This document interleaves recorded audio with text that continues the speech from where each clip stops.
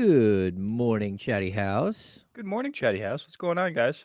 Ramsey goes 4 for 4 to start the week. Will he pull a clean sweep? Serial connection is in here. Have we done the serial connection with you, Jake? No, what is your cereal of choice? Oh, we've talked about this before. Frosted Flakes. Frosted Flakes. Yes.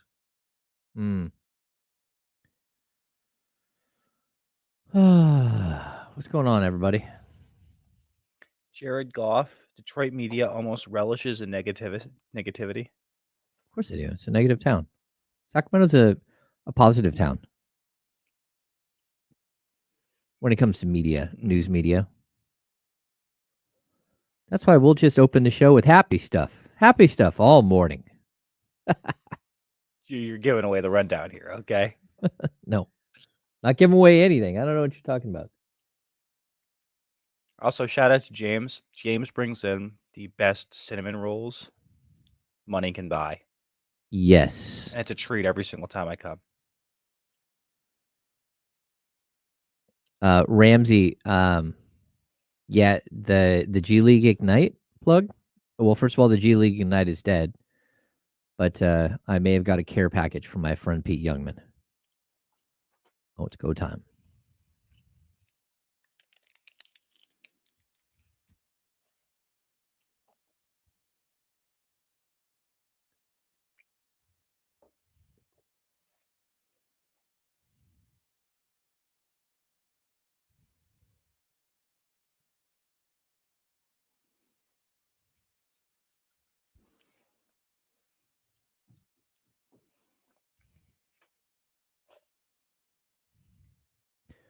Welcome into the Insiders, brought to you by Jiffy Lube. I am James Ham. Joining me this beautiful Thursday morning, Kyle's favorite day of the week, Mr. Jake Gadon from CBS 13. What's going on, Jake? James, I owe you an apology to start off. Oh? You didn't win all the money because UConn won on Monday. Damn it. I'm sorry. I hate to bring up bad old wounds, okay? I blame Jake. I blame Jake for me and Sean Cunningham losing all the monies. I felt bad, but and the giant pool. At the end of the day, the Huskies are the best team in the country. So they were the best team in the country. No, we still are. Still are. Don't put it in the past. Still are. Still are. Okay. Back to back. Heck of a run for the Huskies. I mean, the national championship game was kind of a dud. Oh, of course it was. Yeah, that's what we were expecting, though. They'd blown out every single team prior to that. Why would that change? Yeah, I think it really it exposed Purdue as like so incredibly one-dimensional. It was like Zach Edey and what else? And then every time I'm watching Zach Edey, I'm like, oh, no, not an NBA player. Oh, no, can't defend the pick and roll. Like, I've watched Zach Edey before, but on that stage against that type of talent, that's when it really shows, where you're like, okay, a basic pick and roll, and he's a big man, but he can't defend the guard. He can't defend the guy going for the alley-oop behind him.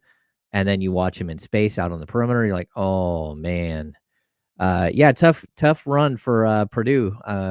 But yeah, your Huskies win. Sorry again. It's okay. Now you went to UConn, right? So I'm from Connecticut. I grew up in Connecticut my whole entire life. There's nothing else to go to in Connecticut. Okay. The Whalers were gone. So I spent my formative years, especially going from like 12 to 18 to UConn games every single year. We were season ticket holders. So did I go to the school? No, but I grew up a massive fan going to multiple games a year. Okay, cool. Men's and women's. Okay. What I got to put that out there. Okay. It was just not men's. Went to the women's games as well. All right. Got to see Maya Moore, Brianna Stewart, the whole thing. All right. Well, we've trudged through the week. We're 4 days into no Kyle. Kyle he's still hanging out in jolly old England. He's having a great time, I think. I have not spoken to him. I'm trying to let him have his time. Like, this is his first time out of the country. So, like, good for Kyle. He's learning how to travel and be outside the country and learn new cultures. Like England has different culture. I just want to know how many pitchers of beer he's probably had in 1 week. That's my question for him. I think it's probably a lot. That and tea. Okay, that's the two things. Oh, see, I would drink a lot of tea there, like crumpets and tea. Okay. We do have news this morning. Shoot. O.J. Simpson has passed away at the age of 76 after a battle with prostate cancer. The word is he was in hospice care over the last few months. And this leaves behind one of the most complicated, I don't know, sagas in U.S. sports history, U.S. political history, U.S. television history. I don't know.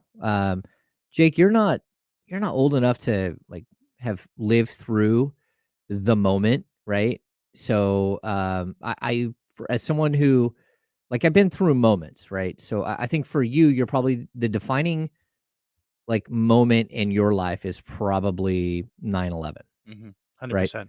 So I'm old enough to know, like, I was old enough to remember Ronald Reagan getting shot, right? The assassination attempt on Ronald Reagan. I also am old enough that they wheeled in a TV for us to watch the space shuttle take off, and then it blew up in in the first like 45 seconds or 20 seconds, whatever it was.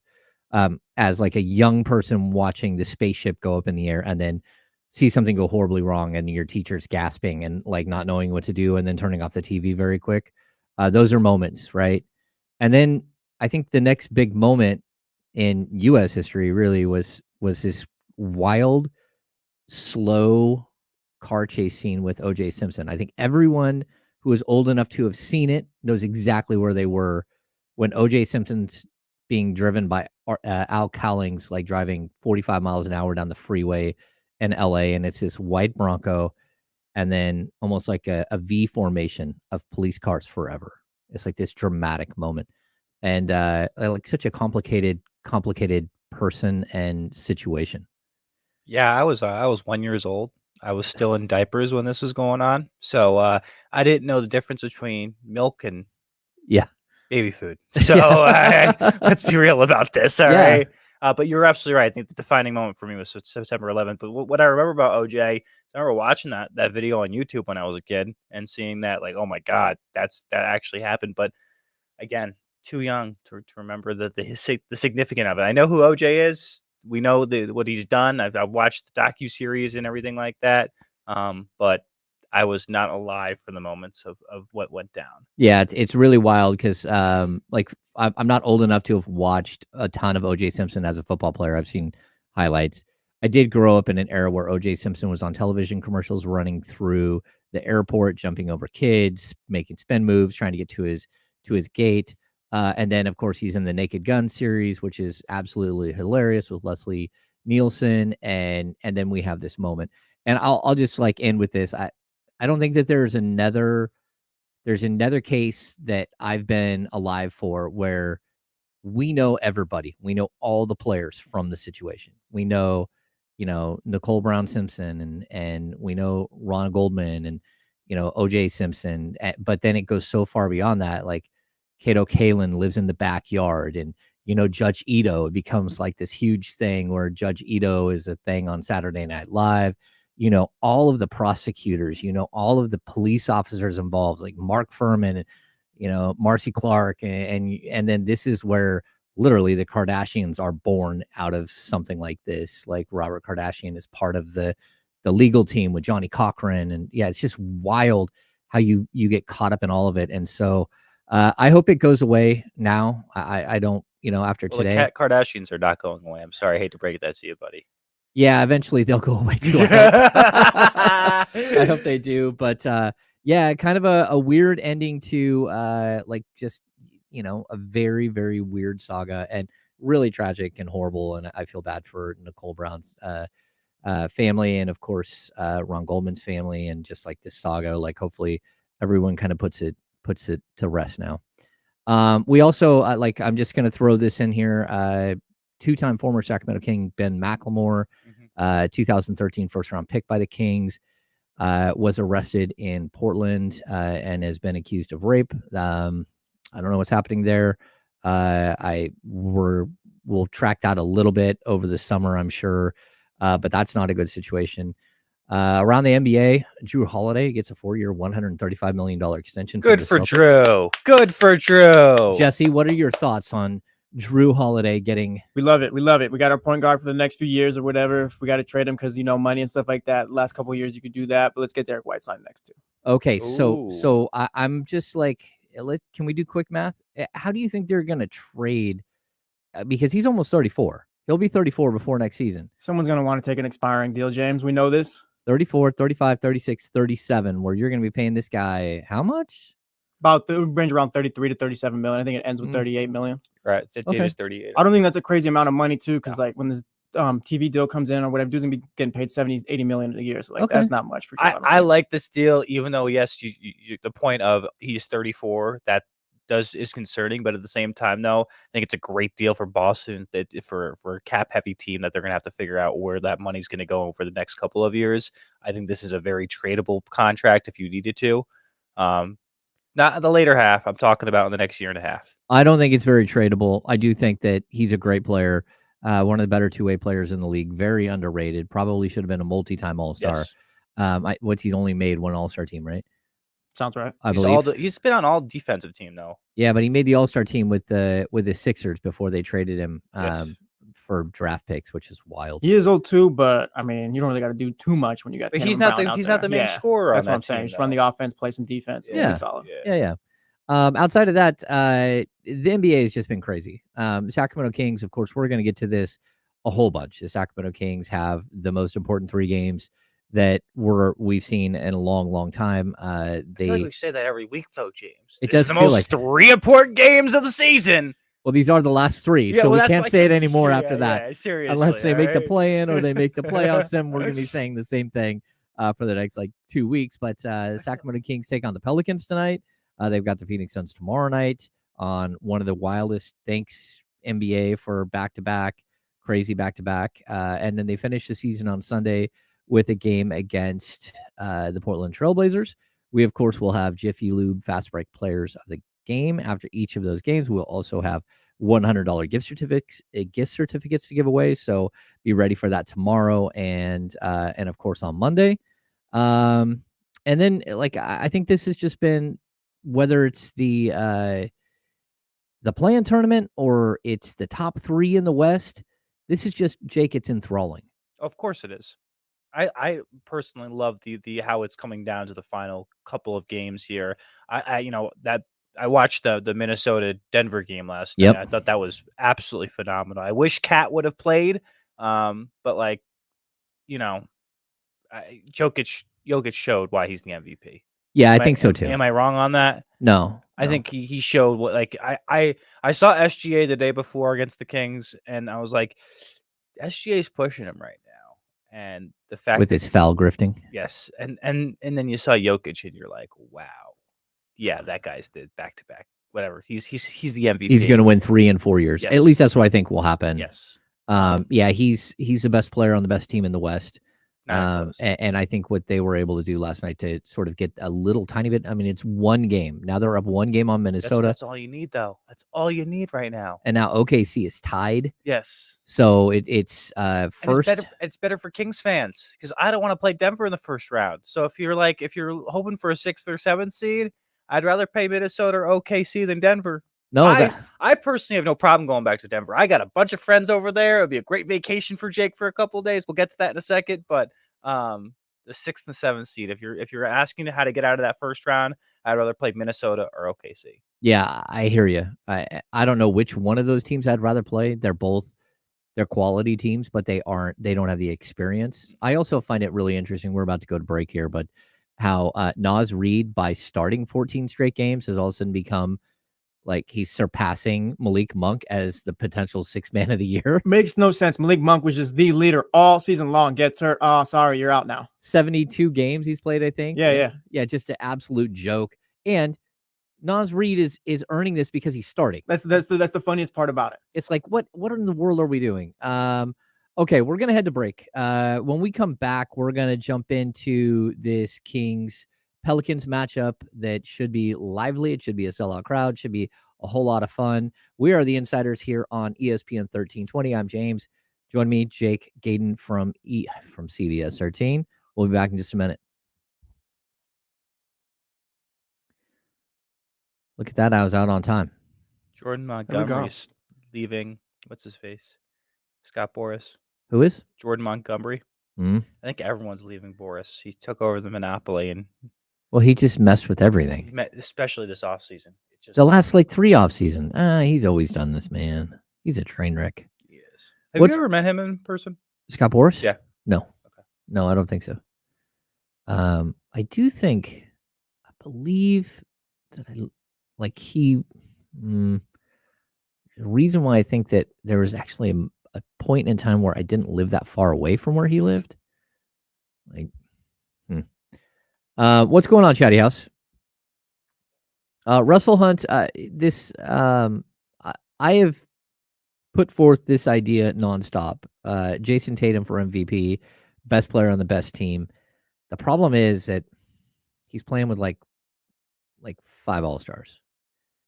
So, yeah, I don't think he's getting I don't know.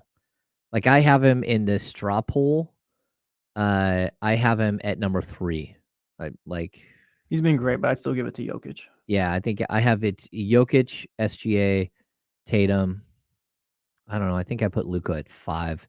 And now Luka's moved up because, they're no longer. I don't want to hear that.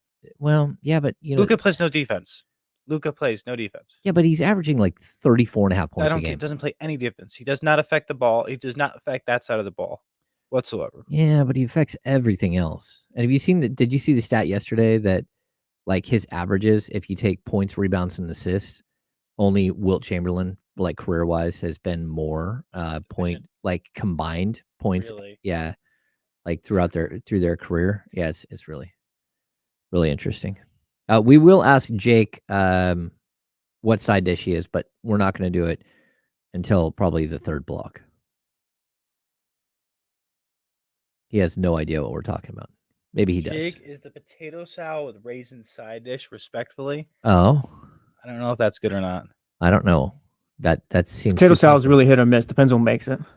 I agree. Yeah, my aunt makes spectacular potato salad.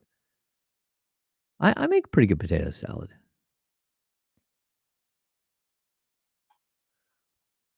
I don't disagree with you. His defense has improved. It's deciding when he wants to play defense. It's not saying that his defense is bad. It's just there's sometimes where he is out of shape and he does not try on that side of the ball. Yeah, and you can't do that as MVP. You want to be your most valuable player. You don't think Jokic affects the defensive side of the ball over there? Yeah, like the stats say he does, but I mean, we can't pretend like Steph Curry was an outstanding defender. He was like maybe league average, maybe. But isn't that better than what Luka's doing right now? Maybe. Joe, this is not a question. Get Mac salad out of here. Like, it's fine, but potato salad just runs it off the court. All right. Jesse's going hard in on this. Macaroni salad is okay. I feel like it's all right. Potato salad, like, it can hit another level. Macaroni salad is Macaroni salad is usually like so flavorless. That's the thing. It's like you need like a whole bunch of salt. Like the whole time you're wondering, like it's just missing something. How do I make this taste something other than just like wet macaroni and cheese? The cereal connection, you're right on this though. The West is very wide open. Yeah. I don't have one team that I'm like confident on. Emmy, we would not have expected this from you, that you love a Greek salad. We would not have expected that at all. Oh yeah, by the way, how was Monday? Monday we had the watch party? Yeah. Oh, it was really good. We had a good watch party. Oh, we're coming back. Here we go.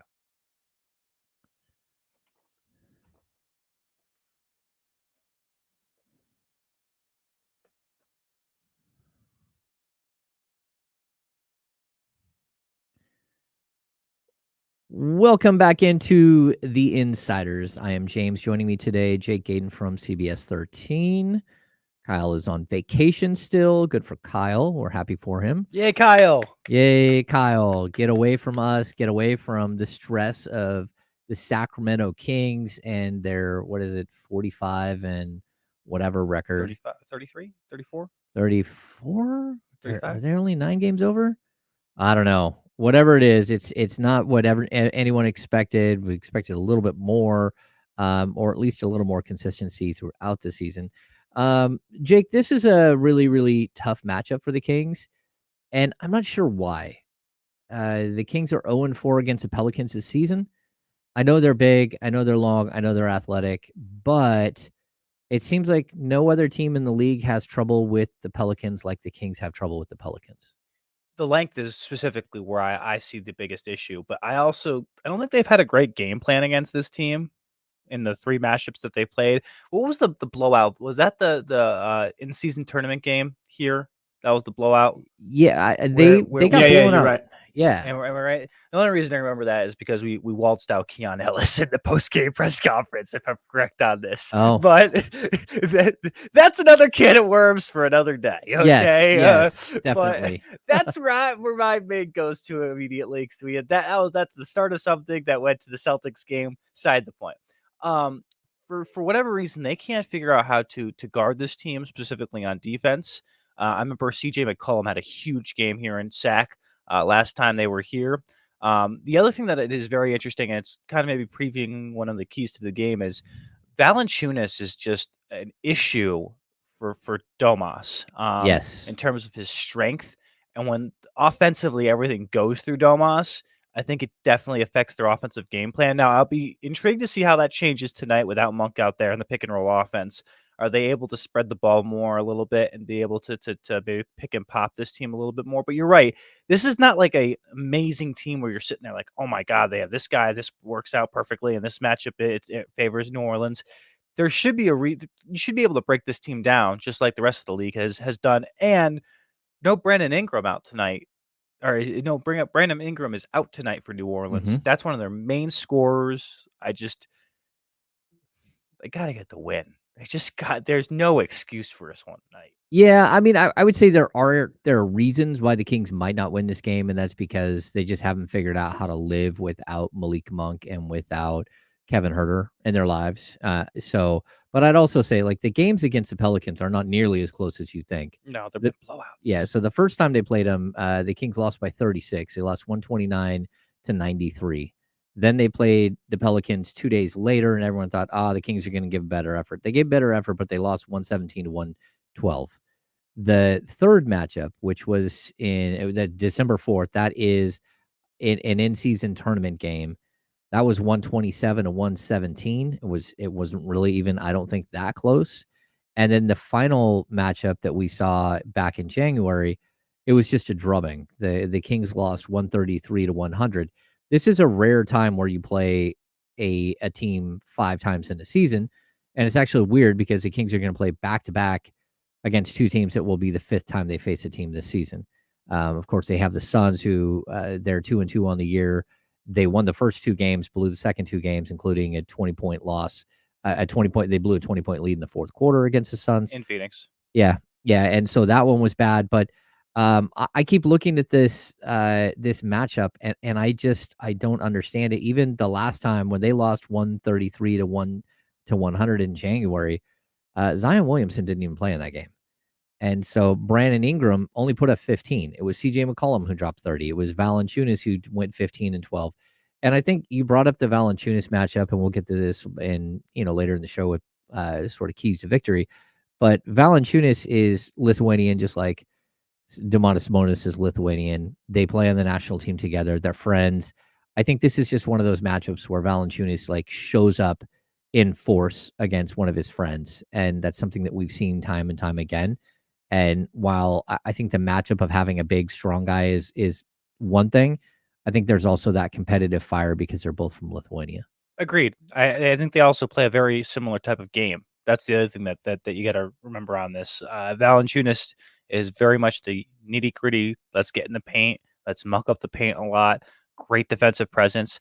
I don't think the offense runs through Valanciunas as much as it does Sabonis. No. But at the same time, though, he is such an important cog in that offense that I think, especially when he got taken out. I remember that was a time when the Kings went on that run in that third quarter before they broke it out at the end of the third into the fourth. But he's going to be a key tonight. And just because, can we be real about this? Domas has not been playing well. No, he hasn't. And I'm waiting for a game for him to snap out of it. And I can't sit there and say this is the game because Valanciunas is a tough matchup. Yeah, I would say you'd almost think that tomorrow against the Suns is the game that he might have the breakout. But we've talked about this a lot. Even yesterday, we had this conversation quite a bit. I think one of the biggest issues that Sabonis has is that he needs that pick and roll with Monk. And I don't think the Kings have done enough pick and roll with Fox and Sabonis to get Sabonis going again. And there's 3 or 4 easy baskets that Monk gets for Sabonis every single game. The bounce pass into the stomach, and then he goes up through contact and finishes. Yeah, and the reason why he's able to do that is because he's on the move, right? Yes. So right now, the Kings, unfortunately, they've turned Sabonis into a back to the basket big, which realistically he's not. He's got post moves, but he doesn't have a post move on a post move. It's really going to his left and just out muscling you. And shoulder. Yes. sorry. The friends in San Francisco. I'd have fun with that for a second. I get it, but I also think look, somebody's got to get him in the pick and roll and get him some easy buckets. And it's not like a normal player where you need to get him some easy buckets by maybe setting 2 screens for him, maybe doing a horn set or something to get a guy like an open look. Sabonis, very specifically, he needs to be on the move to go get an easy bucket, and it's just tough. I think, again, maybe that's an answer. Maybe they need to go Fox and Sabonis pick and roll for a couple of plays. They just haven't been doing it. You know who's a player who's doing it, though, and it's not been someone that you'd actually expect, but he's doing it at the lower league level? G League level is oh my God, Jordan Ford? Not Jordan Ford. Mason Jones? No. He's been playing the past couple games. Colby Jones. Colby Jones. I was going to say Cody Jones, but it's Colby Jones. Yeah. Colby's been playing a lot of pick and roll, especially with Scal Labassiere down at the G League. Labassiere, excuse me. I've seen it in person before, multiple times when I've gone down there. I'm not saying that that's going to happen 20 times tonight, but call a set for it. I want to see how it shakes. See if Colby can actually do that. Okay. And I think the other thing the Kings have tried to do, and they're doing it on the fly, is they've tried to use Keegan Murray as more of a passer. Yeah, but Keegan's not aggressive enough with it. I just don't know that he's there yet. I don't know that he knows where to fire the pocket pass to and all that stuff. It's tough. I don't think you're going to put a guy in just to do pick and rolls with Sabonis.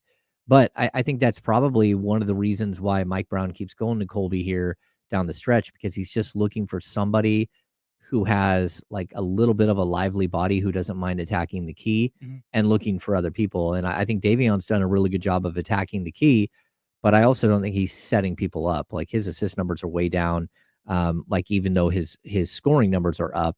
And that's something that I think you need a secondary playmaker here with Sabonis to try to get him some easy looks. Because I think Davion plays off ball really well, and he has been, especially that corner 3 when it's open. And you can't look at Keon and say, hey, Keon, I need you to create offense, because at the end of the day, he's guarding the best person on defense every single time. And I just don't think you can ask a guy to maybe create every single time he's up the floor with that. Yep, I totally agree. Okay, so the way the standings sit right now, the Kings are going into this game. They're a game and a half behind the Suns for the 7 seed. They are 3 with 3 games remaining. The Suns only have 2 games left, but one of those, of course, is against the Kings. And then the Suns finish with Minnesota. So the Kings got a little bit of help by Denver last night, because now you have Minnesota, who's in a battle for that 1, 2, 3. And the fact that Minnesota is going to have to play out the final game of the season is a good thing for the Kings. So there's potential for the Kings to maybe move up in the standings. But at the same time, they have to take care of business. And it really won't matter unless they actually win games, what we're talking about with all these standings. So they have to beat the Pelicans. They have to beat the Suns. And then the final game of the season, the Blazers, they've got to win against the Blazers. But you also have to have some help in order for the Kings to move out of the play-in and into the playoffs, which would be a 6 seed, or at least to a point where they're the 7 and they can host a playoff game. That would be key. For me, if you want to ask my opinion, I'd rather have the 7 seed right now. Oh, I'd be I don't think they're going to win 3 games in a row and get that 6 seed. I don't see it. I'd be happy with the 7 seed. I really would. Okay. Do you have a matchup to watch for this game? I do, but it's my keys to the game. Do you want to? No, that's fine. You can save it. You Okay, can save. We'll save our matchup to watch for I think that a little bit later in the show. All right. We're going to step aside. We're the Insiders here on ESPN 1320, brought to you by Jiffy Lube.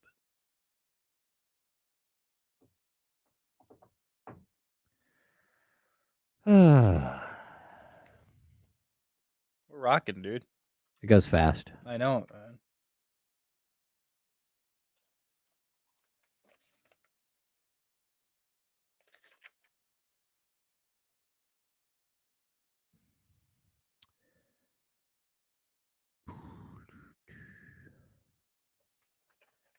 Yeah, so Rodney King stuff was before.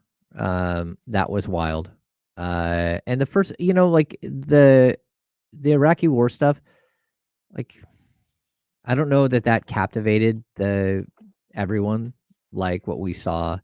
Even the Rodney King beating, it was one of those things where you saw the video after the fact. I think the way that O.J. Simpson, the car chase scene played out in real time, and everyone was just sitting there like watching their TV, and then just watching this white Bronco drive down the freeway. I think that's why I think like the live action motion of it was something that was different. Ask me about what I want to see from the team overall tonight, though. Okay, yeah, we can do that because it's going to be a passion thing. Yeah, okay. I want to see some actual fight passion. Yeah, I don't like Keegan Murray. You see Keegan after he made one of those threes against it was OKC, it was Brooklyn, and he goes like this, and he's like, finally, like, why can't I see that like all the time from him? Or we can discuss this on the show. We can discuss this on the show. What? Show me a care. Lizzie, what were you talking about? Some sort of parlay? Keon over 8 points. Valanciunas over 8 rebounds. I like that. Yes. I like that. CJ McCollum over 23 points. Ooh. Well, he dropped 30 on him last time. Yeah, but did Keon guard him last time, though? I think it was Kevin Herter a lot. I hate to say, I love you, Kev. I love you, Kev. Hope the shoulder's doing well. Yeah, a little different. I saw him the other day. Did I tell you that? No. Where at? Getting snip with my haircut. Oh, out and about? Yeah. You say hi? Yeah. How's he doing? Bummed out? Yeah. Yeah. Well, I mean, it's been a bad season for him. It was maybe a couple of days after he got back from LA, which I asked him, like, why'd you go to LA for it? That's his specialists are down there. Don't go to New York? He's from New York. That's why I was like, yeah, it just depends. A shoulder is different than an elbow or wrist. Like there's a specialist that does all of these things. Okay. You know what I mean? No, I get it. Totally. You want the best of the best of the best. Yeah, David, you're right. Snip does not mean what Jake thinks it means. He clearly has not watched enough of The Office. Snip, snap, snip, snap. You don't know what this many vasectomies does to a person. Yeah, that's right. Class one of the best episodes too. Oh, it is. Yeah, the dinner party episode is fire. Exactly what you're talking about. The minute you said it, I was like, God. And his little tiny TV. Yeah. That might be a top 5 episode of All Time The Office. That's great. For candles. What's that little thing on the end of your bed? Oh, well, that's where I sleep. Got myself a plasma screen TV, put it on the wall and everything. It's like this big. Yeah, sometimes I'll stand up here and watch it. Funny. Good stuff.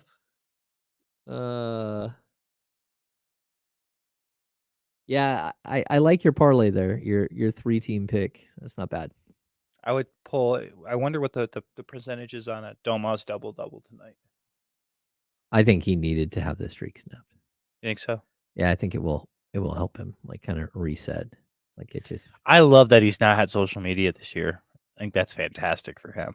Yeah, he hasn't even posted on the Instagram. No Instas, no anything. Even with his kids. No. Oh, that's Shoshana's done everything. But here's the thing, okay? I love that he's in the Great Clips commercials at Facebook. Have you seen that yet? No. Oh yeah, that's great. Okay, he's Great Clips. Oh, we're coming back.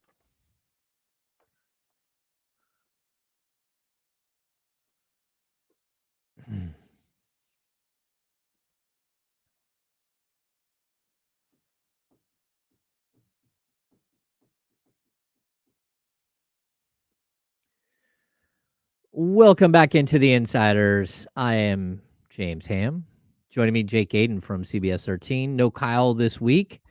We talk about that every day. Cheerio. I miss Kyle. I miss my friend Kyle, but we have been doing We're calling it ham and side dishes this week. It's usually James and Friends. Yeah, it's usually James and Friends. Yeah, no, this week somebody, I can't remember who it was that came up with it. Soren in the chat said it. Soren in the chat. Okay, they came up with ham and the side dishes. Ham and side dishes. So Jesse was Monday, and Jesse is mashed potatoes. Okay, that makes perfect sense. Jerry was Tuesday, and he pulled out turnip greens, which just came out of nowhere. But I guess they have that.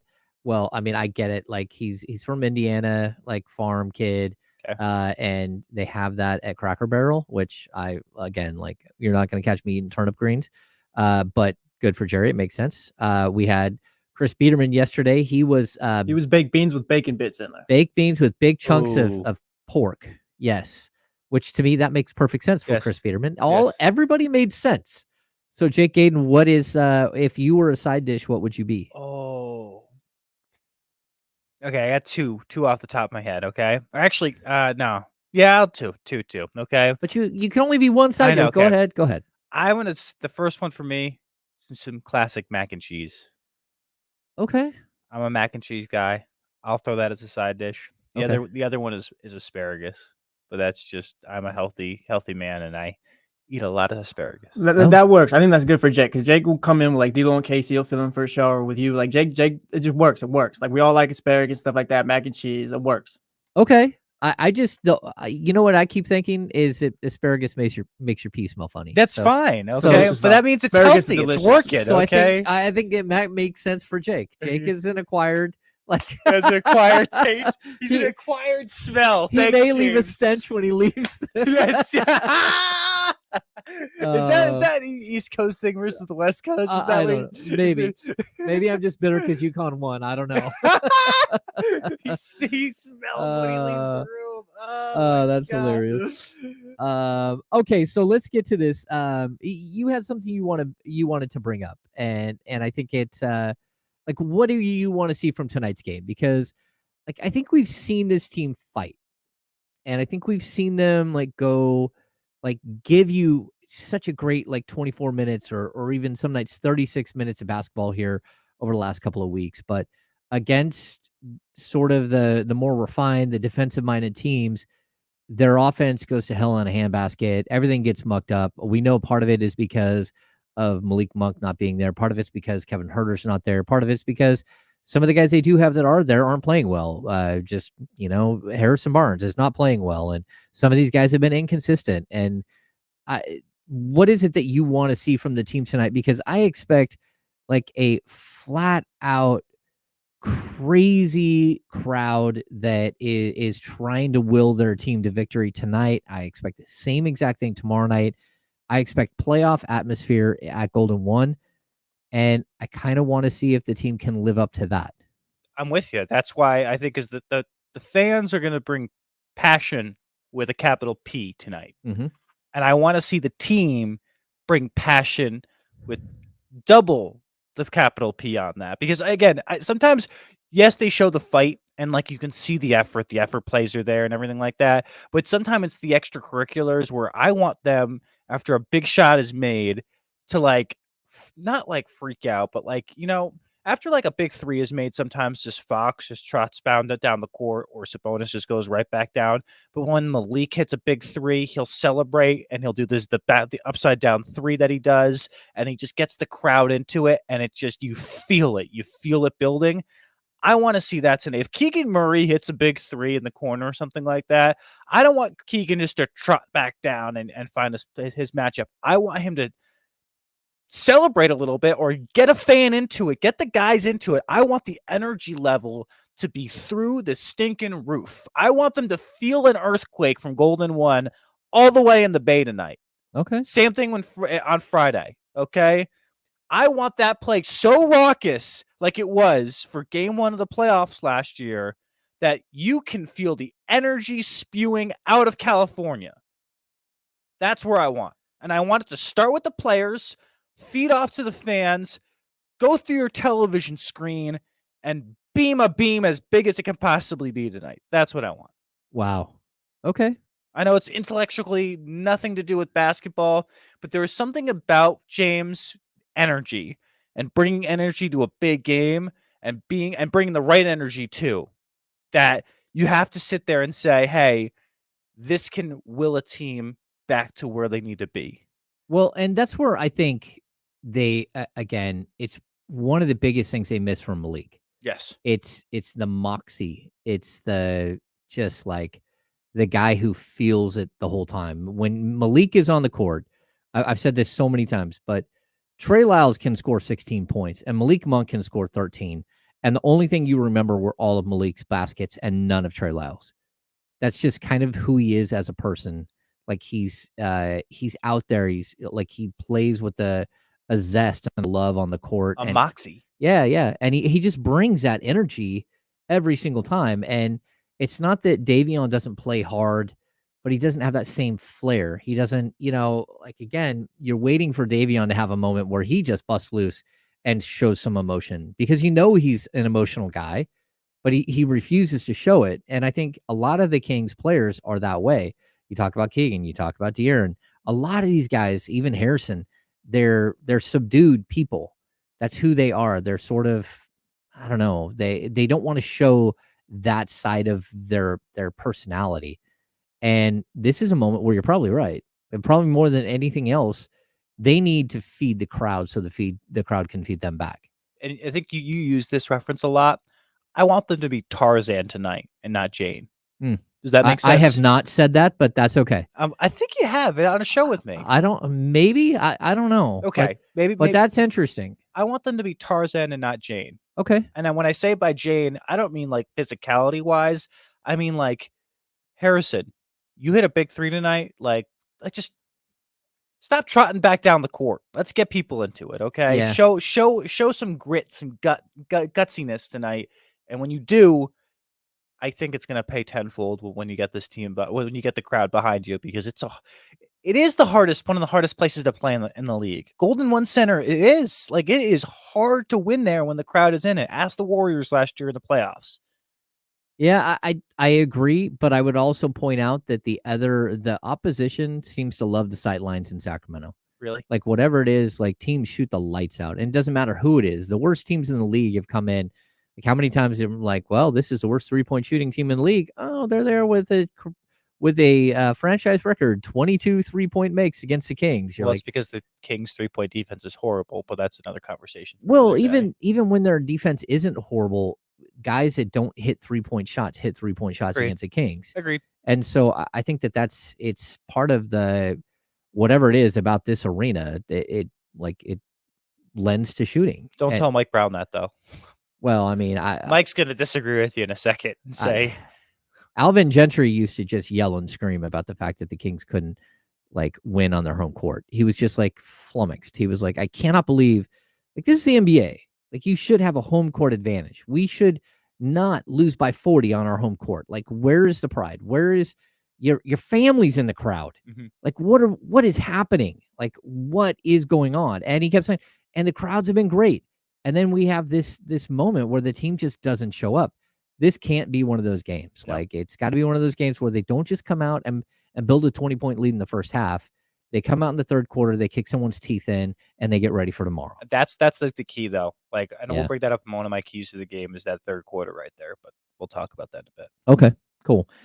We did have a tremendous night in the association last night. Again, I thought the Nuggets win over the Timberwolves was absolutely spectacular. Thank you, Mike Malone. Appreciate you. Yeah, that was a good win. That was a really good win. Yeah. We talked about this off air. Jokic, right? Yeah. MVP. Yeah, Jokic is incredible. You watch him play, and none of it makes sense. The only thing that makes sense is that his team keeps winning, and he keeps doing silly things that are just phenomenal. And then you had a guy like Christian Braun last night. Holy cow. My goodness. He hammered the ball so hard. He went up in the air against Gobert. Gobert was stuck in between two players. He thought that it might be a lob. He switched hands in midair and hammered it on Gobert. And then had 2 other dunks in the span of a minute and a half as they just put them away. They are not only are they a team that was their starting 5, maybe 6-man, 7-man rotation is built to win a championship, but they keep finding guys to add to that, different ingredients to add to it. And when something really doesn't work, they go away from it quick. They like, oh no, that's not us. And they go to something different that it seems like everyone they have plays with force. Everyone they have can shoot. They're all high IQ basketball players. They all, again, chase rebounds hard. They go for 50-50 balls. This is a team that, like, to me, is still the odds-on favorite to win the championship. Sorry, Jesse. I think it's them and the Celtics that will represent the East and the West, especially after the Giannis Antetokounmpo injury over the last couple of days, which has set him possibly out for the playoffs. Like this to me is that moment where we could see a team maybe build a quiet dynasty that we didn't see coming. And if they can, they already got one under the belt. Can Denver be that team that puts another one? I saw the dynasty coming, but I think this, James, about me. I came from Colorado, so I saw how this team came together. Reminds me a lot of what the Kings. I talk about this with Brendan Nunez all the time. It's just that the path of where both these teams are going, Kings and Nuggets, you can see how the Kings can get where the Nuggets are and how the Nuggets continue to ascend. Christian Brown, Brown. Brown. Yep. Interesting. Because that guy barely had a role in the playoffs last year. He came off. He was like the 8th guy, 9th guy on that bench. Bruce Brown was their main guy off the bench last year. And it looks like Brown has taken over Bruce Brown's minutes. And I think that's why they were willing. I mean, they wanted Bruce Brown back. Yes, they did. But they were willing to let him go because they knew they had Christian on his way in. And to me, it's the pipeline that you have to build. And that's why I like to see the Kings starting their own pipeline, whether it's Keon Ellis or Colby Jones or, maybe one of these other players that are up and coming, maybe a Jalen Slauson down the road, maybe a Mason Jones down the road, whatever it might be. I think what you're trying to do is build a pipeline. So you, especially if you have high payroll players, you're always going to have these low payroll players that kind of balance everything out and give you sort of the meat behind everything. You need draft picks for that, though. And I don't know if they don't have one this year, if I'm right, unless they don't make the playoffs. Well, if they don't make the playoffs, they do have their draft pick, and then that becomes a much bigger issue. That's another conversation. Well, I mean, the conversation is pretty quick. I mean, if they don't make the playoffs, they have a lottery-protected top 14 pick that should go to the Atlanta Hawks. And if they don't make the playoffs, they now have, what will be like the 12th or the 13th or the 14th pick in the draft. And that's probably not where you want to be, because not only is this not a great draft, I mean, you can find talent and they'll be able to find a top 15 pick is quality. Of course. Like you should be able to find a long athletic 3-4 that might be able to play 15 minutes a game. But the problem is that it now ties up your 25, 26, and 27 draft picks. And that's not where the Kings want to be. If they're going to be active this offseason, if they're going to be able to transform this roster, they need their picks in order to do that. And that's the biggest sort of issue that we have here. And, it's complicated. Like you can do what they did last year where, you get to draft night and you draft a player for another team and you make a trade using the pick from this year. But again, not a lot of teams are looking at the 2024 draft and saying, hey, I want to be in, the lottery or the top 12, top 13. No one is like clamoring for that pick as of right now. Kind of a weird draft. It's just that the draft prospects are not as deep as you would think. They're not as, they say deep. I say yes. It's not as top end quality. Yes. So you don't have 5 studs and then a couple of really good players. It's like 1 stud and like 12 good players. Yeah, and I don't even know if there's one guy. There's not a consensus number 1 pick in this year's draft. There isn't. Yeah. I personally, you're gonna hate me for this. You know who's my favorite pick right now? I'm gonna guess you're a UConn guy. Yeah, but do you know which UConn guy it is? The big tall center. No, I like Klingon. All right, I have his jersey. I think he's a great pick. He's definitely a top 5 pick. I like that Stephon Castle kid. The 6'4", 6'5" guard, played really good defense for Hurley this year, and if he works on his shot, he could be a really productive NBA player. Okay, but for me, the Kings don't need more 6 foot. No. I'm saying, I'm just saying, as a top 5, you like him. Yes. Yeah, and I think that like we're gonna get into draft coverage at some point, because I do think that the Kings are probably gonna end up. There's a good chance that they're either gonna be in the play-in, and well, they are in the play-in. All they need to do tonight is just show up to the game, and they basically are in the play-in. Yeah, which we haven't talked about, by the way. Do you want to give the playoff scenario real quick? Well, the playoff scenario, yeah. So basically 7 plays 8, and the winner of that becomes a 7 seed in the playoffs, right? And then the 9 plays 10, and the winner of that goes on to play the loser of 7 and 8. And so that team goes to play, and whoever wins that game becomes the 8th seed. Where the Kings are at right now, they're in the 8th spot, but I was saying if they lose tonight, it's murky. They're locked into the play-in. They are. Yes. They're locked in. They cannot become the 6th seed. No. The only way for them to become the 6th seed is for them to not only beat the Pelicans, but the Pelicans to lose out from here and the Kings to move above them. I think the Pelicans have 3 games remaining. Oh, do they only have 2? I'm going to look that up really quick, whether the Pelicans have 2 or 3 games. Give me 2 seconds. Yeah, I got it. Already there. Oh, look at you. Yeah, so the Already Pelicans so play good. at Sacramento. Oh, of course, they play tomorrow on a back-to-back against the Warriors. And then they finish with the Lakers. So it is possible for the Pelicans to lose out, right? And I don't think that's going to happen, but it's possible. I think Brandon Ingram comes back tomorrow night against Golden State, but that's... You think so? You think if they lose tonight, do you think they keep him out? I don't know when I mean, if he could play tonight, he should play tonight. He's already ruled out, though. Yeah, I know he's been ruled out, but what I'm saying is that I don't think that there's something that's saying he can play. Like if he misses tonight, I don't know that he plays tomorrow. I don't know that he plays on Sunday. Like I'm kind of feeling like he's on the bubble, whether he's going to be able to play before the play-in. He probably needs a week off here. And they can still get up to 6. The problem that you have now, though, Jake, is that the Warriors and Lakers are right on your heels. Like they weren't right on your heels like a couple of days ago, and then all of a sudden they are. So the Kings are at 45 and 34. They're 11 games over 500. The Lakers are at 45 and 35. So they're a game back in the loss column. The Warriors are at 44 and 35. So the Lakers only have 2 games left. One of those, again, is against the Pelicans on Sunday. Golden State has 3 games left. And so, you're in this race, but the Kings could easily lose both of these games right here. They could drop to 36 losses and not only drop down to the 9-10, but they could go all the way down to the 10 spot where like they could have to go to Golden State or go to LA for the first play-in game. I think for me, you really want to avoid the first play-in. You want to avoid the play-in completely, of course. You'd love to be the 6, but you want to be the 7 so you can host a play-in game. And if you win that game, you're in. Of course. What you don't want to do is get into a situation where you need to win a game just to get back in the play-in to play another game, right? And that's what the 9-10 to me is. So I would be scared to go play Golden State. I would not want to play that team. Would you want to play the Lakers? Yeah.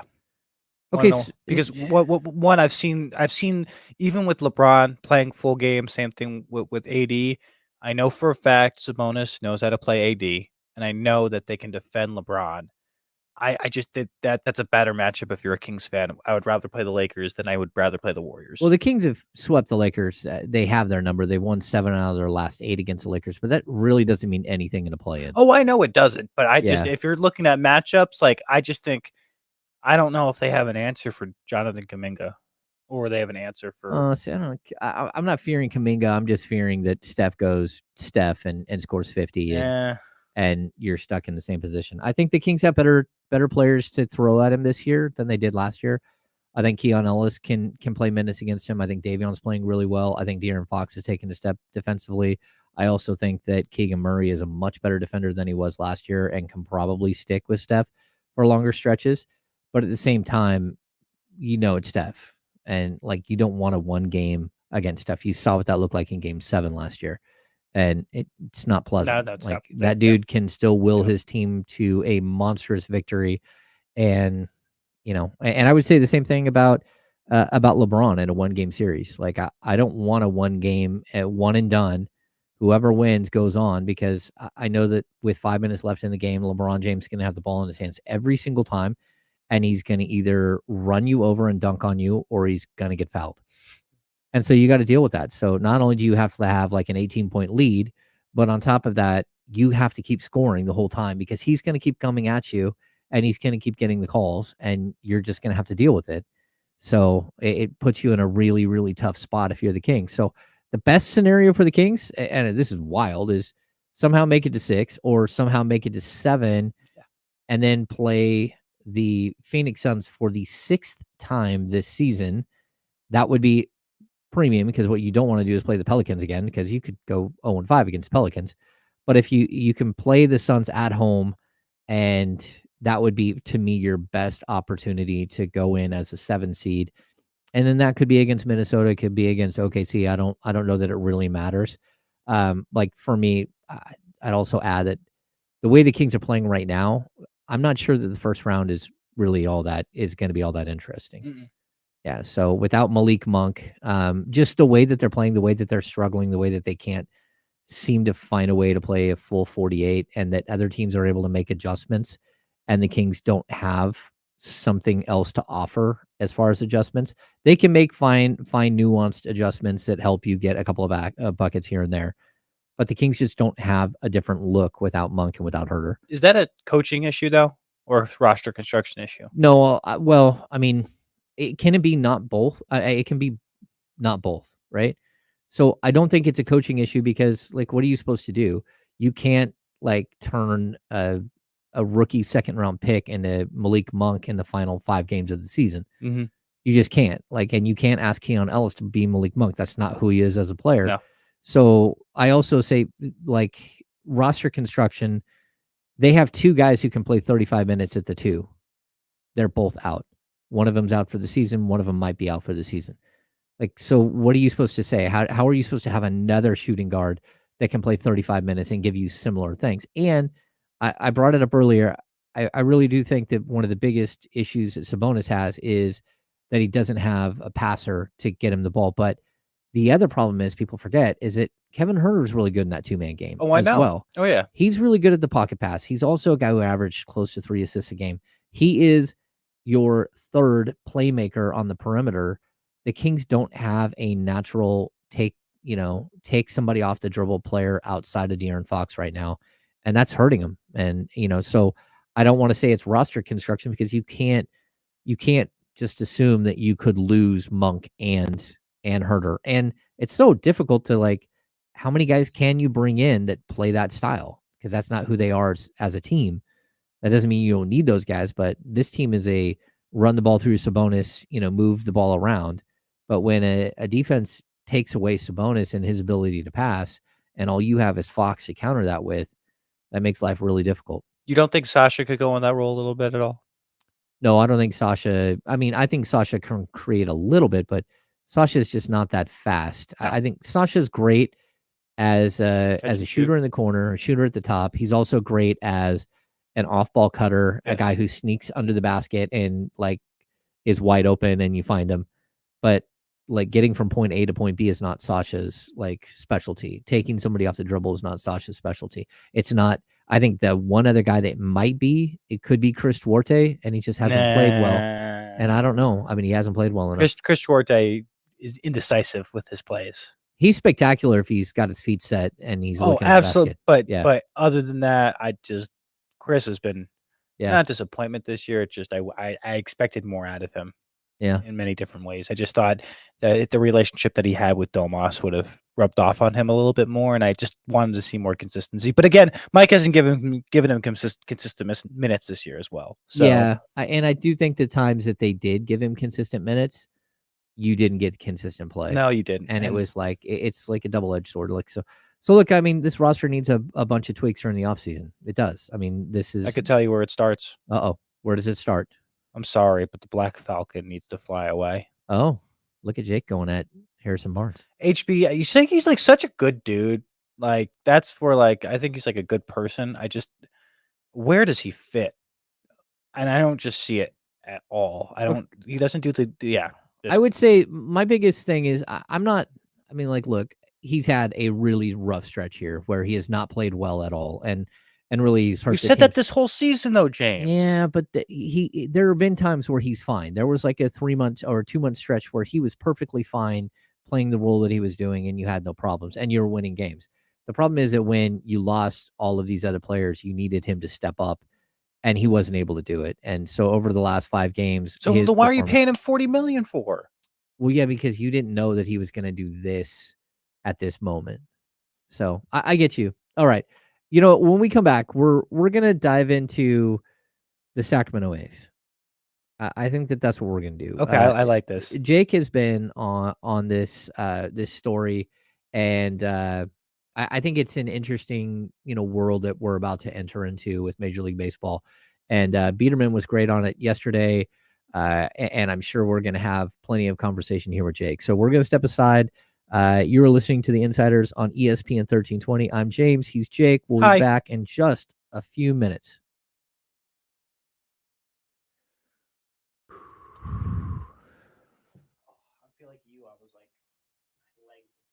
Sitting, yeah.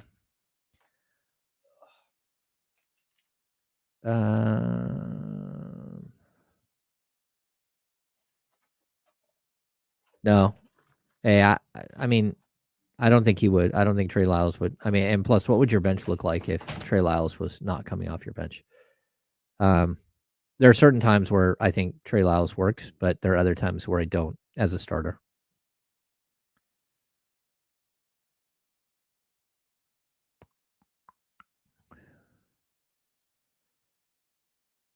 I don't disagree with this. He might be able to hit some threes. He might also be able to get those little bunnies around the key. Like he's super active off ball. Yeah, I don't know. I'm not always defending HB. HB, like what he's done over the last like week and a half is just like that can't be who you have as your starting small forward moving forward. Like, but that doesn't mean I think that you have to, like, if you can move away from Harrison Barnes as your starter and you can get the right person in there, I don't think that Harrison Barnes has to leave. He just can't be in a forward rotation with a bunch of guys who play a lot like him.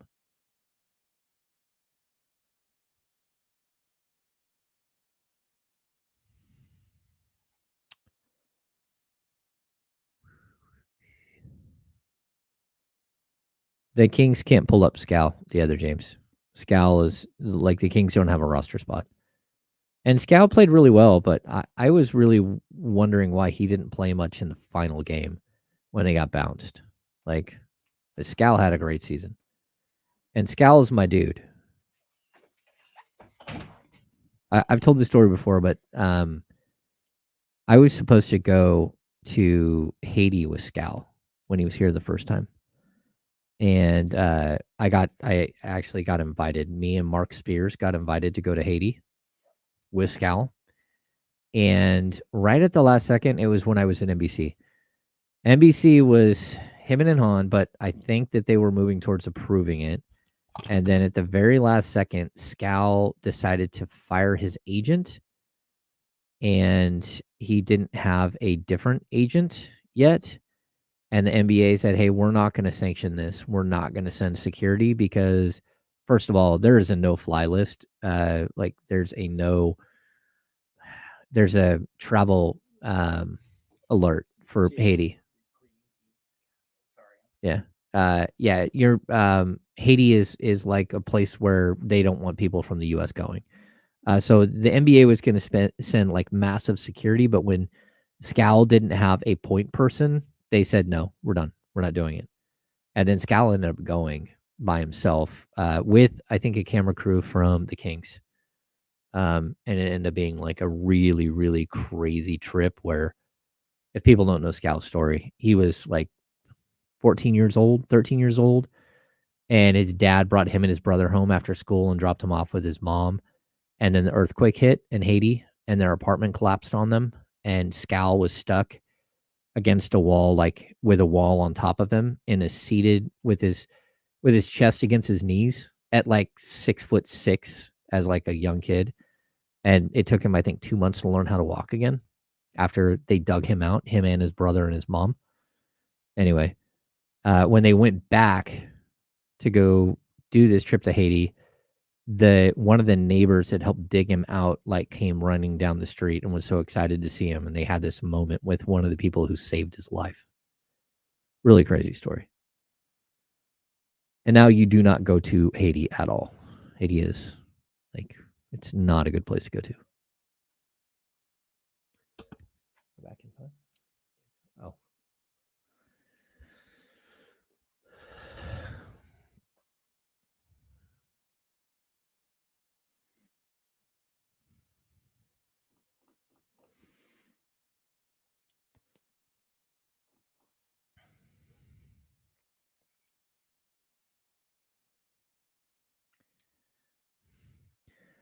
Welcome back into the Insiders. I am James Ham. Joining me today. Oh, I was gonna say I'm Jake Gadon. You're Jake Gadon. Jake Gadon from CBS 13 is here, filling in for Kyle Madsen. We also have Jesse here. Jesse Tapia is hanging out. He doesn't always like to be on camera. Plus, what was someone asking if you I'll were? say, Jesse, you have a face for television, okay? I don't know if I do, Jake. You're being a nice guy. I like to let the beard grow out a bit and let the hair grow out. I don't get haircuts all the time. I don't know if I'm a TV guy. Well, I think you have the eyes for television, okay? I appreciate Maybe that. not the face, but the eyes. I appreciate that. Oh, look at that! Jake is giving you hints. I've He's gotten like, compliments on my eyes over the years, so Hey, first time. I'm just saying. Oh. Just saying. We're a nice light brown. We're working with something. All right. Interesting stuff. I don't know where we go from there. Yeah, this is something from the chat. I'll just pull up it's confirmed now because we were all Did confused. have to confirm that guy yesterday. Yeah, we had to confirm that yesterday because someone thought he might be. I don't even know what they were asking. Persian? Well, you did have a hood on, but kind of hunched down, like you could barely see you. But Yeah. I'm still not quite sure where he was going with that. Jake, let's get into this Sacramento A's thing. And I'm going to continuously call them the Sacramento A's because if a baseball team moves to Sacramento, even if it's for temporary, quote unquote, temporary 3 to 4 years, they're the Sacramento A's. I don't care what you say. Well, they trademarked it already. Do you know that? They did, yes. Okay. Yeah, but they didn't trademark Las Vegas A's and Las Vegas Athletics in time, and the last dive bar did. Yes. And so now somebody owns those trademarks, which Yeah. is spectacular. And of course, they are a t-shirt company, so they're going to make t-shirts and be able to show that they can have the active trademark. Good for them. But the Sacramento A's, you've kind of been on this beat. You went over and you checked in on, when the day that they were making the big announcement and everything. What are your initial thoughts? I think it's great for baseball in this area. I think it's great for the economy in West Sacramento and Sacramento. For me, the biggest thing is I love seeing the capital region grow. I think there's so much availability to grow. Nothing's happened in the rail yards. I think Sutter Health is beautiful and has a picturesque ballpark that if you build off of it can really be beautiful, and reminds me of a lot of PNC Park in Pittsburgh with the bridge in the background. I think that could be really a picturesque type of ballpark. I'd be remiss to say that I don't feel bad for Oakland fans. Like, I've had extensive conversations with plenty of A's fans. I think the biggest one is Matt George. I'm just trying to understand where they're coming from. Then another one is Steve Garcia, who works at my station with me.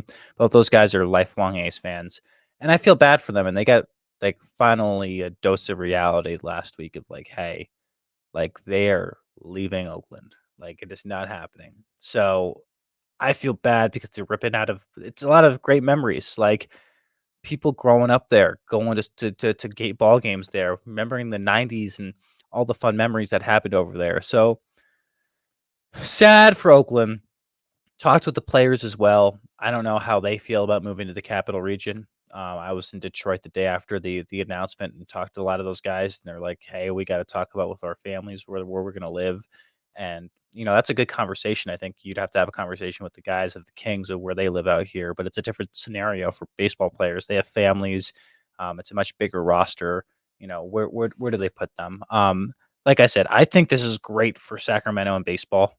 I am so jacked to know that there's going to be good baseball here, 80 games out of the year, out of the summer.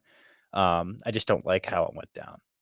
Okay, I'm in the same boat. So I am a lifelong A's fan, and if they move to Vegas, I've always said that I will no longer be a baseball fan. I'm just going to give up the sport, which is tough because I've been a baseball fan my whole life, and I'm a huge baseball fan. My entire bar is filled with black and white photos of old time baseball players, and I'm a big time baseball fan. It was by far my first love, and I don't like the way that anything's happened in Oakland. But at the same time, I also know that Oakland has had decades to build something new, to get something else done. And there's always some crazy pie in the sky idea. And, we dealt with that here in Sacramento. And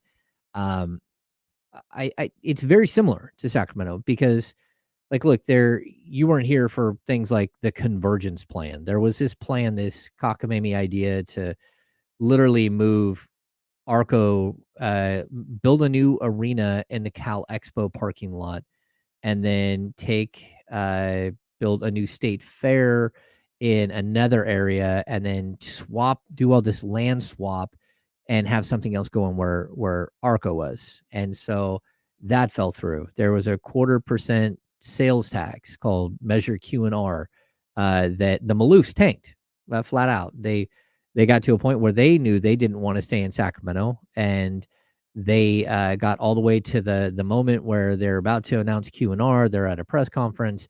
They had given Joe and Gavin Maloof like talking points to go over, and when Joe Maloof went up to the stage, he didn't reach into his pocket and grab the notes, and he went off script and tanked a 0.25% sales tax, which would have given them at that time $875 million to build a new arena in downtown Sacramento.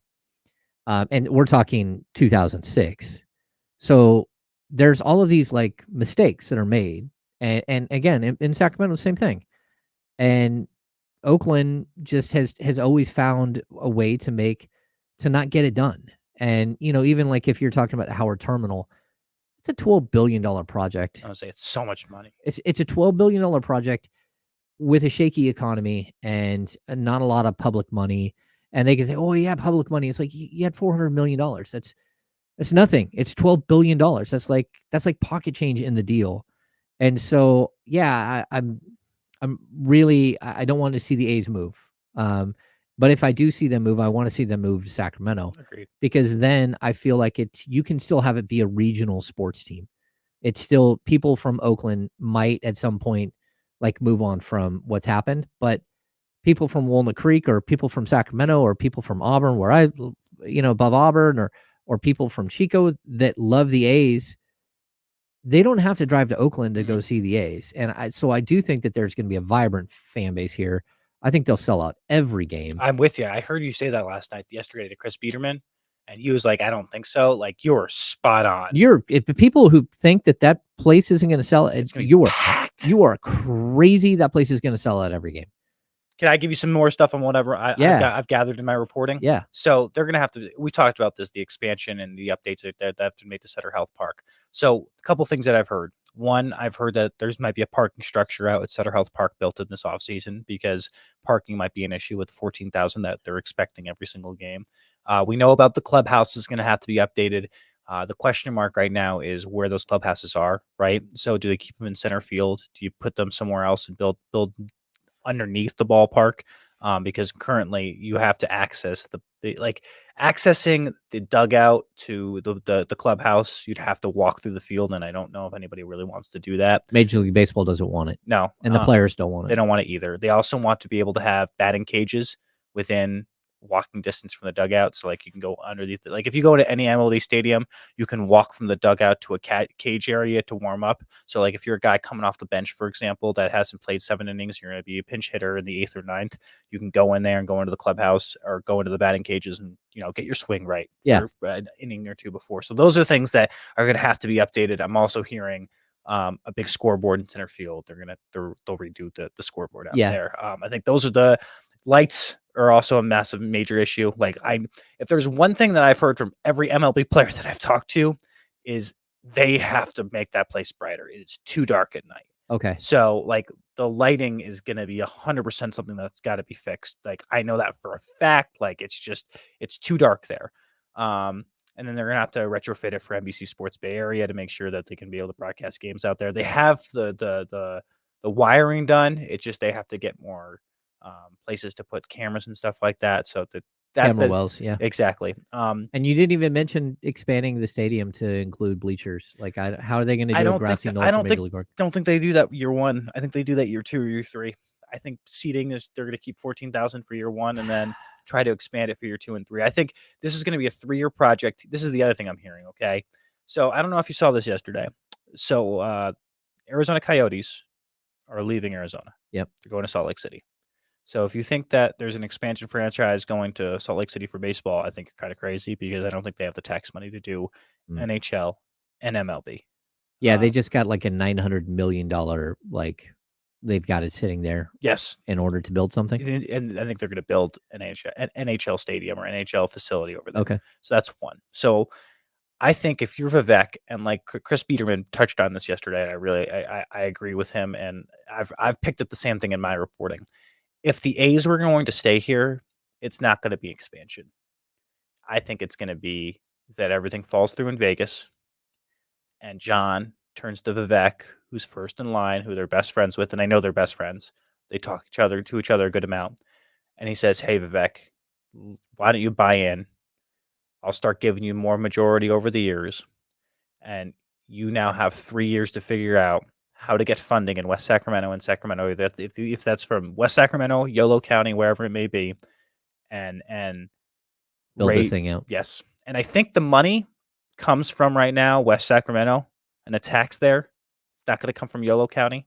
Okay. I'm hearing that there's an earmarked tax that can be used specifically to build a new stadium. It's just I don't know. The complicated part, and Chris went into this yesterday, is you don't want it to be something that the voters vote on. You want something that the politicians can use as bonds and stuff like that. So they can control where the money is coming from. You don't want something where the public comes in and has to vote on a tax. And that's where the trickiness comes in of where that money is going to be. But Okay. again, I think that they're going to stay here for 5 years, like at least 5. That's a long time. And if they move to Vegas after 5, then I wouldn't be surprised. But I think there's nothing that says right now in Vegas that this thing is going to happen. They don't want it there. The money's not there. And there's no traction until there's like actual shovels in the ground. I don't believe anything that's happening in Vegas. Yeah. And I think they could get stuck here. And I think that's why Vivek was circling like a vulture and dove in and got it. Like the dude is smart. Like, I'm sorry, I kept on rambling. But just Vivek is a smart guy. He knows what he's doing. It's going to be interesting. We'll have to see how it plays out. All right. We got to step aside. When we come back, we're going to get into the injury report. We're going to get into some keys to the game. We got all kinds of stuff for the Sacramento Kings versus the New Orleans Pelicans game, which will be played tonight, 7 p.m. at Golden One Center. We're the Insiders, ESPN 1320. See you in just a minute. Hey, that's my bad, guys. I was rambling. If you tell me to just do that. Like, that was like 4. It's okay. It's Sorry, like, we're good. Stop We'll figure it out. Jesse will manage on the back end. No, I mean, I think it's a good discussion. I think we need to discuss A's, and we need to discuss it from every angle. I don't know if they're best friends as much as they are, they're billionaire friends. That's what it is, though. Like, Yeah. When I don't. Vivek's not a billionaire, but like quasi-billionaire friends. It's just at what point. Like, I want to see the buy-in now, and then if you're gonna start figuring this out, it has to happen now. And I think that's what's happening right now. I think that's the conversations of like, I know MLBPA is coming in within the next couple of months, and they're going to have to, but I think they're coming in with the next 2 months and saying, this is not good, this is not good, this is not good. And then Vivek's going to put together a plan of say, okay, this is what we're going to update and how we're going to make it better. And then I think if he does that, though, because the other thing is, John Fisher got a great deal. He's not paying a cent to play in Center Health. Are you sure? Like, I'm 98%. Well, I mean, we saw Buster only say it's a $35 million difference. So that would put it at like 25. So I could see that they got like $8 million a year or something. He's getting if it's $8 million, then it's $8 million, but they're not paying $30 million like they were going to play in the Oakland Coliseum. Yeah. Well, I think Copeland. The Oakland Coliseum was 97. Am I wrong? Well, it was 97 over 5 years. Okay, it was 60 over 3. Yes. With like 19.7, whatever. Yes. That was what the idea was, and I mean, they weren't interested in that at any deal at all with them. I think Vivek's going to have to sit there and say, I'm not going to put money into this unless I can buy it a little bit to it. Vivek's not stupid. Like, the guy is a smart businessman. He's not going to sit there and make bad business decisions. Yeah, I'm intrigued by it because they're using the same, like they're using Kings people to do this. Oh, I know they are. Yeah, like John Reinhardt's like right in the middle of all this. So, I mean, he's a good businessman. I mean, he's been able to help build out all that stuff downtown. But it's like, how do you manage both things at once? Well, There's the other things that we're not talking about is there's a new mayor coming in to Sacramento. So Yeah. how does the new mayor feel about this? And I don't know who is the new mayor. They haven't officially it's- elected. okay. It's that there's another special election, but it's not going to be what's his face Steinberg. Yeah. So that's the other question of okay. I know because a lot of people have gone to Steinberg, and I'm not sure that Steinberg's going to have a finger on the scale here. He has a talking head. You know who's going to have his fingers on his deal? Barry Broom. I don't know who that is. Economic development for downtown Sac. Or he's at least the guy that keeps talking. Yes, I'm not sure that he's got any real juice. So no, he doesn't have, but he's going to be plugged in more than yeah. most people. Yeah, I would think that there's a possibility that you could get some sort of tax for it's got to be a bond. West Sacs. It's going to be a bond.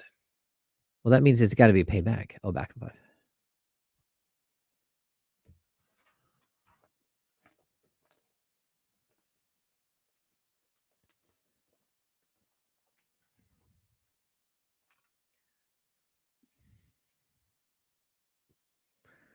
Welcome back into the Insiders here on ESPN 1320. I'm James. Joining me, Jake Gadon from CBS 13.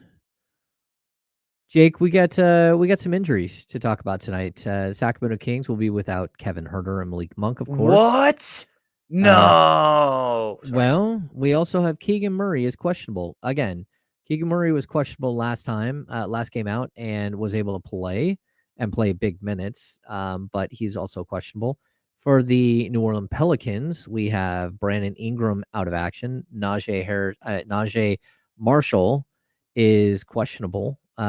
So how much do you think? Well, first of all, if Keegan's not there, the Kings are in all kinds of trouble. Major issues. Yeah, major issues. But with Brandon Ingram out, how much do you think that changes? Because he is the type of guy that gives the Kings fits. He's the long, athletic, super refined scorer that goes up and over the top of guys. They can shoot over the top of just about anyone the Kings have. And he's given the Kings fits over the last couple of years. I think Brandon Ingram, him being out, is huge, not only on the defensive side of the ball with his defensive play matchup. Usually, I think he's usually against Keegan, sometimes against HB. But offensively, he's the only dude aside from CJ. And CJ is a different beast because he goes about it in a different way. But he's the only guy on offense that can go get a bucket and say, hey, here's one-on-one ISO. We'll play with Valanciunas, maybe a pick and roll. Go get a bucket right now. Not Zion? Zion can do that. He does it against the Kings, man. He does it against bull the rushes right by him. Yes. They wall him off. He goes to his left hand again and again. But I think Brandon Ingram has more versatility than Zion because he can do the step back 3 or the side step 2 compared to Zion, who's just bully ball. That's the difference that I see in like him being able to go get a bucket. And like that length is just it disrupts them so much to the point where they can't figure it out sometimes. They'll switch Keegan on him, they'll switch HB onto them. Sometimes you see Domas on him. Like they just didn't have an answer for him. And then that opened up CJ McCollum a ton. Like I'm still thinking back to that 2 Decembers and the December and January game at Golden One Center. And I remember the December game, if I'm correct on this, like Brandon had a great game. And I want to pull this up real quick as we talk about it. But just when Brandon Ingram's running the offense better, or who's playing and running the offense, more things are opened up for the rest of the team. And that's my take on it. And I think that's why it's a bigger deal that he's out. CJ McCollum, I think, was out for an earlier game. Yes, I think he missed the first game. If I'm right on this. Yeah, he did miss one of the games, and also Zion missed one of the games. Yes. Yeah, and I think the funny thing is that they don't have like a big drop off, right? No. So Trey Murphy has been exceptional for them this season. Trey Murphy's averaging 14.4 points, 4.9 rebounds, 43.6% from the field, 36.8% from 3. Like he's a very, very tough player for the Kings. Just like I'd say the same way that Jalen Williams from OKC is. Like this is a style of player that the Kings typically struggle with, just as they do with Brandon Ingram. So I'm intrigued to see how he steps into the role. He's been good with Ingram out. I don't know that you could say that he's been like outstanding and just wonderful He is coming off a big, I think, 31-point performance against Portland. But again, that's against Portland. And Portland, who's playing a bunch of young players. Since Ingram's been out in the last 10 games, he's played almost 36 minutes a game. He's shooting 40% from the field, 37% from three, averaging around 16 points per game, but 7.5 rebounds. Like, this is a good ball player, and the Kings are going to have to find a way to slow him down. They're going to have to find a way to slow down CJ McCollum. They're going to find a way to slow down Zion Williamson. Herb Jones, can we throw that in there? Well, Herb Jones has smoked the Kings a couple of times. I can't believe I'm looking at these stats. Like 18 points in the first time. And then 18, 7, 9, and then what was the last one? 15? Yeah, the 18-pointer, the first game. 23, excuse me. Yeah. Like, what? The corner threes. He burned them with the corner threes, and then once they tried to collapse on him, he ran right by him for easy buckets. Trey Murphy, the third, 6 for 13 in the, what is it? The January game, December game? Like, that's wild, fam. Yeah. Yeah. Hey, look, this is a team that has great depth, and, you know, talk about a team that can withstand a couple of injuries like they have. It's kind of a big deal. So let's get to our keys to the game. Okay. So keys to victory. Jake, what's your first key? Domas dominating. We were talking a little earlier. You said it's good that his consecutive double streak came to an end at 61.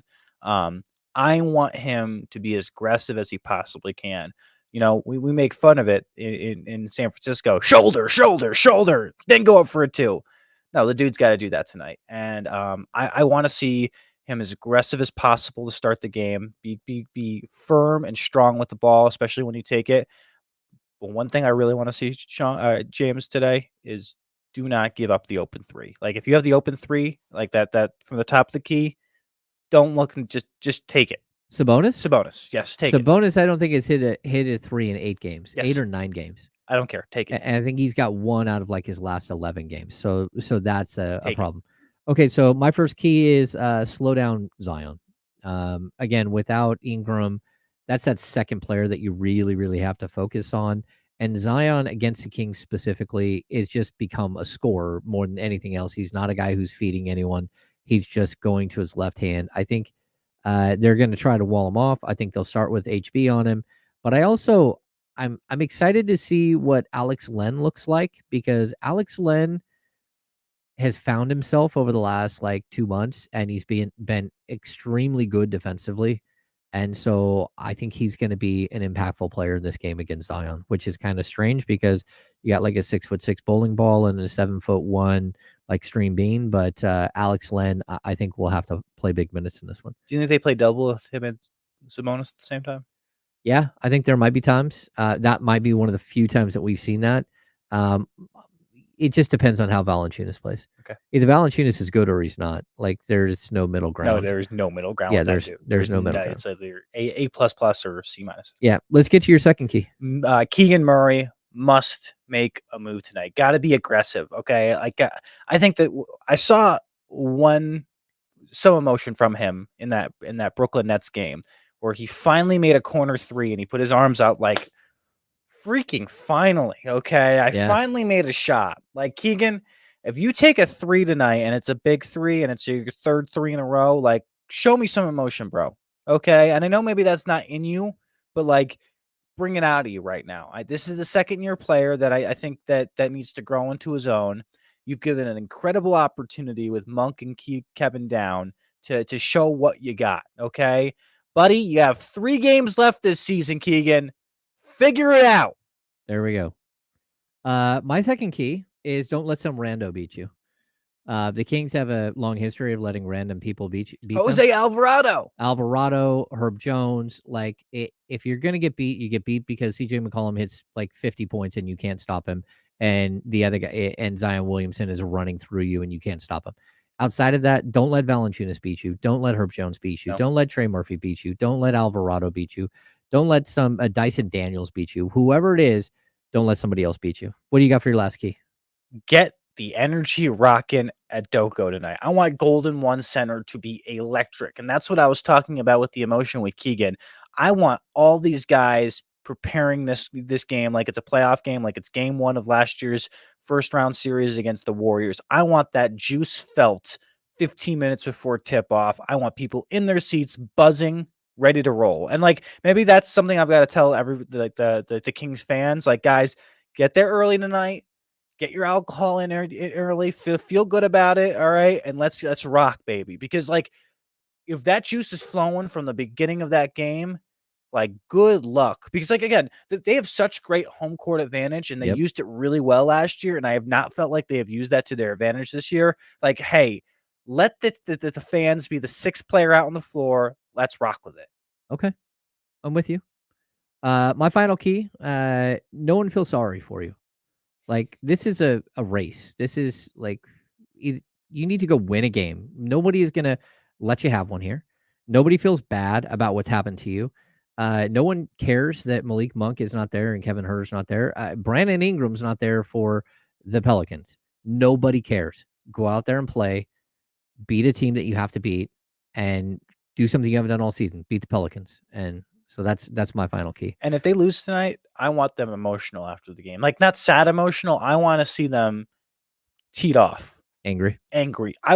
We have not seen a Mike Brown mad press conference of, we didn't do it tonight. Like, we have not seen that from him once this year. And like De'Aaron comes in very level-headed every single time. Same thing with Domas.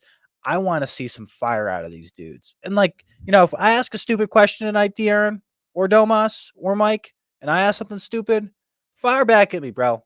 Tell me I'm doing something stupid. I want some fire from you tonight. All right. Well, my policy is there are stupid questions, there are stupid people, and there are sometimes stupid people who ask stupid questions. So I'm not that. Good luck with that tonight. I'm not the triple threat. I am not the triple threat. All right. All right. We're going to step aside when we come back. We got all kinds of things. We're going to talk about where did the season go wrong. We're going to do the handoff. We're going to welcome in D'Lo or Casey, and we'll be back. So we're the Insiders on ESPN 1320, brought to you by Jiffy Lube. See you in just a minute. Kings haven't had a home field court advantage since Arco. Bro, did you see the games last year at Golden One Center? Oh, yeah, the games, like, the people have been... Do the Kings take advantage of that, though? No, they don't. They don't. I agree. They don't know how to take advantage of their crowd, and I don't understand that. At all. No, because I've covered this team forever, and there's bad teams that know how to take advantage of the crowd. Yeah, I feel like the fans do their part, but the team just doesn't know what to do with it, I guess. Yeah. Malik does. When Malik's in there, Malik does, yeah. He'll play off the crowd and stuff. I'll even say Kevin does that as well, because like Kevin, when he hits a big three, he'll do the as I say, the white man celebration. Yeah. But like, I want to see, like, Domas showed some fight, especially I think it was the second half of the OKC game where he's just like screaming at guys, especially defensively. But like, I want to see De'Aaron just like get people into it. I want to see a JaVale McGee type of celebration from people. I don't want to see JaVale. You're not going to see JaVale McGee play, okay? You're not. No, I'm not. But I want to see his energy. You shut your mouth.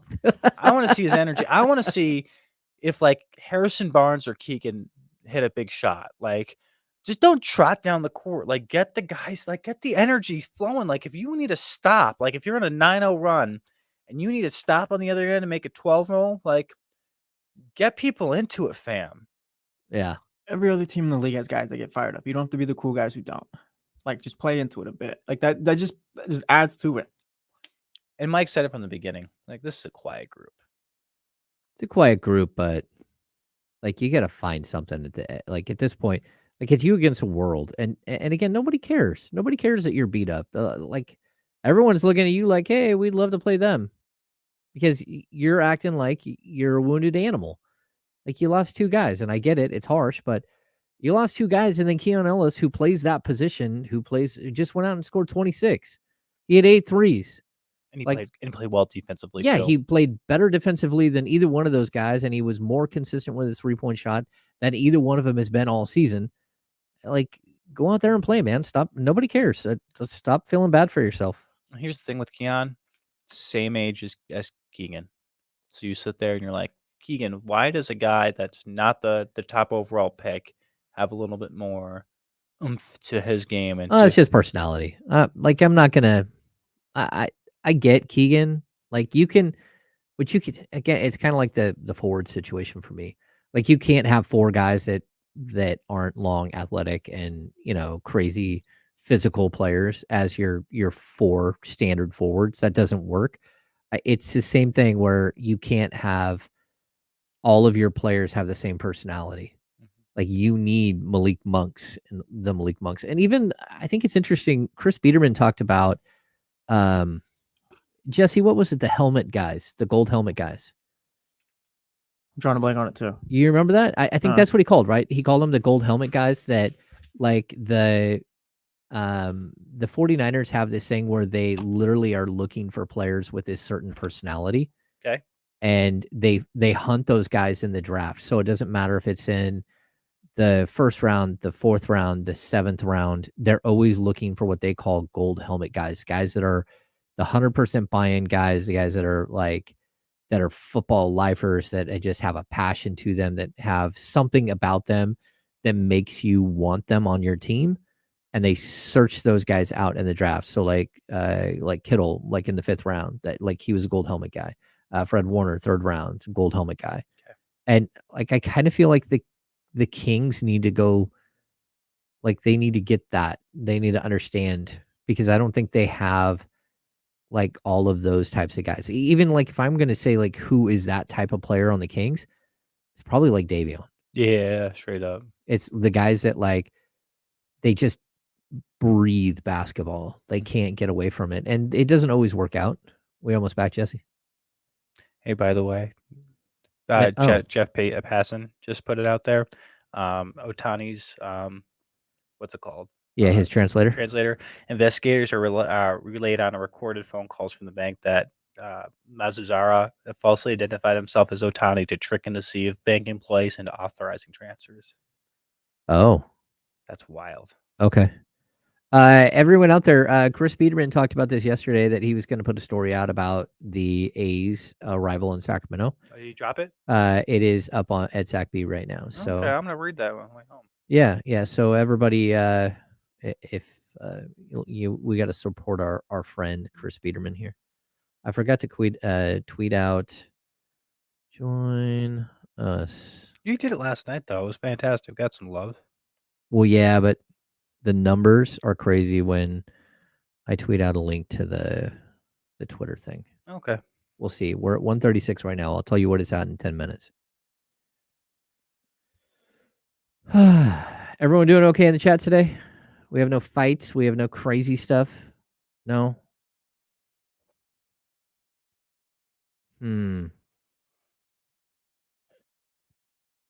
Good.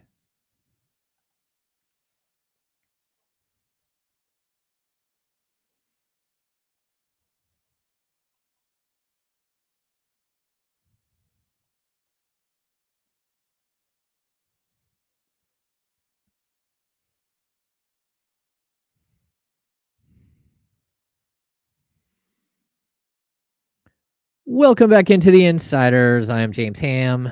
Jake Gadon is joining me from CBS 13 today.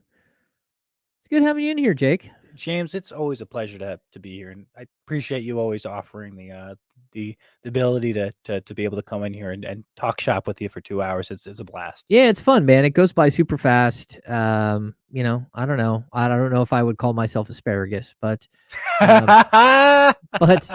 won't let you downplay asparagus, James. Asparagus is a top 5 vegetable. It's not a top 5 vegetable. It's good. If you cook it the right way, asparagus is fire. Straight up, it's not a top 5 vegetable. What do you eat your steak with then? Mashed potatoes. I like green beans. See, green beans are no good. No, bro. Man, I love good green beans. Green bean casserole specifically only for only Thanksgiving. Steamed green beans, and then heat up a little olive oil, a little garlic in a skillet. Hit it with some fresh ginger.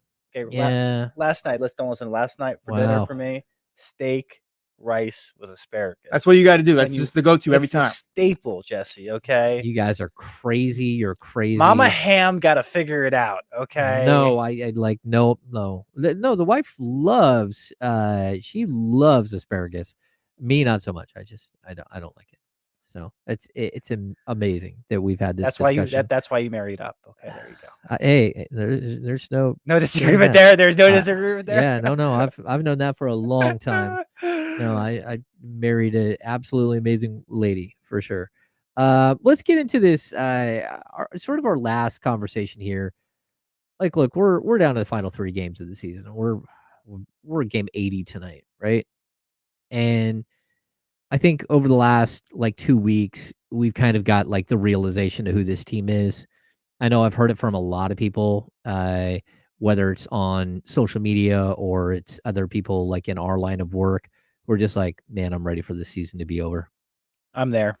This team, yeah, it's unfortunate. Like this team, for whatever reason, hasn't been able to capture the imagination like last year. Even though if they win their final 3 games, they have the same exact record. Like they literally have the same record. Keegan Murray's a better player. Domantas Sabonis has had a better season. De'Aaron Fox has had a better season. You found Keon Ellis. Malik Monk has become a superstar 6-man. Like all of these good things have happened. But for whatever reason, I feel like so many of the people who, again, cover the team, who are fans of the team, they kind of are just waiting for this thing to end because they don't feel like there's like a lot of hope left in this season particularly. Why do you think that is? And how did you get to that point? Because I know you're kind of like of the same, like, I wouldn't mind if this thing was over. It's all about vibes for me. So when you go into the locker room pre and post game, which I think you do much better job than me pre-game. Post-game, though, I'm there a good amount of the times. Pre-game, like I talked about this, I go in there because if I don't, they're going to eventually shut it down. Yes. And like we have to hold that door open in hopes that eventually this thing we have players back in the locker room. Agreed. Yeah. So anyway. And that when I go into the locker room, I feel the vibes. Vibes are different though this year.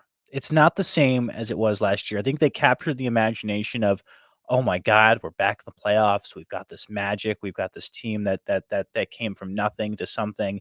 And I think Mike Brown put it definitely perfectly at the beginning of the season. We're a good team. How do we go from good to great? And I think when you sit there and you look at that phrasing, good to great, I think you have to go through obstacles, and every team is going to go through obstacles, but I don't think they have dealt with those obstacles in the best way possible. And there's sometimes where I'm sitting there saying, is this group all together, or guys on islands, or guys in pods? Like, is everyone bought in and trying to do the same thing and moving in the same direction? Or are there some guys just trying to get their own and continue to do their thing? That's what I'm asking. But I know for a fact the team does not gel as easily as it did last year, to the point where it translates to the core. It doesn't mean that they don't like each other. Doesn't mean they don't think each other are good teammates or anything like that. There's just that it factor, the glue that brings them all together. That's where I've noticed the biggest difference. I've also, Monty McNair decided to run everybody back. And I don't know if that was the greatest decision. I think that when you look at it, hindsight 2020 at the time, yeah, it did, because you saw like, hey, we can build off of this. But like, I just don't see, there was not an exponential growth with that. I think there was a ceiling to how much farther they could go. And I think we've hit the ceiling, or we see what the ceiling is now. And now that we've seen where the season's gone, I think it causes some concern of, okay, what does the future look like? What do we do this offseason? How do we improve? Okay, so a couple of things there. Number one, the shirt that they put out, their shirt that they wore as a team early in the season was connected. That's what the shirt said. So last year it was all in. This year it was connected. I never felt like this team was fully 100% connected from the jump. Like, whatever reason, I felt like that there was something off with this team. Not that they were bad or that they didn't like each other. Just it didn't feel the same. Like, again, you ran it back, right? We talk about this all the time. And I've got a different approach on running it back than you do. But when you run it back, you expect there to be a cohesiveness amongst a group, not almost, are we annoyed with each other? Do we really have to be around the same guys again for another 82 games? And I don't want to say that there was like infighting or anything. There's none of that. But it does feel like it doesn't have the same, like everyone is happy and jolly and ready to go on to go win every game. And like there isn't this battle where we're the little engine that could, and we're taking down the big guys, and we're finding our way, and everyone's shocked when the third spot, and we're being disrespected, but we don't care. We're using that as fuel. I don't see any of that this year. And I think that's a little strange that we've kind of got to this point, but I think there are probably plenty of reasons why that is. But then I would say the run it back thing for me, like I don't think Monty McNair did anything wrong by running it back, right? Like when you on paper, this team was spectacular last season, like 118.6 offensive rating, highest offensive rating in the history of the game, right? And that actually does matter. It's actually a stat. It's not something we're just making up and throwing it out there, right? But this is the NBA, and at every moment you have to be reevaluating your team. And there came a point where you should have seen early on, because I saw it early on, that this team didn't have it. Like this group didn't have it, that they needed something different, that they needed a change. And that's where, like, I think running it back is okay. Giving it time to try to figure itself out is okay. But when you look at December and you go into January and your team is not okay, and you're not taking the strides that everyone thought that you might make, and you're really having some tough sledding, and you can see a very, very clear issue with your team that you're lacking like this and this and this, and then you don't address that, that's where I kind of take a step back and say, okay, I have an issue with that. Now, again, maybe the deal wasn't there. Maybe the right deal wasn't there. Maybe the right deal will be there this summer, and they knew that at the trade deadline, and so they couldn't make the deal that they wanted to make because this other deal is going to be available this summer that wasn't available like this day. And that's okay too. We'll have to let it all play out and see how it all comes together in the end. But at the same time, I think that you were a team that needed change. You were a team that clearly needed something different at a very specific moment in the season, and you didn't address it.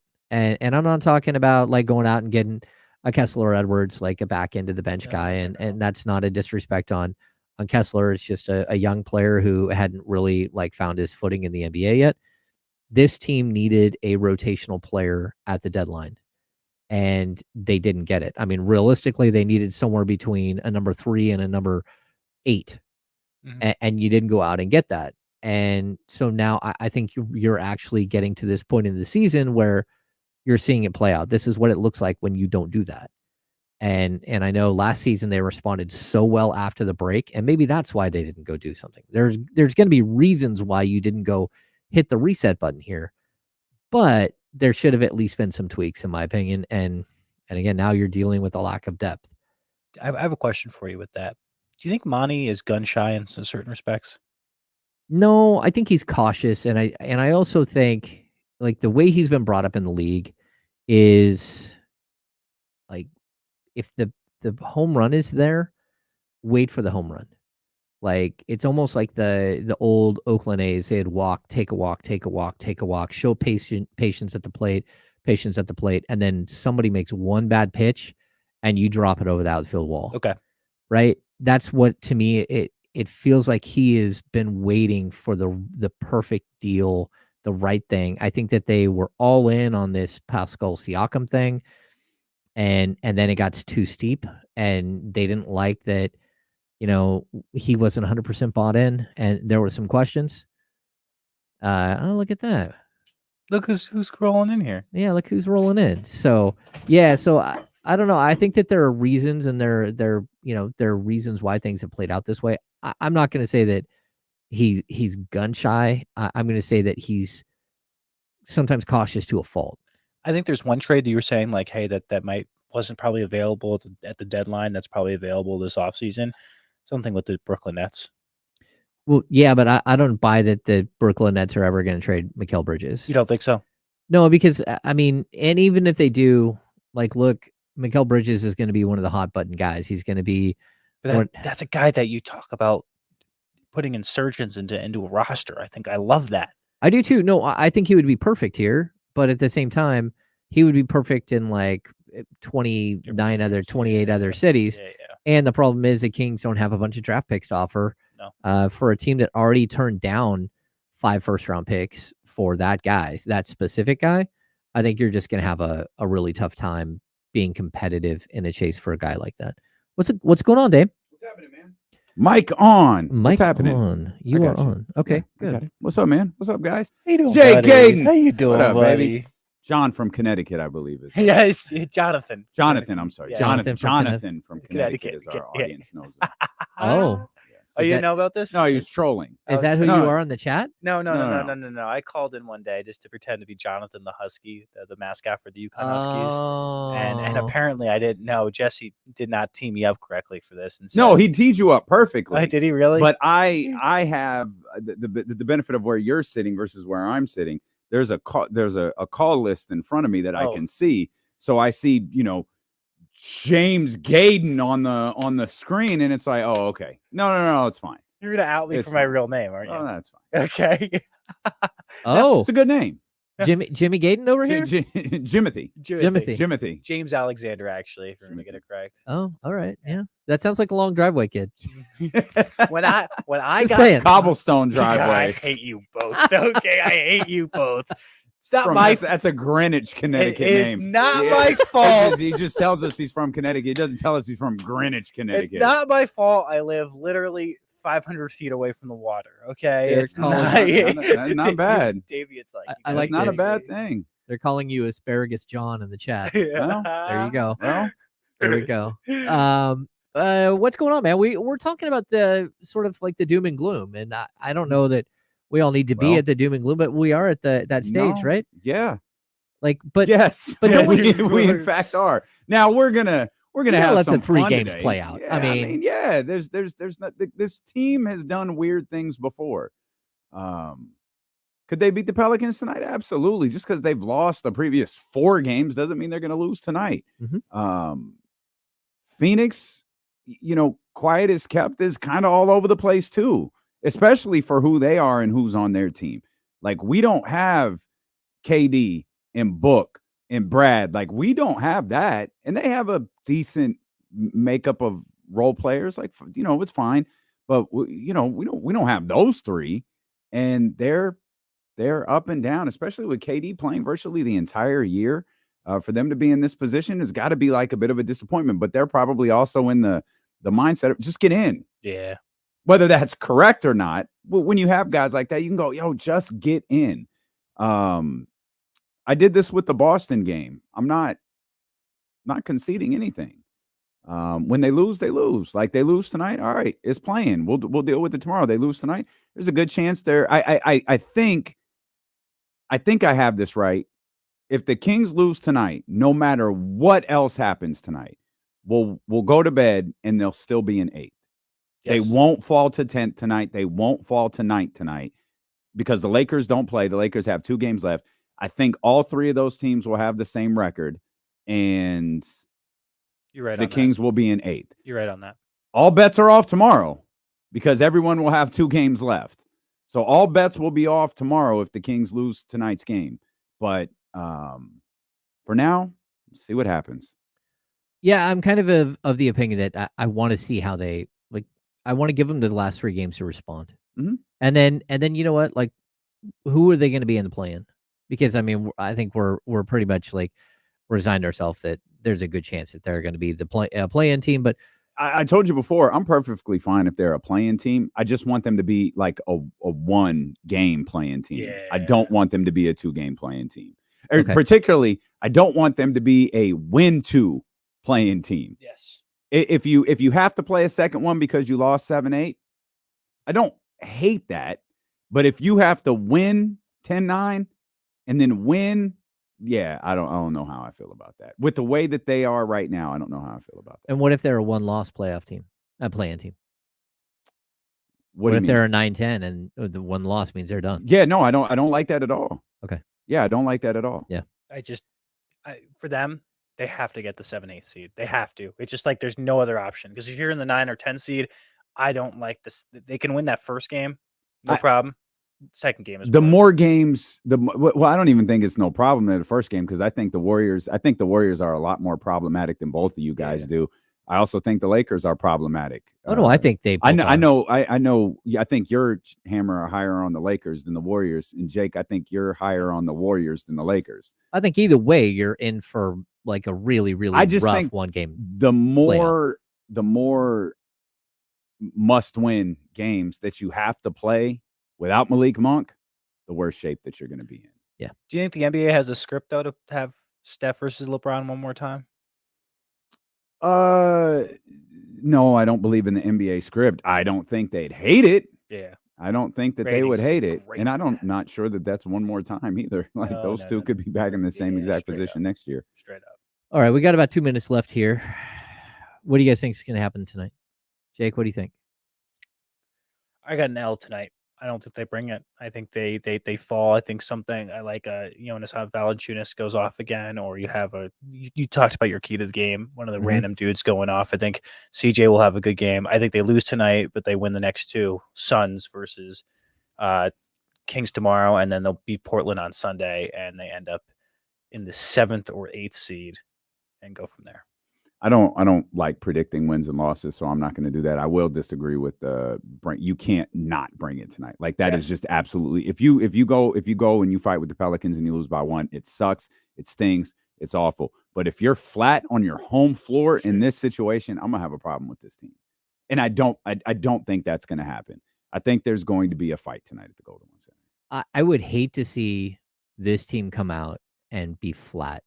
And we just look and go, I don't think that's going to happen. Just go, oh, man. Like right from the opening tip, and you know it. Like, oh, that's not good. But we've thought that in the past, and then they've had these games where you lose by 30. And then we've had this where they jump up and they beat somebody like this, and they thump them. Mm-hmm. Like, the best case scenario, you win big and make this thing over in the mid-third quarter so you can doesn't happen. Ready for tomorrow? You guys are funny with that. It's just not going to happen. Literally never happens. No, it doesn't. And it's certainly not going to happen against No. the Pelicans. The Pelicans are fighting for something too. This is going to be a game. De'Aaron's going to have to play a ton of minutes tonight. Domas is going to have to play a ton of minutes tonight. They're going to have to get in the Doug Christie seaweed bath, and then they're going to have to go do it again tomorrow. All right, hey, we got to get out of here. You're giving me the cut sign. We got to get out of You here. see that? I saw that. I saw giving that. me the We cut got sign. Get We've out of been here. late all day long. I'm new here. He's giving me that. Give me that. We've been Hey, late all day cut long. it. We're the Insiders here on ESPN 1320. See you tomorrow. Yeah, that's good stuff. Give me the cut side. Get out.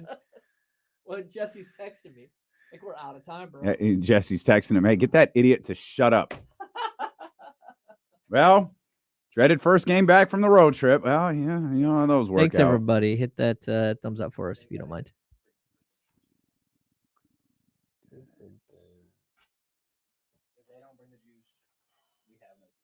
I got the conversation.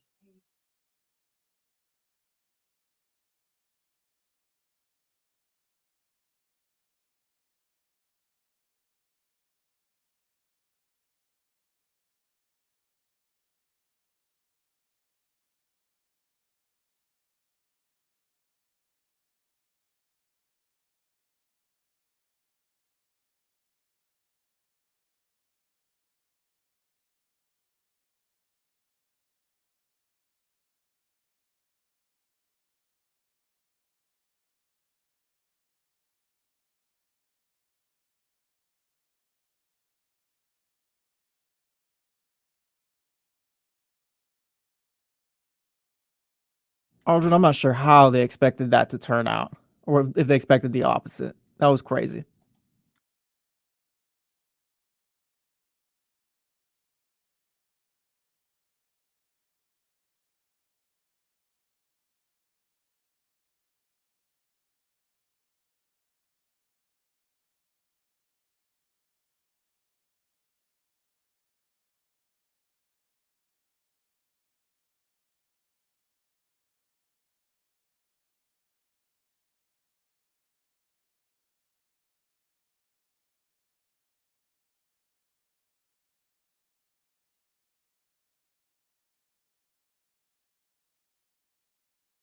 Man, we need all the help we can get, man.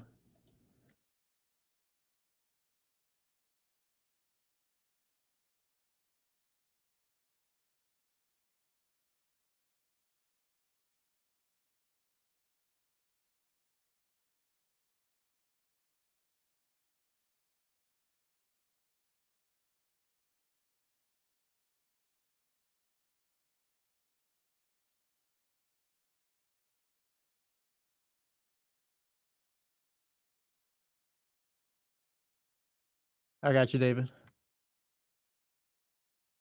everyone told him what was going to happen too. The only ones who didn't know how it was going to turn up was literally Tony Khan and those other guys.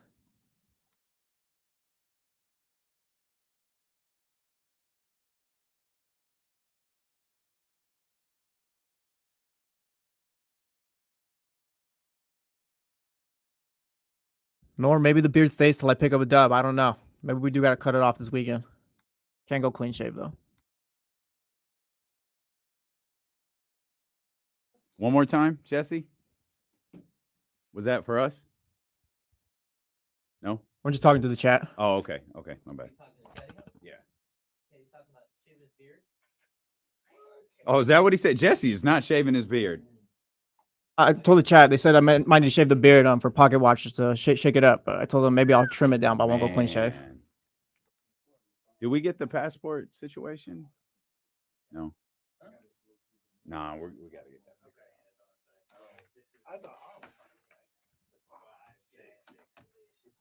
Oh, thank you. Appreciate you. We'll both be there Friday and Sunday. I didn't. I could do it tonight. I could do it right now. Thank you. Yeah, there's all kinds of stuff in there. So.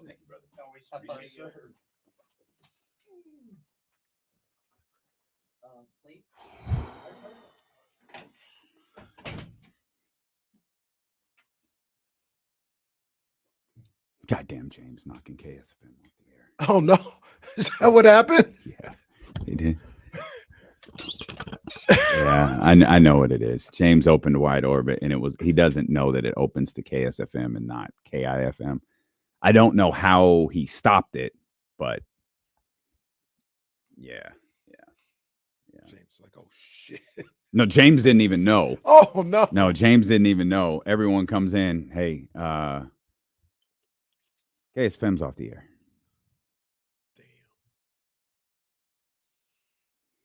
I don't even know if I want to.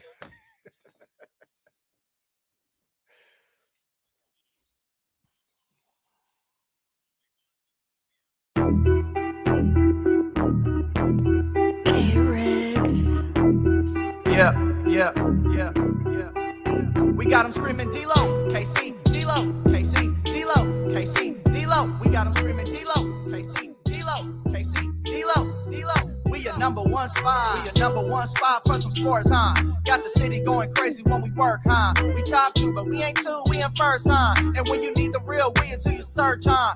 D-Lo, KC, D-Lo, KC, D-Lo, KC, D-Lo. We your number one spot. Bob check. Where y'all at? Let's run it back one more time. Come on. One more time, because I felt like that one faded out. What's good, man? Welcome in here. Yeah, man. To the Thursday, April 11th edition of D-Lo and KC. I'm Damian Borling.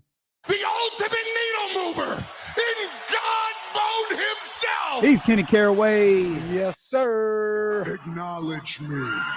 And we in here. Hey, what did the tribal chief say? What did he say the other day? I'm in God mode. He did say that, but the other day he said, yesterday we mourned. Today is day one. I'm turned up. Okay. I'm turned up. Okay. 3 games to handle business, all at the Golden One Center. Let's go. Okay. Let's go. All right. I'm ready to go. All right. I see that. You what position you playing tonight? Wherever they need me. Okay. They need a hard foul, I'll do that. Well, this is know whatever. to do that. This is whatever. Okay. I'll get Alvarado. I'll smack Alvarado up one time. What you need? What you need, Mike Brown? You imagine? Oh yeah, sorry guys. Kenny's not here. He's in jail right now. He beat up Jose Alvarado.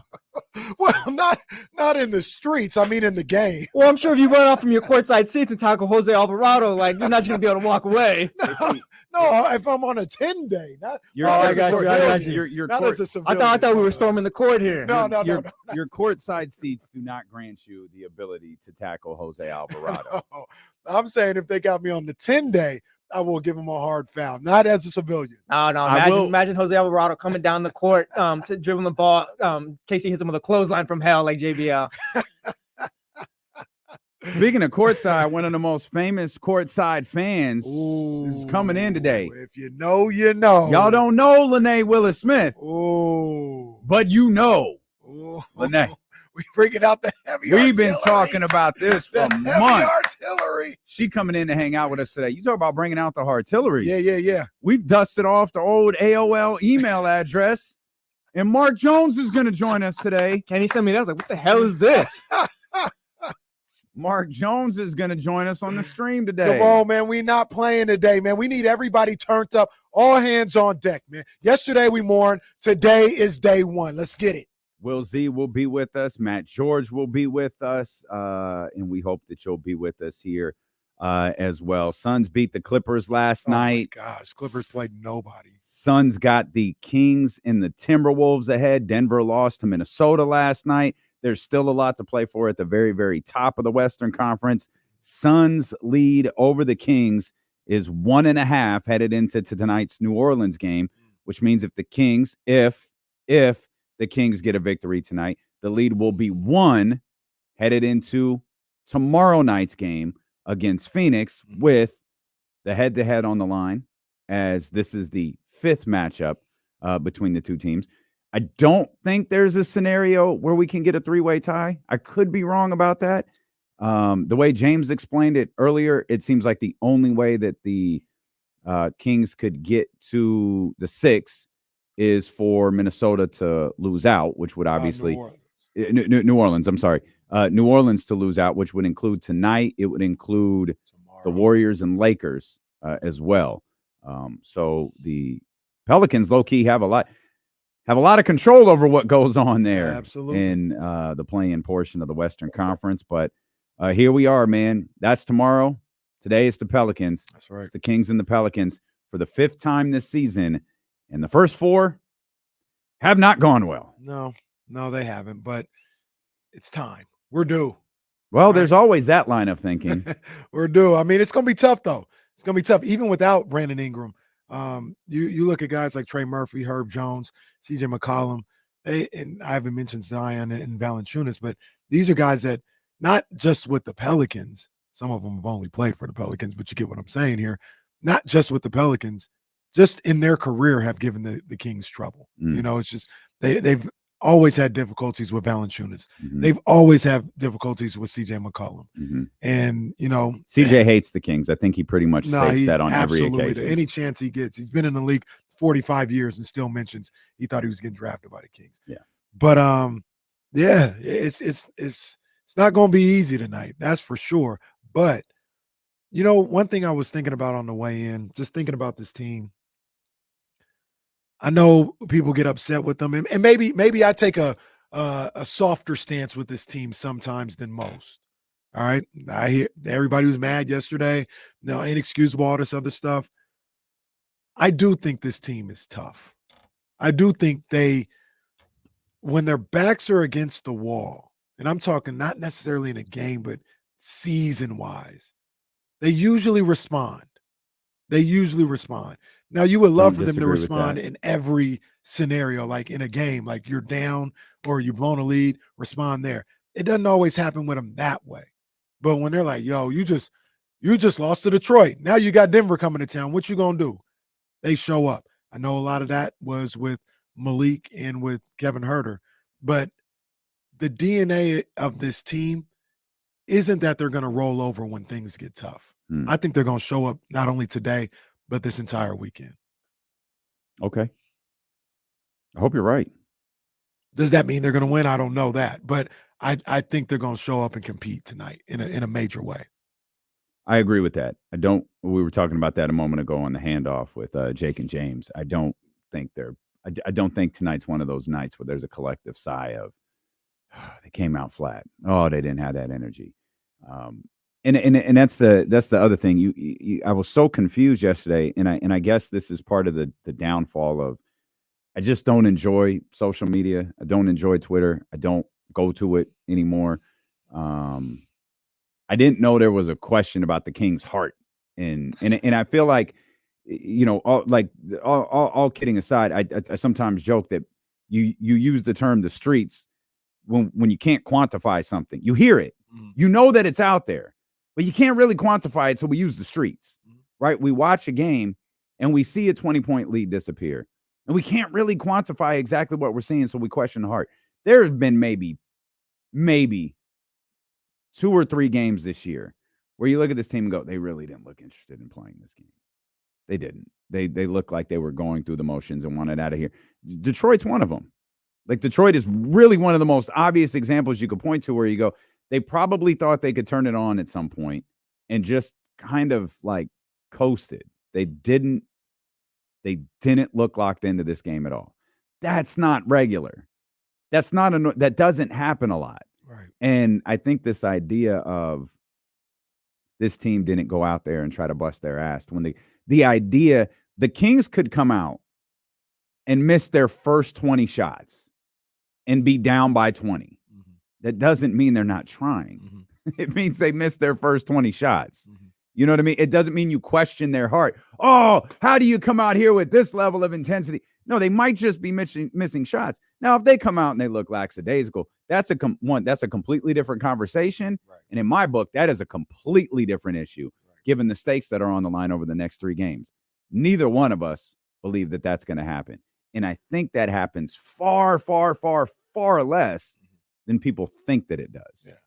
I mean, and like you said, you know, you can't really define sometimes why they blow a 20-point lead.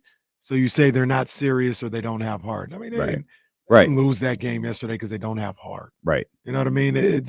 They didn't execute or they didn't make shots. I mean, there's that. And sometimes there's reasons for that. Sometimes there isn't. Sometimes you're just missing shots. You have the same level of focus, just not hitting.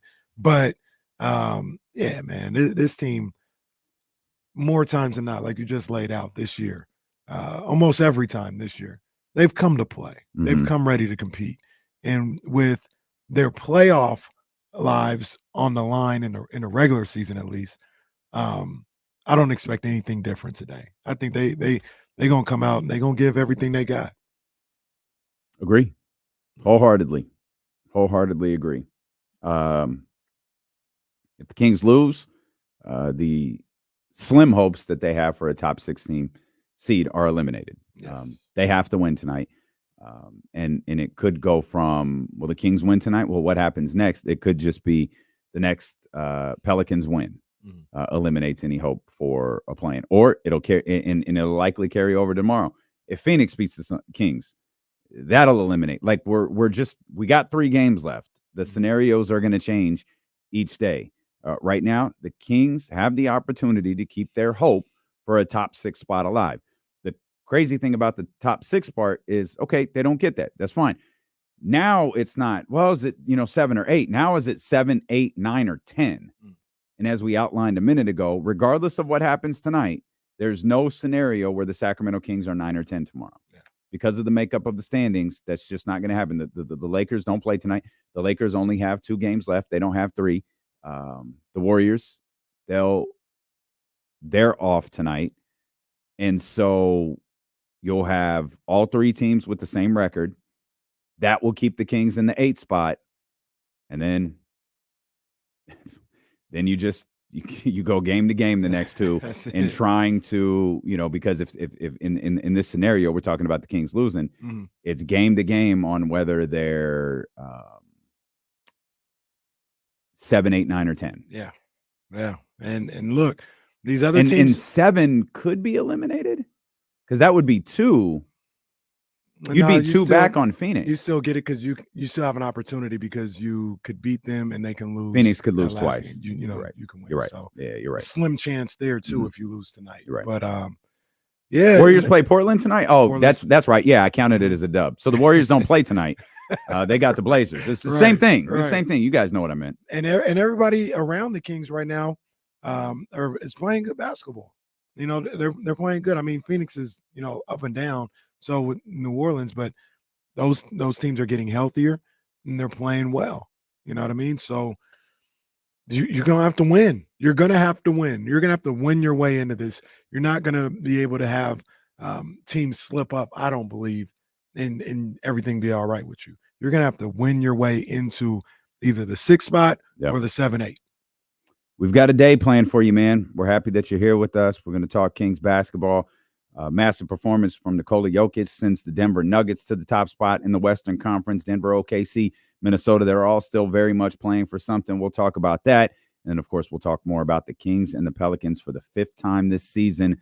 Coming up tonight, Mark Jones is going to join us this hour. Linnea Willis-Smith. Oh, I can't wait for her to get here.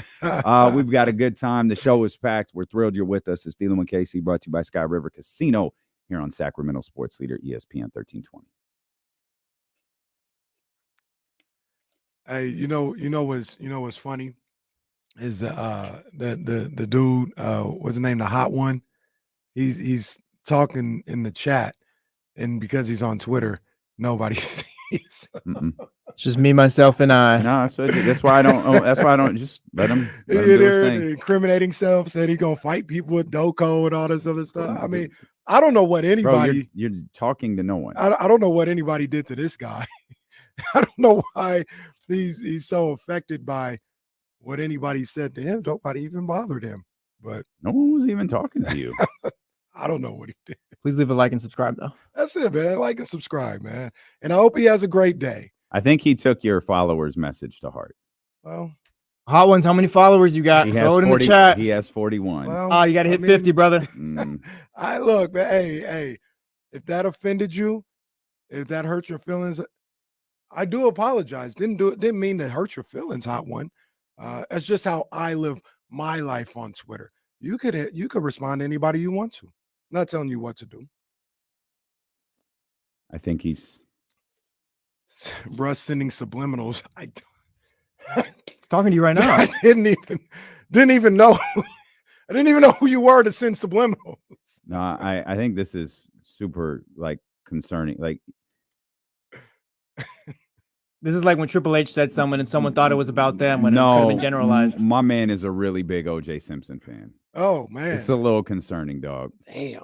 It's a little concerning. Like I said, Hot Ones, if I hurt your feelings, I apologize. I hope you have a great day. I don't know who you are, to wish any ill will on you. So I hope you have a great day, man. Don't go out there fighting nobody. Don't get in trouble, man. You know what I'm saying? There's no need for all that. Having a good old time, man. Don't get in trouble for no, I don't know, Twitter, chatty house, or sports. Have a good time. Go out to the Doko tonight and have a good time. Let's just let him live in his Twitter. He's literally the only one over there commenting. Let him ride. He's between commenting on us and posting OJ pictures. Let my man live. Here, I'll play this for you, Hot One, and then we'll keep it moving. Where'd he go? Hey man, I won't mention this guy's name. I'll give him his initials. OJS. Embarrassing, man. AEW made complete asses of themselves last night. Complete asses of themselves. Who could have saw it coming? They made the AEW made Punk an even bigger baby face and made the dude on their roster look like a clown. Jeez. The Young Bucks look bad, and they all look terrible in the whole situation. They look stupid. I mean, we got the same Triple H burn Bro, that I heard when I was 6. Too. No, Russell, we cannot. You're like no, we're not doing that. No, Russell. Past this commercial break, he's not even going to be acknowledged on the show. You do a lot more damage last night than I think you could have ever done with AEW. Last night was bad. It was bad. It was bad. Sorry, go ahead. No, I was just gonna say, I think they're in real trouble now. If that they not financially or nothing like that, but if that's the way they're going about their brand and their business, that's not gonna last much longer. You fired him over that. Yeah, that's the other thing too. I get you can't fight in the work's but wrestling is different. Stuff happens. Well, what they could have done is just honored his request to, because he says I quit. They could have just fired him. If we fire him, we can use this to just not pay him and let him go. He's obviously unhappy. He doesn't want to be here. It could be that. I thought the Osprey thing was really stupid too. Well, yeah, like I said, I heard because I didn't know when the clip of Triple H went out. And people were like, "Oh, I think I know who he's talking about." I sent it to Chris, I don't know who he's talking about. Wait, I was like, "Is he talking about Mercedes? Who's he talking about?" He was like, "No, he's talking about Will Ospreay." I was like, "Oh, okay." I think I'm a wrestling fan. I didn't know that. But I had no he goes clue. out and cuts a promo on like national television. And it's like, bro, who are you talking to? You're talking to like 1% of the audience. Bro, Tess said that same line like 25 years ago.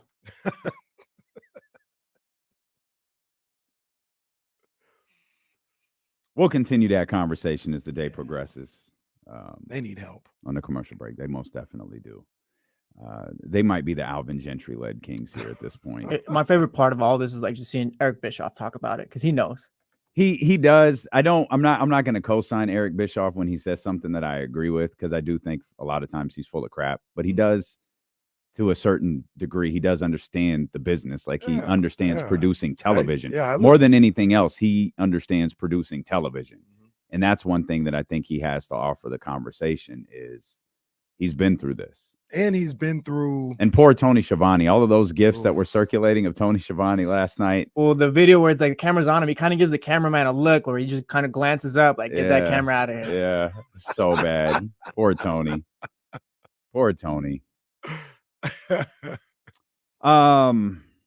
Yeah, we'll talk more about AEW and all that stuff during the commercial breaks and maybe as the show goes along. But we got business to attend to. Our man Mark Jones going to join us coming out on the live stream coming up in about 30 minutes. Mark Jones will be with us. As we've mentioned, we got a packed show for you, and it starts with our man Mark Jones coming up here shortly.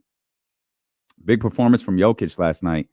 Those MVP voters who cast their vote 2 months ago feel really, really good about what Nikola Jokic did last night in a game that sent the Denver Nuggets. And that's not shade on Nikola Jokic. Don't ever get that twisted. No, shade on the voters. Thank you. Don't ever get that twisted. I have no beef with Nikola Jokic being the MVP of the NBA again. What I have is a beef with Nikola Jokic being the NBA of the MVP the MVP of the NBA 2 months ago. That's my issue. Y'all are ignoring what Jason Tatum is doing. Y'all are ignoring what Luka Doncic is doing. Y'all are ignoring what Giannis Antetokounmpo was doing, and just crowned Jokic as the guy. Doesn't mean Jokic hasn't had a phenomenal season. It means this system with these writers whose content relies on their thoughts on the MVP race is flawed. I don't know what the fix is, though. So we just have to keep going along with it, because we've seen players not take things seriously. We can't rely on coaches after what they did to Domantas Sabonis. And don't you dare question the coach on who they voted for. You'll get scolded for that. Shout out to our man Tony Harvey. That's like asking who I voted for. Pop, we know who you voted for. But no, it's fine. It's fine. So I don't know what the fix to the system is. So we just got to deal with it the way that it is. But the system is flawed. Nikola Jokic is deserving of the NBA MVP. Absolutely. Giannis Antetokounmpo deserves to be in the conversation. Anthony Edwards, Luka Doncic, and Jason Tatum deserve to be in the conversation. Shai Gilgeous-Alexander deserves to be in the conversation. Absolutely. And that's to your point, that's all we've ever said is let's have a real conversation about it. Let's not just say 2 months in or 2 months left. Oh, Jokic, no matter what anybody ever does, Jokic is the MVP. Like, settle down, let the season play out a little bit, and don't look at it on one game, you know what I mean, or 2 games in Tatum's case. That's what they did with Tatum. Yeah. There's no way he can win now. There's 25 to 30 games left, but there's just no way he can. What? How do we get there? So yeah, and this was in like February. Yeah. Sir, there's 30 games left. I want to say it was before the All-Star. Might have been. It was that stretch where who'd they lose to, Jesse? Do you remember that? Cleveland and the Nuggets. Yeah. And that did it. Yeah, no. That was it. When you just put that whole stretch as a whole or whatever, like just throwing 20, like there was a stat, like 24 games or whatever, you throw it as a whole. They were just 20 and 4 in that little stretch. I just can't respect that, man. I just can't respect that. Yeah. What's Tatum? I mean, my bad what's Tatum's numbers this year? I'm thinking they're probably 26, 27. That's what I think it was. 26 or 27, 7-4 or something like that. His numbers are not good enough, according to Brian Windhurst. His numbers 27, even 7th in the league. Rebounds 8.2, assists 4.9. Well, 27, 8, and 5 on the best team in basketball. Yep. Statistically speaking, historically as well. On the only 60-win team in the league. No other team will finish with 60 wins. The Boston Celtics are at 62. They're at 62 and 17. They've cleared the Bucks. by 13.5 games. Mm. 62-17. Denver, for fun, let's say they win their next two, they'll finish with 58. In fact, if I'm not mistaken, Denver plays San Antonio and Memphis the rest of the way. So let's pencil them in for 58-24. You have a 60. They're not going to get to the 60-win mark, and Jason Tatum's not even in the conversation. That's all we're talking about. The fact that he's just dismissed from the conversation. He's not in the conversation also because of his postseason struggles. Oh, well, hey, that's the Giannis Antetokounmpo stuff. The only guy who didn't face that, interestingly enough, was Nikola Jokic. They did not care that he didn't win titles. They did not care about what was going on in the playoffs. They were willing to give him the MVP and give him the MVP again. They had no issue with that whatsoever. Again, when you put this on wax, it's going to bite you in the ass, and I focus on the same guy over and over again because he's the guy who says the quiet part out loud. And that's Brian Windhorst, who said, I'm not going to continue to vote for Giannis Antetokounmpo to be the league's MVP when they don't win the championship. Sir, those have nothing to do with the other. No. But in a slight defense of Brian Windhorst, he ain't the only one who thinks like that. He's just the one who says it on his podcast. Right. That's the difference. Right. Yeah. I like I said, I'm just baffled. I'm just baffled at how still today, this is how we go about things. We're at a 15-game improvement for Oklahoma City. That's pretty incredible. Mm-hmm. I didn't expect that at all. If you had told me 10, I would have thought that's probably a stretch, but I got you. 15 with 2 games left, that's something. That's not what I expected. They've 13 for Minnesota. They've had a heck of a season. 13 for Minnesota. A heck of a season, man. And they stepped up their games. They had a lot of expectations, a lot of hype.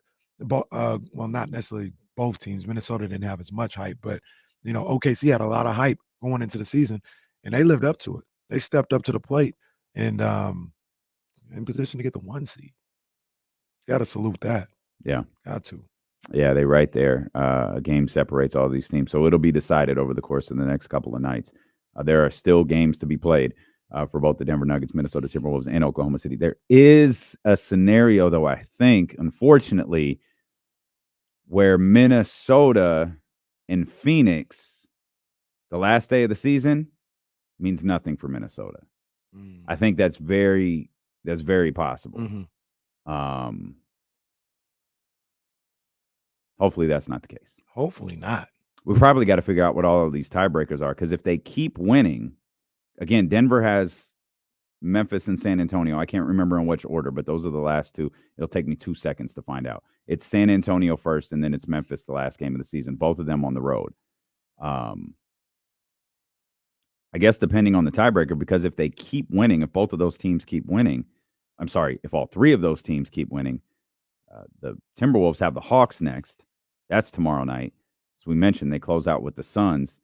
The Thunder, I think they have standby. The Thunder have the Bucks and the Mavericks. Oh, the Bucks. That might not. I say just because I think they be good. And the Maverick series is set. Yeah, it's the Clippers versus the Mavericks, right? Yeah, that's done. Go Clips. But the host team could change. So maybe Dallas will have something to play for on that last day of the season. Yeah. Maybe. Yeah, I think that's maybe. No, you're right. Possibly. I think that's a good look for the Thunder, though. Those 2 games. Clippers, on the other hand, have the Jazz and the Rockets. Well, yeah, maybe they. Right. So there's a lot going on in these final 2 games, both at the early prediction. I think the Clippers win that series in 5 or 6. Wow, you're going to continue to crap on Dallas? No, not necessarily. Is it because I called you the Dallas Mavericks of our 4:00 game? No, is that why? Because that was accurate. I'm Dallas can't Mavericks lose. Of pocket watching. Man can't lose. lose. That's for sure. I didn't. You know what? We'll run it later. Whatever. We had a bad day yesterday, but we had the Russell Hunts out here on Twitter. We had the Kells 916s. Jess, we got you. We got your backs. You know what? You go ahead, tribal chief. All right, we got the Jesse Crybabies over here, and we're gonna win tonight. Oh, We're gonna win tonight.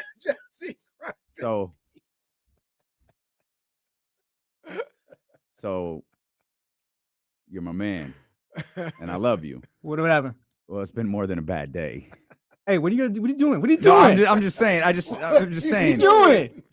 What are you doing? What are you doing with him? What are you doing with him?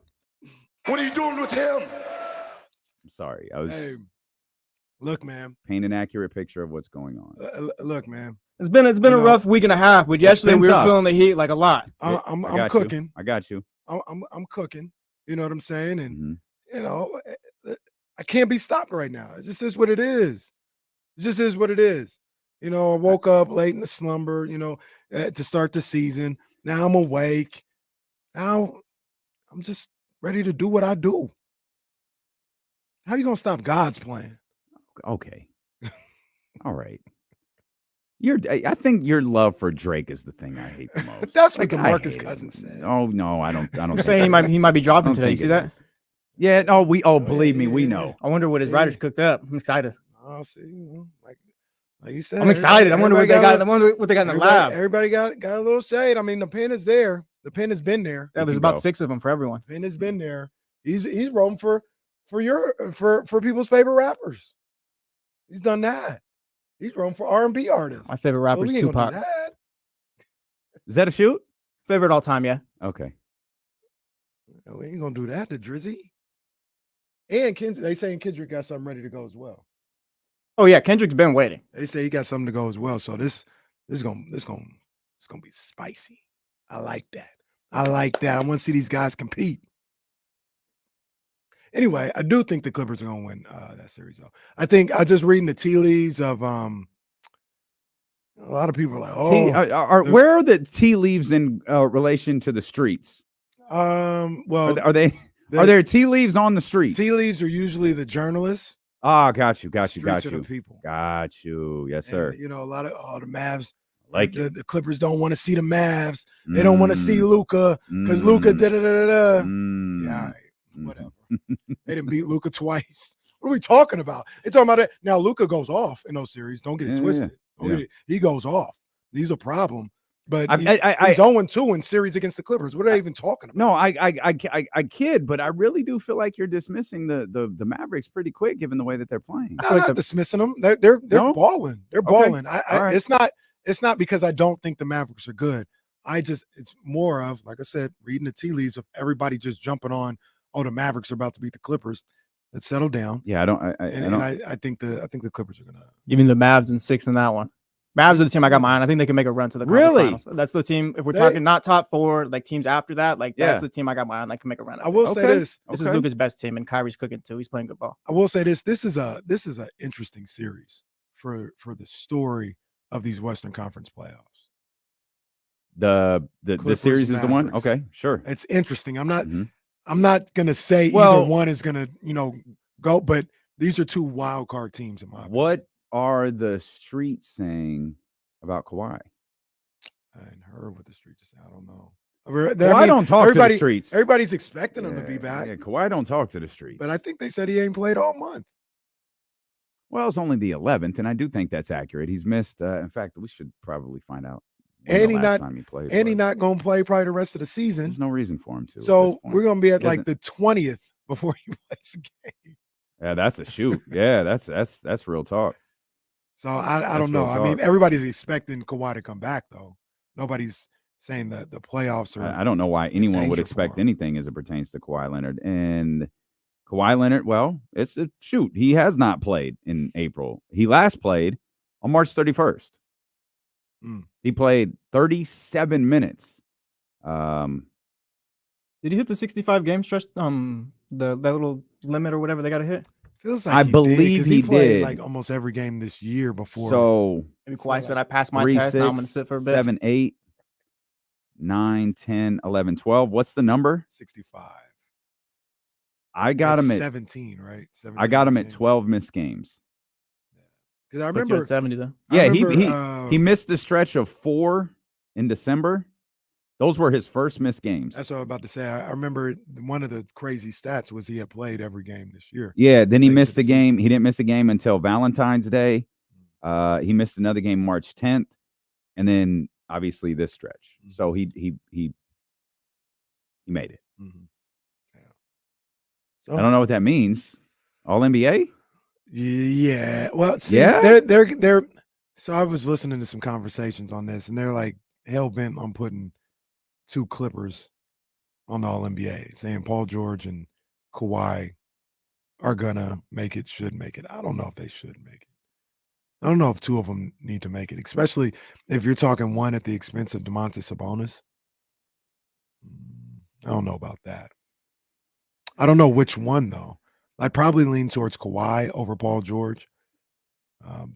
That's probably why they're. Let me take a quick peek because I can't spell Paul George's name correctly. I don't know how you make the distinction. It's close.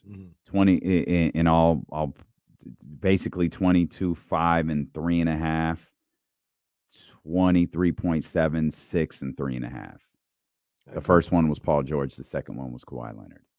I'd go probably Kawhi. Paul George sneaky played 73 games. I think I'd go Kawhi too, but I don't know how I'd make the argument. I feel like they've both been really good, and that's, I think, why you're probably hearing from the tea leaves that 2 Clippers are getting in. It's a 50-win team, I guess. I mean, it's a 50-win team. I don't guess. It's a 50-win team, period. I guess the idea is you give them 2. Sabonis isn't getting in if the Kings don't make the playoffs. Well, it'd be after. But you mean if they don't get top 6? Maybe top 6 or even 7, 8. Like I could see that. I could see the voters like Kings are 9, 10. Like why are we gonna put this? I could see that. That's what I mean. Well, the funny thing will be if they're 9th and Golden State's 10th, because you know who Steph qualified, right? Yeah, he's getting all NBA. Definitely getting on the All NBA. Remember, record only matters. Seeding only matters when it's like plus minus. And look, when you need it for an argument, you use seeding. Look, we're talking. If Domas gets to 9-10, like the Kings are in the 9-10, I can tell you right now, if the standings hold how they are, AD and Steph are definitely being All NBA. Sabonis is 19 points. That's crazy. Wait, run that again. I think AD and Steph will definitely be All NBA. Yeah. But if somehow the Kings slip to 9 or 10, we can't put Domas there and All NBA. They're 9 or 10. Sabonis is 19 points, 14 rebounds, 8 assists, and is he going to get in? Insane. That's absolutely insane. Another rebounding title. Yeah. What's Jokic? 24, 12.5, and 9, 8, 26, 12, and 26. Yeah, 26, 12, and 9. Okay. So it's all we're talking is points. It's what we're talking about. Yeah. You get pretty much. Okay. Fair enough. Yeah. It's ridiculous. He's not. If he absolutely ridiculous if he doesn't make it. When you read Jokic's number, he might have had to carry that double streak till the end of the season. Well, you read Jokic's number out loud too. Like they're not that much better than like SGA, Tatum, and stuff like that. So it kind of just does make you think, why did we just hand it to him? Not we, but we didn't. Right. Like, I think he's the MVP, but like you look at the numbers on the surface or whatever, it's just he's not deserving of the MVP. The question is, why the hell is there no conversation? Yeah. He's absolutely deserving. But there's 5 guys. Look, he's not my favorite player. Luka Doncic deserves a conversation. Absolutely. He's had a phenomenal. This is what those same people have begged this for this moment for Luka Doncic since he got in the league. And it's here. Yeah. He's having it. No, it's too late though. We gave it to the big. Who's phenomenal. Luka's been going crazy though in the last 2 months or so. I can't believe they're not taking advantage of this opportunity. Luka got laughed by Jokic. Yeah, I can't. That's crazy. That's crazy. Absolutely crazy. Like you just said, this is the moment. This is what they've been waiting for. I think Giannis doesn't get the consideration because there's just too much drama. The Bucks have been drama filled. Well, even if they weren't, he wouldn't get consideration. Oh, you're right. He doesn't get consideration because he's already won 2, and basically they take him for granted around the league. They take what he does agree. and how he plays and his production for granted. I agree. It's the Kings and the Pelicans tonight at the Golden One Center for the 5th time. Keegan Murray is listed as questionable with a left calf. Brandon Ingram is listed as questionable. I thought he was out. I would actually kind of be surprised if Brandon Ingram played. I would too. Yeah, I'd be surprised. It's a left calf for Keegan Murray. I wonder what happened. Is it a strain? Is it a contusion? I think it was reported as soreness the other day. Yeah, I think you're right. Yeah, I think it was. So that could just be soreness. Yeah. The Ingram thing is the one to watch. With Ingram too, expect Ingram to play because they said when he got hurt, they were going to check him out in like 2 more weeks, right? If they were coming around that timetable now. We are, but I get it. They're playing for something. Yeah, they're absolutely playing for something, and I don't mean to minimize what they're doing. I just think they're also playing. I don't want to dismiss how big the top 6, a guaranteed playoff spot is. That's all we've been talking about for 2 weeks now is a guaranteed playoff spot. But I'm also thinking about Brandon Ingram. Mm-hmm. Like, I don't want to sacrifice Brandon Ingram with 3 games left in the regular season and something goes wrong. I don't want this to be an OG Anunoby situation, basically, is what I'm saying. Different injuries, not saying that. I'm just saying if you have the opportunity for him to sit a couple of more games and bring him back 100 closer to 100%, I might do that. Yeah, there's no you have some room to play with to still accomplish what you're trying to accomplish if you're the Pelicans. There's no need in today's game to bring him back. You know what I mean? If this was a situation like if they were in the and they do play tomorrow. Yes. Yeah. Point that out too. They do play tomorrow. If they were maybe in the Kings situation where you need all 3 to even have a chance, then yeah, maybe you think about it. But they can go 2-1 and still get the 6th spot or something like that. So I wouldn't force him back right now if I were them. But it's also the player, right? Like if he feels like he can go when he wants to go, wants to give it a try, that goes into consideration as well. You're right. You're 100% right. But I'd also ask Brandon Ingram, and I'm not trying to like make a joke here because that's who the Kings are playing tonight. I as a player, as a member of the Pelicans, you want to give it a try or you can play. Because if you can play, let's go. I'm looking at the NBA. Let's go get this top 6. If you want to give it a try, I don't know that that's what we want to do right now. Right. Let's give it a try in the play-in or the playoffs. Let's trust our team right now. I'm looking at the NBA injury report right now. They got him listed as out for today. Oh, he is listed as out. Listed Okay. out for today. Come on, Sean Cunningham. Man. Sean's my guy. Sean may not have seen Maybe he got Sean got something new. Well, Sean, that's a good point because Sean's there. Yeah. Sean's outside. Sean's in these streets. This is just the latest report. Sean is in these streets. Willie Green may have said, "Hey, Sean." Sean reading the tea leaves. Sean was talking to Willie Green about the Coachella lineup, and Willie Green said, "Hey, dog, I think Brandon, we're gonna upgrade Brandon to questionable." I heard Willie Green was emotional when he was telling Sean as well. Wow. I mean, wow. Willie didn't deserve that. Hey, wait till He Jesse. really didn't deserve Hey, you're that. gonna know what that emotion is like when you get that next pocket watch and win. I can't believe I'm getting shots taken at me by the ref. No, right that's now. not a shot. The No. ref is talking crazy to me too. No. Wow, the No. ref. It's Jesse and the Jesse Crybabies versus everybody. That wasn't a shot. That was saying you're going to be overcome with emotion. You guys hate emotion except Kenny. We don't cry for being teams under 500. All right, we're on a bad losing streak. But we don't cry for being teams under 500. What's gonna happen today when I'm not under 500 no more? I'm 11-12. Is that for real? Is that that's really his record? 11-12. That'll be 11-13. 11-12. We're back today. No. His record versus you is not 11 and 12. No, It is who absolutely cares? not what it is. Really, who cares? It's Are the King- it's are the- 9 and 12. Do we say his record in the official league is 9 and 12. Yeah, that it's not 9 and 12. It is 11 and 12. Sacramento A's just got And- to the league, and you're bragging about and beating them. Do we say, hey, the Kings are 0-5 this year or 0-4. No. We say they're 45-35, not their record against the Pelicans. If the Kings played multiple exhibition games and a couple of unsanctioned games without officials, then yes, we point that out. But we ain't hearing that. Your boy about to be 500 today.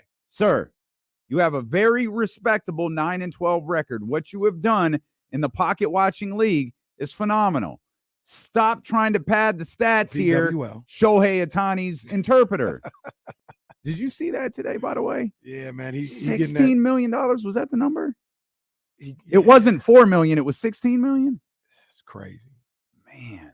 And something about it still don't seem right. Yes. I don't know what it is. It's just there's a lot about this. Well, so here's the other thing. All of the talk about, what sort of conspiracy theories this could be out there, that's dead now. Because the feds are involved. Mm-hmm. That's over. Bro is in trouble. Oh no, he's in major. He's done. There's no, oh man, maybe Shohei was covered. No. He's done. Nah, he's cooked. We'll come back, man. Mark Jones joins us. The Louis Vuitton Don. On the live stream. Think we can get Mark to show us his closet. I wonder if he might not even be at the house. Well, he might. I don't even know where Mark is. Is he? Well, he said he got a flight later on. So we Mark might be tapping in from the airport. I'm sure his suitcase looks as good as his closet. I mean, you got to pack your clothes, right? Oh, I gotta see. Mark. What kind of suitcase he got? What kind of duffel bag you got? I'm a duffel bag. Yeah, what's the duffel bag? I'll go with Louis duffel bag. Yeah, definitely a Louis. I'll go, but Louis guy. But the back, but the roller. I'll go the flight attendants one that they love. What's it called? Travel Pro. He got that. We'll talk to him. Mark Jones. The duffel definitely Louis. He's the Louis Vuitton Don. He is. Indeed he is. And he joins us next here on Sacramento Sports Leader, ESPN 1320.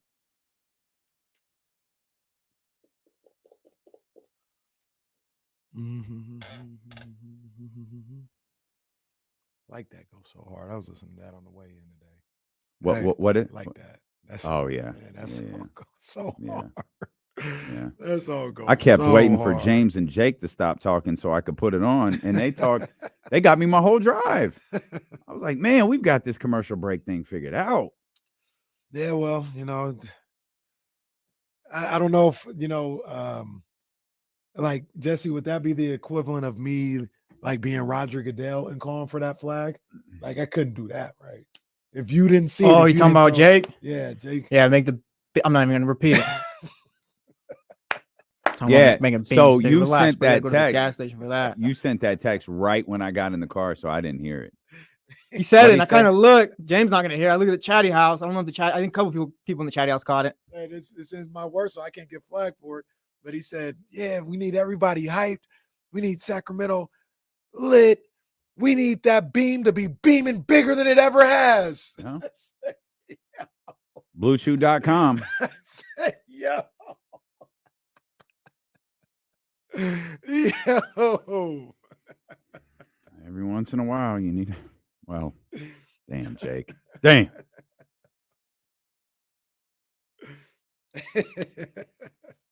I was cracking up. I love Jake, man. That's my good people. That's my guy, man. Good people for sure.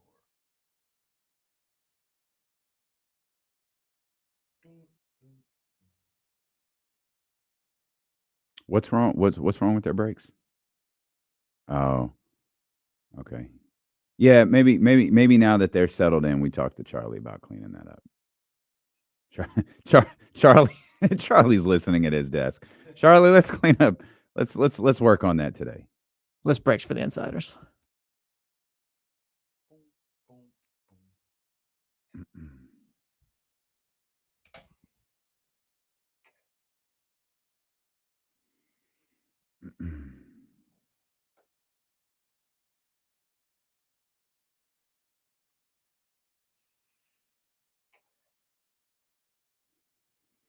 Yeah, that John from Connecticut guy, not so sure about him. Well, I don't hate that idea. We can't bastardize the beam, but man, that'd be a moment. A big one. That would be a big moment. Team Mungia, let's go to sleep, Michigan. gonna get knocked out. I think so too. He doesn't defend well enough. He's not good enough. He's not a skilled enough boxer. He's got power though. He got pop. Got WrestleMania Backlash at 10 o'clock, then Canelo Munguia later. They're doing It's Backlash France. Oh, it's Backlash France. I was just Excuse about to me. say, like, where are they gonna be at? Backlash France. You know what? You know how much I love to hit the heavy bag. Wow. Just getting ready to tell my first ever boxing story during the break. I just wanted to fit in with everybody else. What do you want me to do? We got to come Jessica back. The goes, music was "Nope. about to hit. Got a radio show to do, pal. Sorry. Mark Jones is going to join us here in just a couple of minutes. As we'll talk to Mark here about the final 3 games ahead for the Sacramento Kings, all at the Golden One Center. Begins tonight with the New Orleans Pelicans, the Phoenix Suns tomorrow, and then they will close things out against the Portland Trail Blazers Sunday afternoon. 12:30 starts across the league for the National Basketball Association. I like that they do that. You know, it's makes for a wild Sunday with things on the line. I remember last year just watching, and ironically, the Kings were locked into the 3, but just watching who they were going to play. You know, the Warriors and the Clippers, and forgot the other team. They were all involved in, like, if this team loses, then this happens. I think it was Minnesota. And that's when Rudy Gobert punched Kyle Anderson. That's right. That's right. Yeah, so I like that they've done that. Didn't Draymond Green troll him for that? Probably. What did insecurity is loud? What was that? Yeah, I think he that's tweeted that because Rudy said that once. Because Rudy said that before, and then the Kyle Anderson. Didn't they sit him for a play-in game? They had a game against the Lakers, but called it an injury. Yeah, I wouldn't have. thought, or did they sit him? They really suspended. And then he said, "I wasn't going to play anyways because I'm hurt or something Maybe like he said that." There that. was something else there besides he just sat. Like there was. Yeah, there was. I think something they else put it there. out though that they were suspending him for that game. That's what I thought. Broke his hand that game, I think, too. McDaniels. Mm-hmm. Yeah, that was a crazy last day of the season. Wow, that was a trip. Oh, come on, man. Hey, legend. Hey, come on, man. Come on, man. Let's go. Let's bring it up. Just want to make sure you were paying attention. Come on, man. Let's bring it our boy. Let's show you what we're laughing at. Hold on. I'm gonna put the display names on the screen. Look at that boy right there. Chocolate Dollars here with us. Come on, man. Riston Frost. Look at that boy. The Louis Vuitton Don. Mark Jones. Oh, man. Mark, Hey, what's up, baby? Hey, man. God woke me up this morning, man. I got no complaints. No complaints. Yes, Just indeed. getting ready to, yeah. No, I was just gonna say, Mark. We was talking yesterday. He said you got a flight, so you're not gonna be here for tomorrow's game. No, tonight's a TNT exclusive. We're not doing tonight, but I'll be doing tomorrow's game. So okay. Yeah, I'll be doing tomorrow's game, and then unfortunately, I have an ESPN commitment Sunday. I got Bulls at Knicks Sunday afternoon on the last day of the regular season. Won't be able to do our Portland game, but hopefully we'll have good fortune before that, man. Get up to 6, and it'll be in the bag, hopefully. What you think about what this looks like, Mark? It's been tough without Malik, and we've been trying to, stall this team out a little bit, even building a 20-point lead a couple of nights ago, man, having a couple of 20-point leads over the last, 8 or 9 days against the Knicks. And then, again, just a couple of days ago to close out that road trip. But it just feels tough, man. You're losing a lot of firepower with Kevin Huerter and Malik Monk out of the lineup.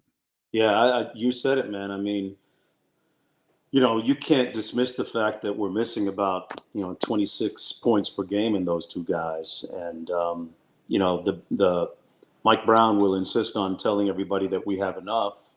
But, when you look at guys like, Trey Lyles stepping up, Davion Mitchell stepping up, having to get that kind of production, and now Colby Jones suddenly getting a lot of run.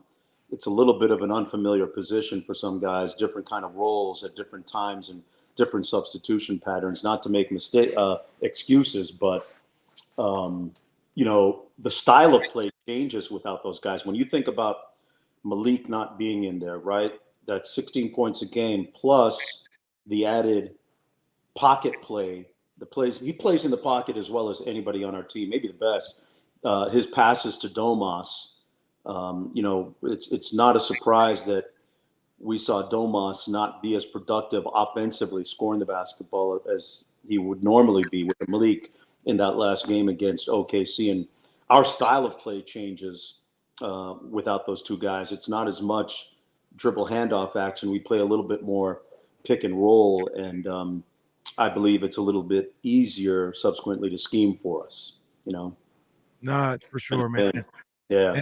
And I don't want to harp too much on Tuesday's game against OKC, but you were there. Yeah. And yesterday I came on here and everybody was upset with the 58 threes taken. And I understand Right. and blown lead. I get it all. But Mark, I watched that team on Tuesday, man. And I said they were playing so damn hard, man. They played their ass off to try and get that one against a team that may be the number 1 seed on the road. And I had a hard time, even though they didn't, that doesn't mean they played perfect or anything else like that. But I thought they really tried to gut that one out on Tuesday. And had a hard time like going in on that team because I know they left it out there and it just wasn't able to happen. It's kind of the same thing. Yeah, that was great effort. I mean, you're right, man. This team is not lacking for effort right now, and a great barometer for effort. If you look at the rebounding stats, especially in that first half when they came out with the requisite effort, and rebounding is always a great barometer for effort. And the fact that, guys, in the last 15 games, we are I want to say like top 5 defensive rating. And when you wake up this morning and look at the synergy stats, cleaning the glass stats, Sacramento is number 14 overall in defensive rating. And that speaks to the improved defense. You can't get good defensive results without great effort. And, unfortunately, some of the stops were not timely stops against OKC. And, once again, the last 2-minute report, I saw it. Shea Gilgeous-Alexander traveled. Pointed it out the second it happened. Yeah, man. Yeah. I said, he walked. And, the last 2-minute report says, he walked, but that's like telling me the operation was a success, but the patient died. It doesn't help us right now, So it's going to take a great collective tonight against New Orleans and again Friday against Phoenix and, to wrap it off Sunday against Portland. But, I think this team is up to it. We saw last year when it really counted, especially Fox, he really answered the call in that playoff series. And, we're going to learn a lot about the strength and the leadership of this squad in these last 3 games. So far, a couple of plays, and we're 3-1 on that 4-game road trip as opposed to 1-3. Mark, you talked about the improved defense. It's visible. Like you can see it when you're watching this basketball team play. They are a better defensive team. The problem is it still feels like with this squad, they're good, but they're not good enough to win games on the defensive end. They still need a high-end performance on offense to get this going. And it feels like De'Aaron has been struggling a little bit, and Domas has been struggling a little bit. And I know it's just beating the same drum, man. But how much of that is an effect of their 2-guard depth being completely wiped out? Yeah, that's it. Look at De'Aaron's minutes, guys, over the last 3 games. He's had a couple of 42, 43-minute games. I mean, it ain't gonna get better either. No. I mean, the tank's a little low right now, and they're playing the recovery game, and they're putting in. We were in Oklahoma City, man, and there was an early bus, another early bus, and then the regular bus schedule to get to the gym, and both morning shoot around, and then after shoot around, and guys getting shots up. They're very much aware of what it's going to take. Mentally, they're there. Sometimes the body doesn't comply. So, I know that over the last 24 hours, they've been getting their treatment and their rest. De'Aaron told me that he's been doing his lifting to try and stay strong, even after road games and even sometimes after back-to-back. So he's putting in the time and the effort. And, Domas tonight is going to be an interesting matchup against the New Orleans team because, we need him to be at his best. And this Pelican squad is a team that we've struggled against. And, sometimes we can struggle against length, and they've got Valanciunas and length on the wings as well. So, tonight's going to be a great test and see how we moving forward. Mark, we talked about some of the struggles and, Fox and Sabonis kind of running on E and anything. One of the, big revelations as of the last couple of weeks, and especially in that game on Tuesday, was Keon Ellis, man. Yeah. And the way he's played and showing that he's not just this defensive guy or anything else like that. You leave him open for a shot. Right. The league is going to start to learn, like, we can't leave him open for a shot. He'll knock it down. You've seen him, the whole way through. You've seen him since he was, that two-way guy earlier. Right. What have you seen in his game where I feel like he's gotten better over the course of the year? He stepped up his game, and that's why he's performing the way he has. What have you seen from him over this time that you've I love the way that when he catches guys that he's popping right away. No hesitancy on those three balls. I mean, we saw what he did in that OKC game. We saw what he did, especially in the first half. And if you look at, tonight and tomorrow, I'm going to be interested to see whether guys like, Trey Murphy or CJ McCollum, whoever is guarding him, are going underneath those screens or trying to lock and trail and come over the top, because if they go under, Keon's going to make them pay. He's been shooting it well. And, at the defensive end, with all of his steals and deflections, he's constantly, I speak with Jordy Fernandez, who runs our defense, he's constantly grading out amongst the top 2 or 3 players every single game. With his growth at the offensive end, it's much needed at this point. If he pops for another career high tonight, tomorrow, and then on Sunday, we'll be in good business. And it's not beyond him, because he's playing with a lot of confidence now.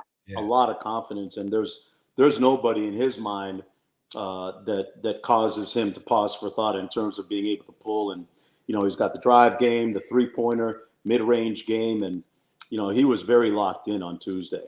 Mm-hmm. Mark, the Kings could finish at, or at the very least, in the vicinity of what they finished with last year at those 48 wins. But this has felt like a completely different season. I know. You are significantly closer to these guys than we are. Is that an accurate assessment? Has this felt different to you and to everyone in the organization? Yeah. It's the same squad, but it's just dressed up differently. And at the end of the day, last year first, a historically efficient offense, 120 rating, whatever it was, 25th defensive rating. All that got us was a first-round elimination. You wake up this morning, we're 14th in offense, 14th in defensive rating. That combination gives us a much better chance of advancing past the first round of the playoffs and being a serious contender.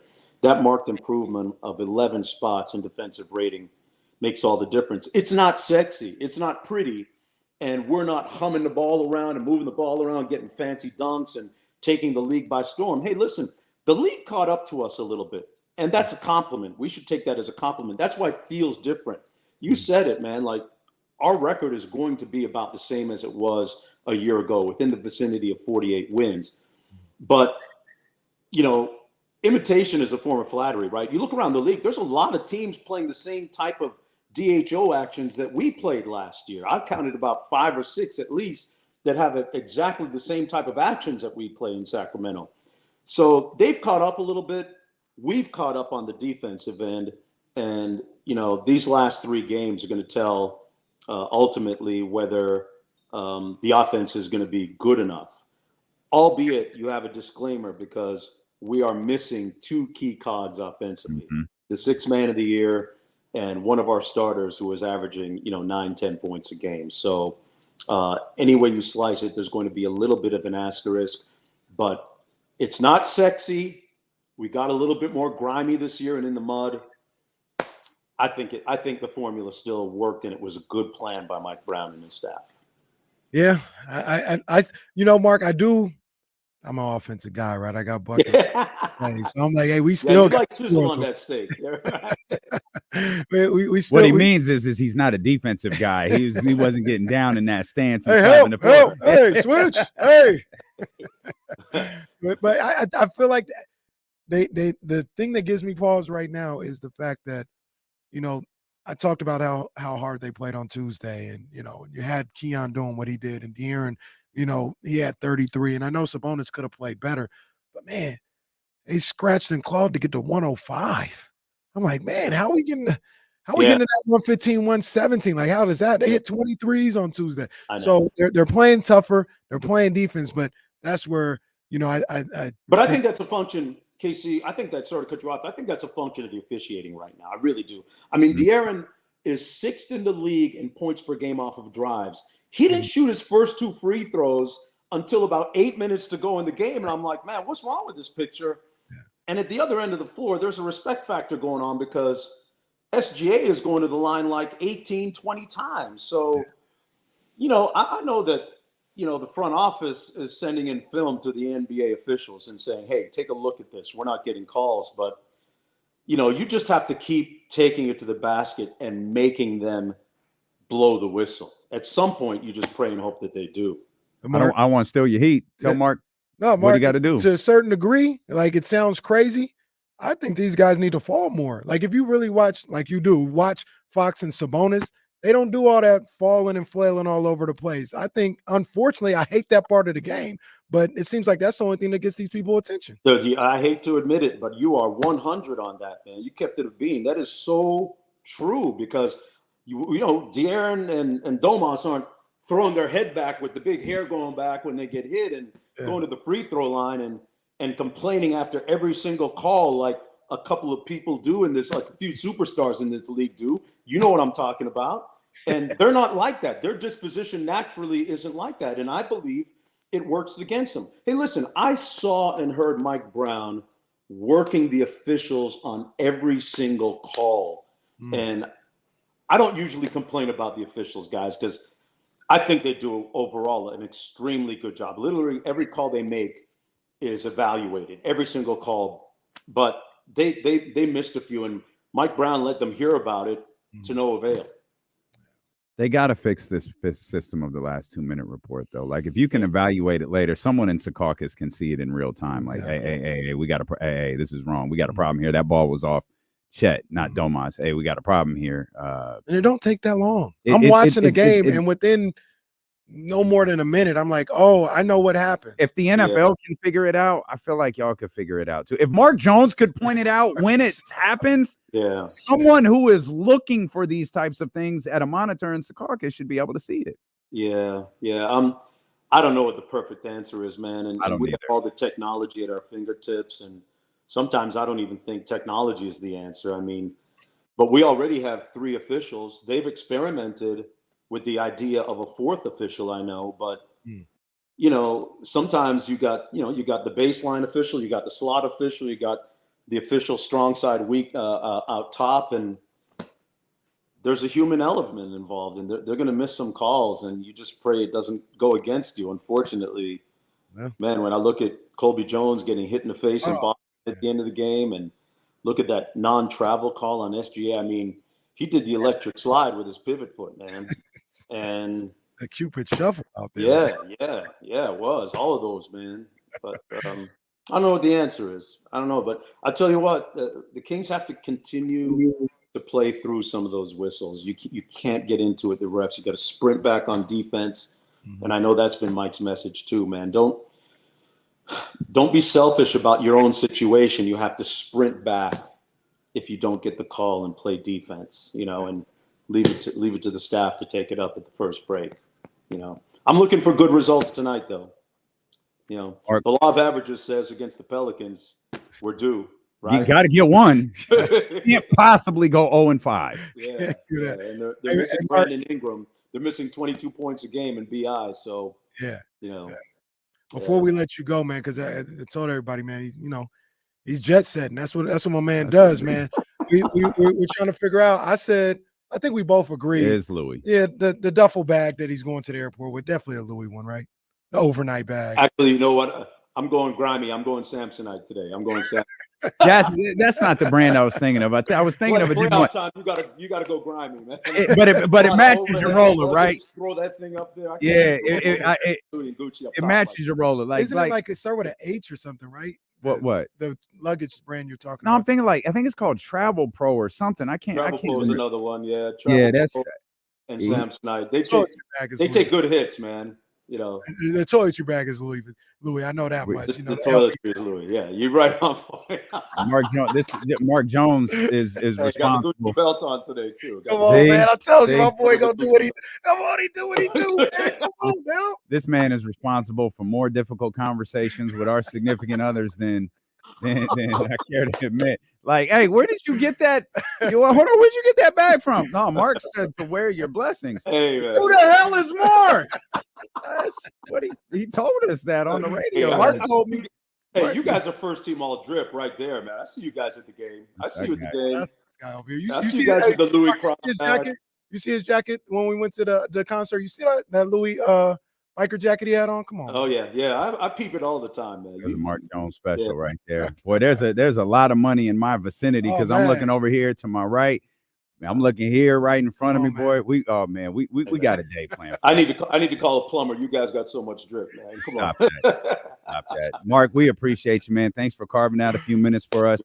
Hopefully the season is a long way from over. I imagine your schedule is going to get real crazy over the next coming weeks, man. But we'll stay tapped in as this thing unfolds.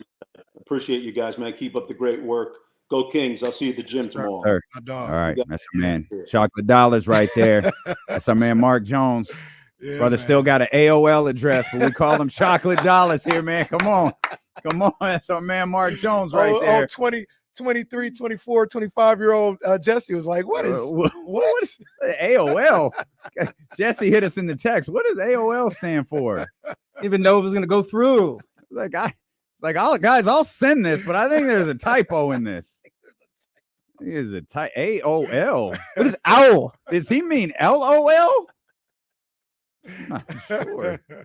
We got him. Oh man, Mark Jones is that dude, man. We're going from Louis Vuitton to Gucci though. I don't even know. Is it Gucci? Is it Fendi? I don't know because you should switch it up on him. I don't know. Switch it up. All I know saw, that much. I think it was courtside at the Garden. Come on, man. I ain't seen that much Gucci since I left the store. Come on, man. The drip was crazy, man.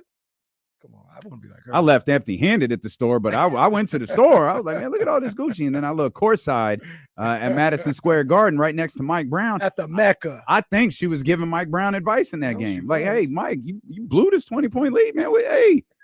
Hey. She said, get Harrison out now. Hey, don't do that.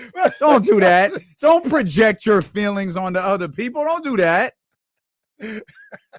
I like Harrison. I got to stop playing, man. Because I could bring the sign back. Nah, man. Because I tried Harrison, to do man. you a solid and scribble out the sign, but this like that. Harrison, This like that R. Kelly thing. Like you can see it. The top 10 joint. It's like you can see what it says. Oh man, I like Harrison, man. And here, look, it's all hands on deck today. We done already talked about it. Mark Jones already came through. We got high energy coming through. Linnea coming through. I'm here. Harrison Barnes is gonna play well tonight. It's all hands on deck. We about to cook tonight, baby. I'm feeling good. I'm so excited. Feeling good about tonight. Come on, man. I'm so excited about Linnea being here. We're gonna step out just like a minute early. We're gonna come back. We're gonna get Linnea situated, and you're gonna get to know one of the most visible Kings fans out there. Yeah. Steelo and KC brought to you by Sky River Casino here on Sacramento Sports Leader, ESPN 1320. TC, I see you, big dog. Yeah, get that door so she don't have to open it. Well, just wait for it to explode. No, you're doing a great job, Kim. No, really good job.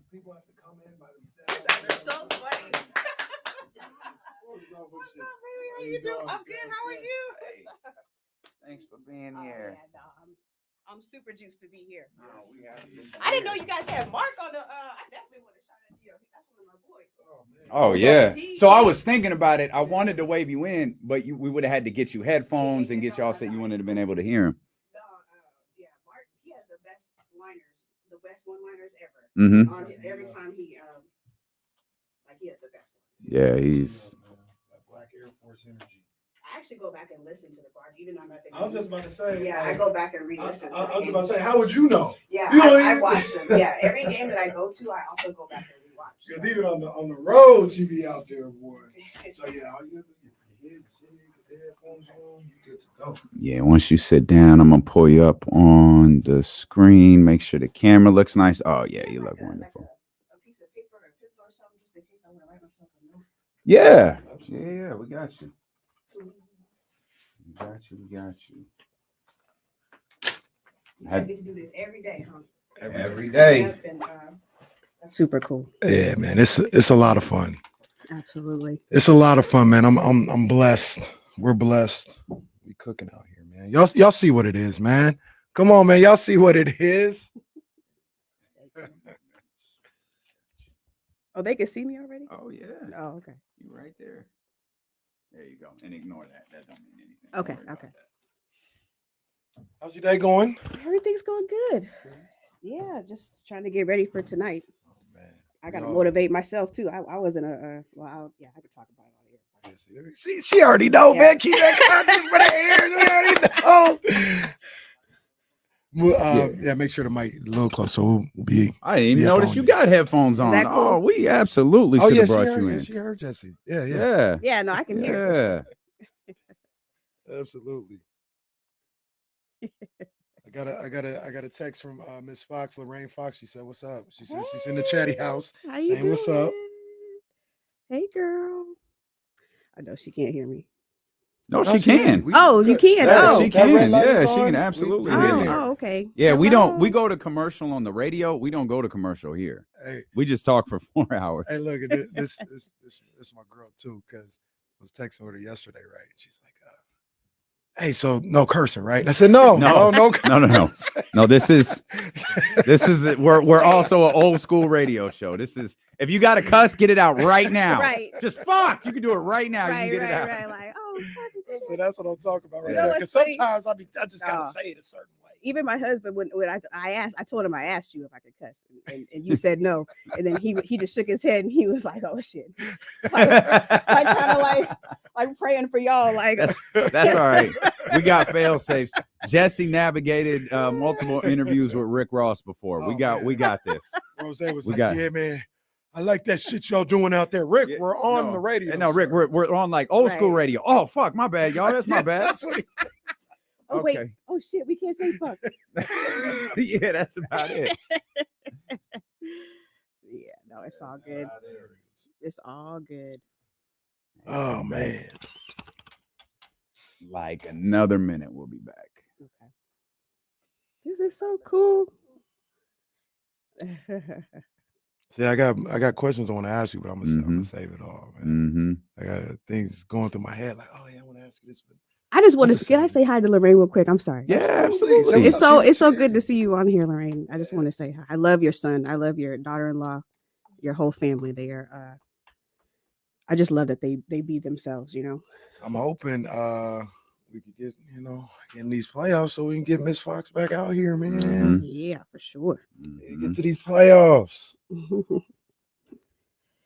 to get the playoffs for a lot of reasons. Well, yeah, there's that. That would be A helpful. lot of reasons. There is that. That would be awesome. Man, look at this. Givenchy, Gucci. I'm the brokest motherfucker No, here. don't. It's a damn shame. No, listen to go ahead. First of my all, you broke over there ass over iced here. out too, Look, talking this- about. over here. Come on, man. Really don't listen to Right. No, hold No, on. no, hold on, no. hold on, man. No, Nah, man, because he playing, man. He playing. Hold on, man. He over there tripping. I already know. Hold on. Man. He Gucci, playing, Givenchy. man. I'm just wearing a regular. Okay, we coming back. Oh, you Okay. can hear that. I'm gonna talk about. It's Linnea, by the way. Linnea. No, it's okay.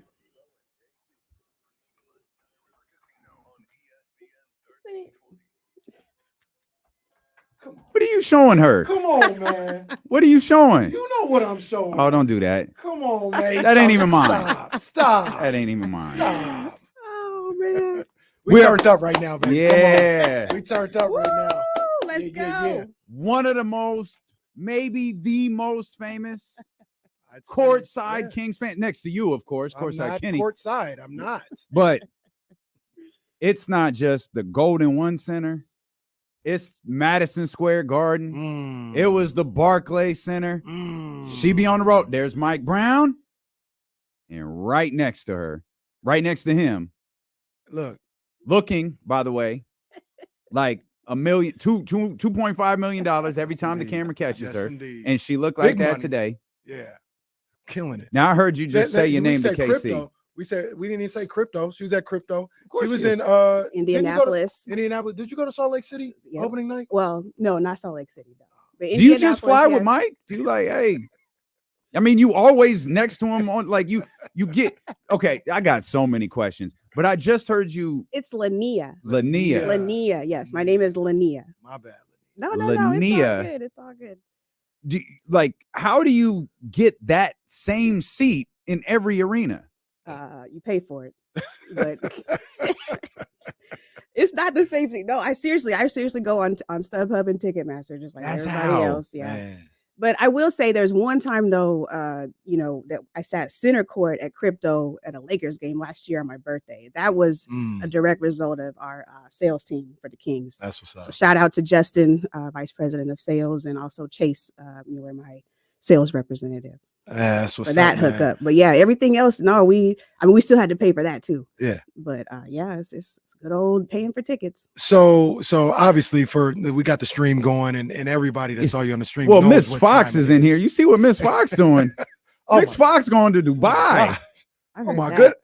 I'm just trying. I'm going to Safeway. That's where I'm going. You know what I mean? And people are courtside going to Dubai. I'm just going to Safeway. Man. And then we got Mark Jones. You know, Yes. this Louis my boy. Vuitton Don. man. Come on now. That's my boy right there. So for the radio audit, if you are a Kings fan, you're probably listening to this, and you've watched Kings games and you're familiar with, like Damian said, the most famous courtside. I want to say personality. That's a personality. Because I remember we were at. I'm almost positive it was the Thunder game last year, and the only reason I say that is because we were working that day and we were in a suite. Mm-hmm. We were in a company suite, yeah. And that's where I was like, "Yo, who is that woman right there?" Because she be out there like Arsenioing, and she be. I was like, "Hey, who is that? Yeah. And in We need to Phoenix, get her on the show." No, I definitely cut up, because it's at a certain point now. I'll get into that later, but it's like just I want to be myself at this point. Right. I want to root for my team. I'm paying for it. So Yeah. I'm about to do whatever I want to do. I mean, not everything I want to do, but definitely root for my team. And definitely when I'm in other cities too, they definitely are like, who are you? Yeah. They're like, who are you? Because the coaches coming up hugging me. Mike Brown even one time during the game came over on the sideline and hugged me. The players all dabbing me up. Everybody saying hi and giving me hugs. So they're just like, who are you? You have to be somebody's mama. Right. You have to be somebody's sister. You have to be somebody. And I'm like, no, just courtside season ticket holder at Golden One and just supporting my team. So take me through that process when you and your husband's like, yo, want season tickets. And he might have been like, all right, well, lower bowl. That's what's up. No, I'm getting courtside tickets, season tickets. Like, take us through that process. How we got to. I'm gonna be right there, spiked out, tripping referees. That's what we going on. It starts off with you go take a tour. You can take a tour. You can take a look at it. And so we started up. They showed us like kind of higher up, like in the lower level. We were like, oh, okay, that's great. But what about like down there though?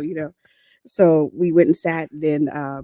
Anyway, once you sit in those seats too, and we sit in the middle, second row courtside every other game, and then every other game we sit right in the middle in the front row every other game, and that was a matter of buying the tickets from the person who has those seats, because right now I don't know if you guys know, but the wait list is long for Kings tickets and courtside. Yeah, so the only way to get in now really is to coordinate.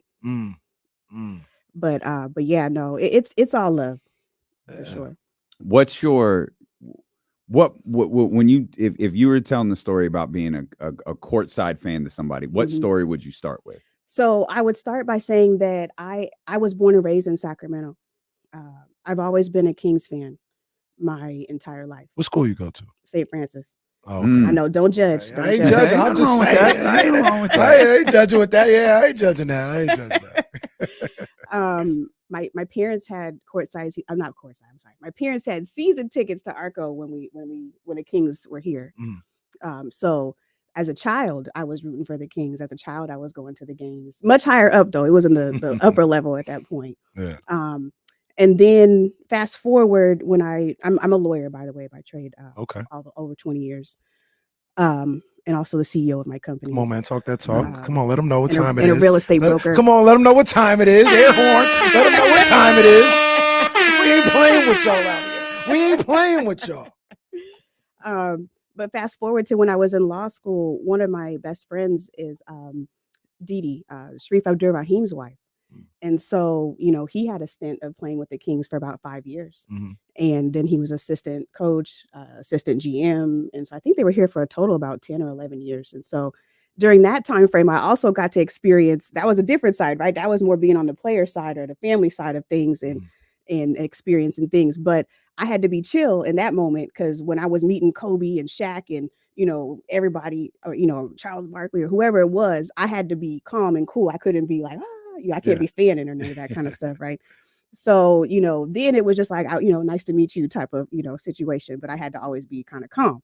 Now that I got my own money, now fast forward to where we are now. Now it's like, oh no, I'm about to, hey, what's up? Good to see you. Oh, you did great, and definitely believe in cheering for my team and rooting for my team. And being courtside is definitely a different experience. I realized that too, because it's different when you're up close. When you're that close, you hear everything, you see everything, you see how hard they're working, how hard they're sweating, how hard they're grinding, how, just everything is super fast. And so, anyway, so I've had some experiences with the refs hearing me sometimes too. Now that's what I'm talking about right there. Cause I never sat courtside. One time I got close enough. Wow, you gonna lie to her? I ain't never, when have I ever sat courtside? I ain't never sat courtside. Okay, you was digging up pictures. I'll dig up pictures. I was not I'll courtside. dig up pictures. I was in the second row. I wasn't courtside. I wasn't touching the floor. I was second row. Ignore this. I find that hard to believe. I was in the second row. And when I had that experience, I was talking to the refs a little bit, bad call here and there. They can hear me. Right. I'm going to let them know what I saw. Right. Your experiences with some of these refs, because look, all due respect, sometimes they're just incompetent. So I already know you had to get on them a couple times. Yeah. Man. So, when you're in a game and a ref makes a bad call, the rest of the audience can be like, oh, or that's BS, or they can say all kinds of stuff, right? Yeah. And in general, it just sounds like woo type of noise, right? Yeah. But if I say something though, they hear it. They hear right every single word that comes out of my mouth. So there's been a few occasions, especially last season, and I don't ever say anything crazy or disrespectful, but I had some guys near me and they were saying bad things and calling names, the refs out by name. And anyway, so one of them came over to the ref came over to the scorers table and he looked at me though and was like, don't make me have to get involved. Like basically like he gonna kick us out, or kick you out. And everybody looked at him like she didn't do anything, Yeah. So that happened. But probably the funniest story I had was a story with Tony Brothers, and I love him now. I want to tell you that, okay? You already know I'm about to come with something when I say that name. I already know you know. Those of you that know, you know. But he had called an offensive foul on Domas, and I was like, no, like everybody else in the audience. And so he came over to the scorers table, and instead of calling it out to them, he came to me and he was like, number 10, offensive foul, 2 shots. Like looked me dead in my eye and like called out the whole play. Oh, right. And everybody around me was like, oh, like what just happened? So then at the next time out, he came over to me and he was like, so you think I called a bad call or whatever? And I was like, well, he was like, yes or no. And I said, well, yes. Do we have to jump Tony right now? No. It's cool. It ends well.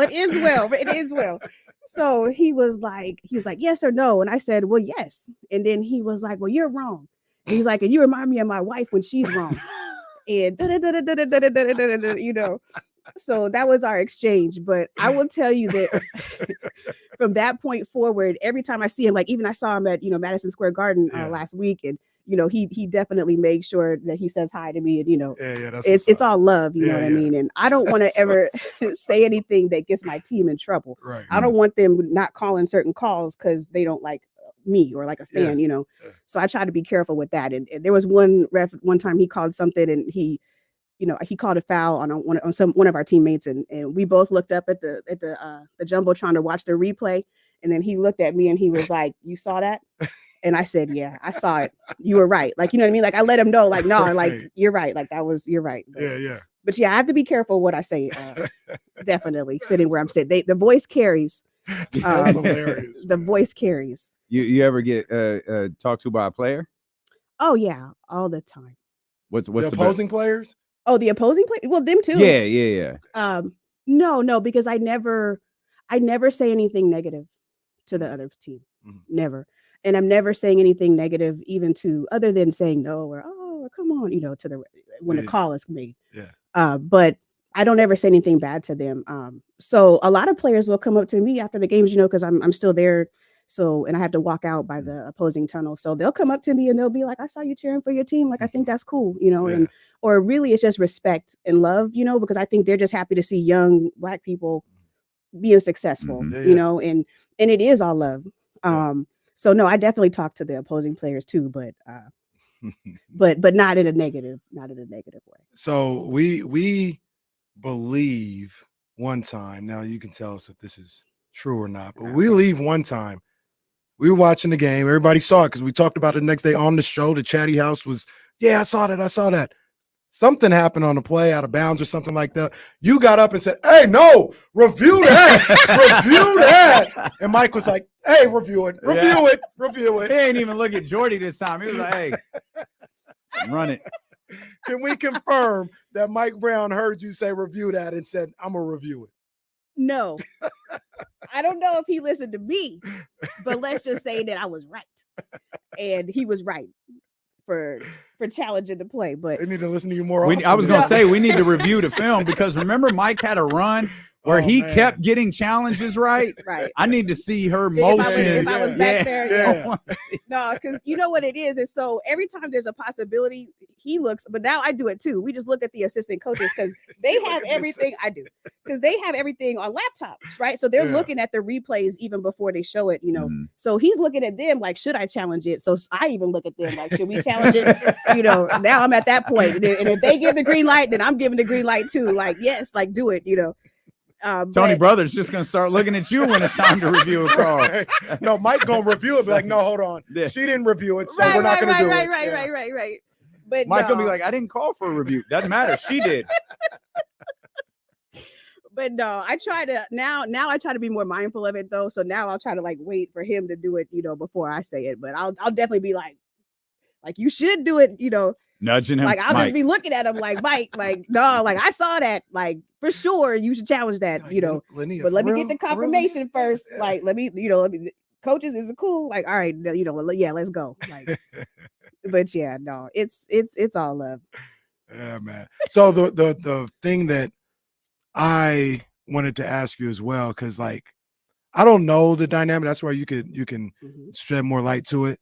But I feel like if me and my wife had courtside season tickets, I'd be like you. My Mhm. wife would probably be like your husband, Yeah, just he's kind of super sitting chill, there, right. like I Heck wish is you'd chill. stop. Is he like that? Like Yeah. settle down. No. Jason, and by the way, shout out to my husband, Jason. He's the best thing that ever happened to me and my kids Oh, and God. oh.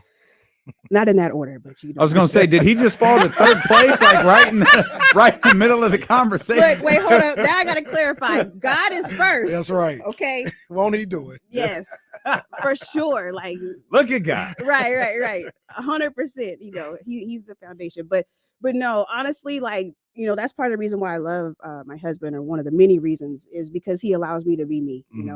And I know a lot of people would probably be embarrassed, because I definitely I jump. Like if anybody ever sees me, like there's times where I'm jumping or I'm like, yes. Or No, let's we go, see you. Or I'm hyping the crowd, like, stand up or, all that kind of stuff. Yeah. And, I think he's just like chill. If you just look at him, he's always just chilling, just sitting back, in a chair. Yeah. Like every now and then he might go like this, for a 3-pointer or something, But for the most part, he's just super chill the whole time. So he just lets me be me, But yeah, he's just more calm. Every now and then you'll see him kind of get a little excited, but yeah, he just lets me be me for sure. So the two things that stand out there, shout out Jason. Shout out Jason, absolutely. Two, Are you aware of how often we can see you? Because the fact that you even ask, well, if y'all can see me, no, we see you. I'm telling you, we see you all the time. Look, when I told Damian and the chat that I met you after the game, the whole chat was, "Oh, we love her." The whole chat. Know I was like, right "Yo, now. for real?"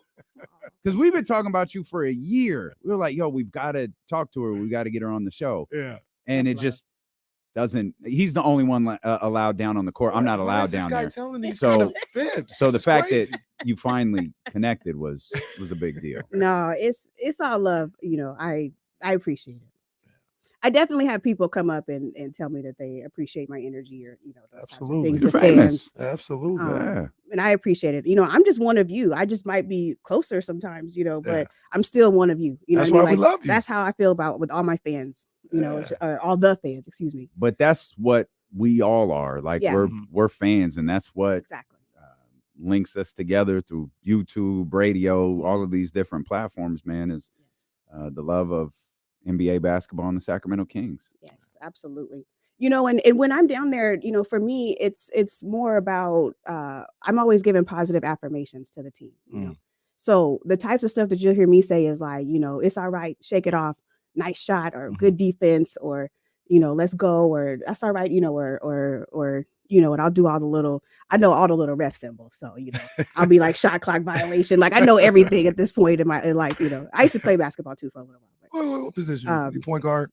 Well, I stopped growing, so I went from playing the 2 to the 4 in 1 year. But you played St. Francis? I did. No, but only for a couple of years. I was not good. I don't still. You gotta have something. I know basketball enough. I'll just say that. Do you have Do you have like interaction with one of the Kings more regularly than they'll be like, "Hey, what's up?" Dap you up, or hit a three and point at you or something like that? And any other Kings more than the rest of the roster? Oh, that's a tough question because I love them all. Let me just say this: Malik is my favorite. Okay, so let me just start by saying that, and we love Malik. They're all my favorites. Okay, but Malik is my favorite because of his energy, his personality, his swagger, and he's just hecka cool. Like he's just a cool dude, in general. And he definitely shouts me out and stuff. Like in after games, even Miami. I was in the Miami game sitting courtside, and I was sitting by like a rapper or something. And the rapper was trying to figure out who I was. He was like, "Who are you?" And so after the game, Malik walks towards both of us, but Malik hugs me first, and then goes to the rapper and dabs him up, Fetty Wap over there, like, what the hell? Who is this woman? Well, definitely ain't Fetty, right? Right. Fetty watching that one from some correctional facility. No. It actually was Frito Bang. That's his name. Oh, man. Yeah. Yeah. So then we ended up chatting afterwards, and he follows me on Instagram now too. But anyway, but no, so I love Malik. So let me just start by saying that. But because I'm so close and because I talk to them, I literally get to talk to them, like all of them. So whether I literally am saying hi or good job or let's go, or I even go in the tunnel and dab them up as they're coming in the locker room, at halftime sometimes, just to show support. Like I do stuff like that too. But yeah, JaVale, he definitely always dabs me up before the game. Chris Duarte, he always dabs me up and gives me hugs before the game. Domas is probably the one that every time he goes in, he acknowledges me. Every time I say, let's go Domas or whatever, he'll be like, he'll look at me and he'll be like, okay, let's go, There's others that are like, maybe they won't acknowledge me in a moment, but like, Davion or, he even told me like, I just want you to know, like, I hear you saying, good job, Davion. I appreciate you.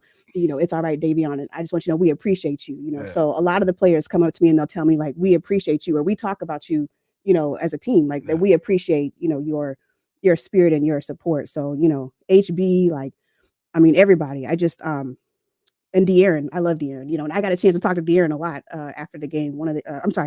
We were at a jewelry store. Oh, well. At Sharice. Shout out to Sharice. Right. Shout out to him. That's what we doing. We letting them know out here today. Shout out to Sharice Jewelers. Yeah. But yeah, no. So we were at a jewelry store at Sharice Jewelers, and but I could talk to him for like an hour, But he too was telling me, we appreciate you, And so that's what it is. Whether it's the players or the coaches too, just that they appreciate us, So it's all love. Like they're like my family. Like I consider everybody like my family now. That's what's up. That's dumb. Yeah. Anyone you didn't like? No. Don't bring up. Leave Buddy out of this. I didn't say nothing about like Buddy. I was No, just me and Buddy were cool. No, Buddy. I say this all the time. Like we take jabs at Buddy all the time. I met Buddy twice. Couldn't have been nicer. He was a really nice guy. Now when he would shoot the ball with 22 seconds on the shot clock, a three with nobody underneath, I'd just be from 3/4 of the court with 10 seconds left on the clock. Like I'd be just as mad as everybody else. But I do always say, like, I was able to meet him. So he was really nice. He was a nice guy. So. He was probably one of the first players that came up to me when we first became season ticket holders. And it was like during the game and they were shooting free throws on the other side. He just walked over. He was like, "You were always iced out. Like you were just always dripping. Like, and I was like, "Yeah, I like diamonds, buddy." He was like, "No, but for real though, like you really, really be like iced out, like for real, Yeah. So anyway, but even so, a lot of the players, it's like if I see them on another team now, I'm still like, we still talking love. after the game, and we still showing love. Yeah. So Buddy's one of them. Even like Dante DiVincenzo. I'm forever gonna miss Chimezi Metu. Like he's one of the best people ever. So I mean, there's a lot of players that have moved on that I still when I see them, we still chat it up or whatever. So. What do you think happens these next 3 games? Oh, so I started to say, after that loss the other day, I was pretty depressed yesterday. And I try not to let it affect my mood, but I don't know how not to because I'm like in this. You know what I mean? Like I feel like I'm like in it. Like my heart's in it. Like I'm invested in it. Like it's just like But I feel like New Orleans has always been a tough matchup for us. I compare it to like in Space Jam when it was like the little Tweety Bird people playing Monstars, all of them got at least 20, 50 pounds on us, like it's just never been a good matchup. You know what I mean? But like the movies though, it always comes a time where they keep kicking your butt and then your time happens. So I feel like tonight could be the night that, okay, like, yeah, they might've beat us 4 times, but let's just let that go. Tonight though, this might be the night that we take them. So I'm just going to hope and pray that we do. In terms of Phoenix, I know they've been playing good. I know they beat the Clippers last night. They've been playing really good lately. And so I don't know. I want us to win, these next 3 games. It's tough, man. I'm hopeful that we can win at least 2 or I don't know. Everything's so close though. It's just like we could be 7, we could be 6, we could be 10. I mean, I have no clue. Facts. Yeah. Are you worst case scenario, gotta, play in and play on the road? Are you locked into going to any of those games? Heck yeah. So, even that's another place I like to go to is, to the Warriors when we play them. We call that the dental playoffs. Office. It's so quiet. It's so quiet. Super quiet. All the other arenas, no one compares to us. Like, no, we're super loud. You heard it. Y'all think we make this up? No, y'all think we make this up? Yeah, nobody compares to us. Like go to one center, like that's like a special place. Like even the players say that. Like, no, this is like real. Like you go to other arenas, like they don't like their teams like that. They're just like they're there for other reasons. You know what I mean? Like they're just spectating. And they had a business meeting, exactly, and they're watching basketball. Right, and then all of a sudden, when the team starts to do something good, then maybe they'll get into it. But they're not into it. We make this stuff up. She goes to all these arenas. She knows, man. She's right there. All the fans in the other places are not cool. I mean, no offense to you guys, but we talking that talk in comparison to us. I'm just telling you, we are better in that sense. But you there no matter where we got to go. Heck yeah. So wherever we're playing.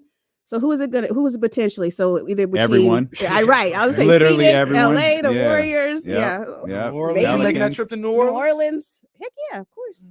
No, we'll be there for sure. My bad. I forgot who I was talking to. My bad. My mistake. KC trying to go. That's why he asked about New Orleans. He trying to go. He ain't really trying to get to Phoenix, but if it's New Orleans. Now, New Orleans, they got good food. That's another game. I mean, I've been to New Orleans when the Kings played in New Orleans too. But yeah, no, for sure. So for sure we'll be there.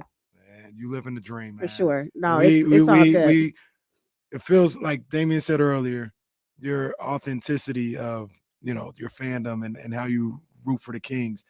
We lived through that. We look at you and we're like, that would have been me on court side. She representing the way that I'm feeling in the living room. But yeah, most of us would be like her. Me and Tony brothers, we talk. You know what I mean? I do. Yeah, that exchange that you described with him would go so badly.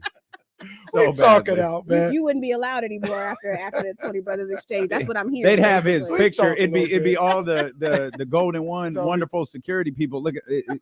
No, Taking he's me good. out- No, this one. taking me out like Cuba Gooding. Take me out of the arena. Oh my But no, gosh. man, we living through you. Yeah. We enjoy seeing you, show all the energy that you show, and man, keep killing. Keep Yeah, doing what you're doing. absolutely. Can I just say real quick too, though? Shout out to Coach Brown.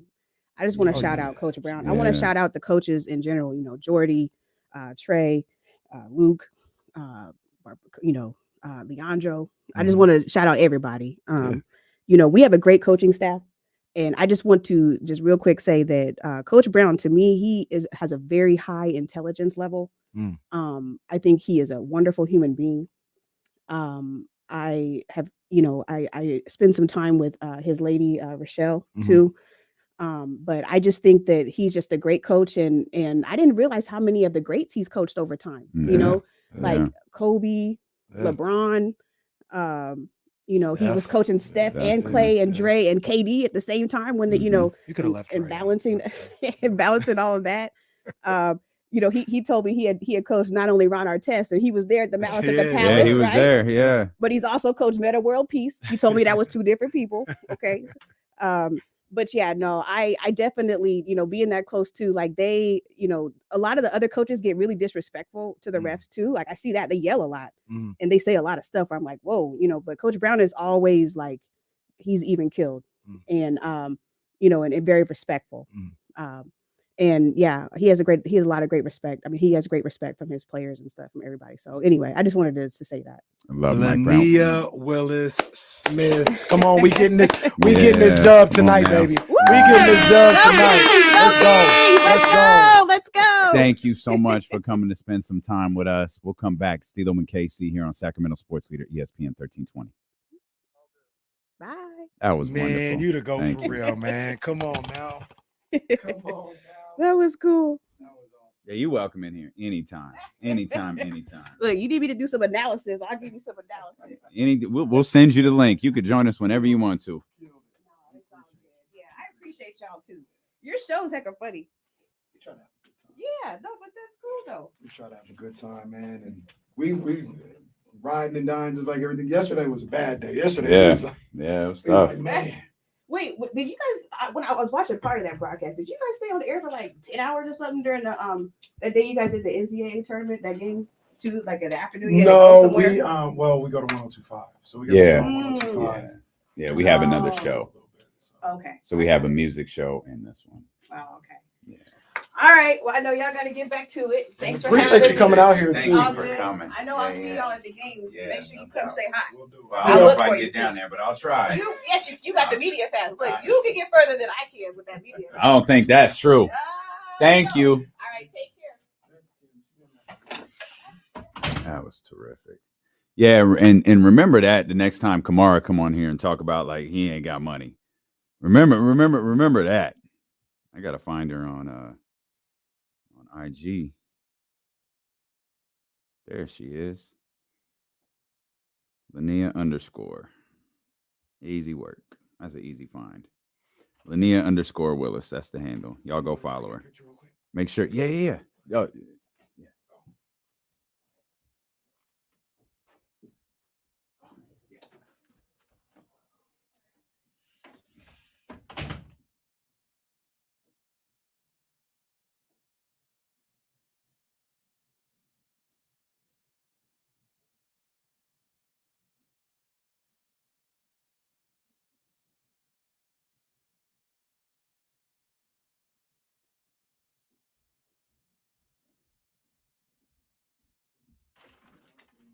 Legend, Dr. David. He's a legend. See if Benavidez can earn that shot.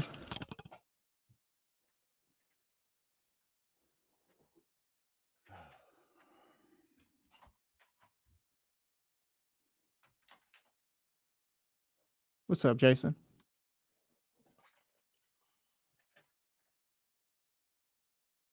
Blake, we're hitting rice beans and then ground turkey.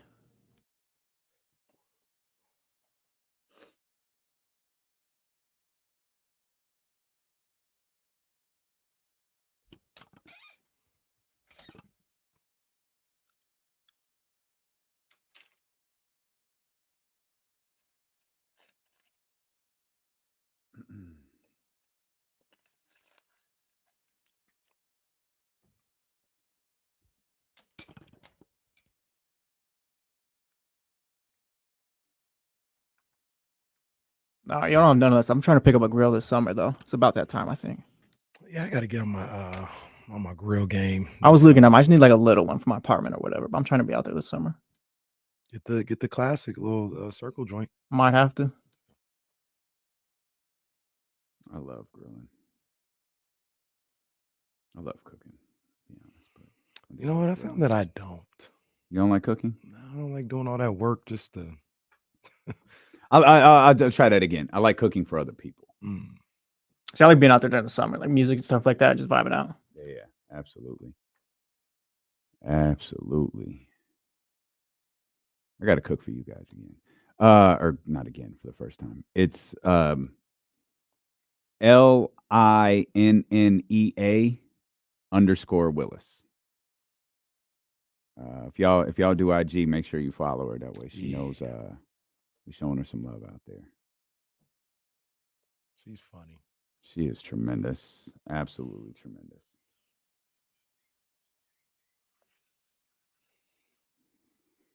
Man, it's been a fun last hour. Yeah, man. It's been a fun good last vibes, hour. man, to go into big week, man. Big weekend. I don't know what you're talking about. I'm going to Stacey Kaufman and demanding a raise. We went from Mark Jones to Linnea. Man, come on, man. Come on, man. Price has gone up. Way up. I was telling the chatty house as we were parting ways that remember that the next time Kamara come on here and act like he ain't got money. Come on, man. I don't even know. We might have gotten billed for that. I know, right? We gonna get the invoice. That ice ain't by itself. Like she dropped an invoice on Kimberly's desk. Like, get this to me by the end of the day, and everything will be fine.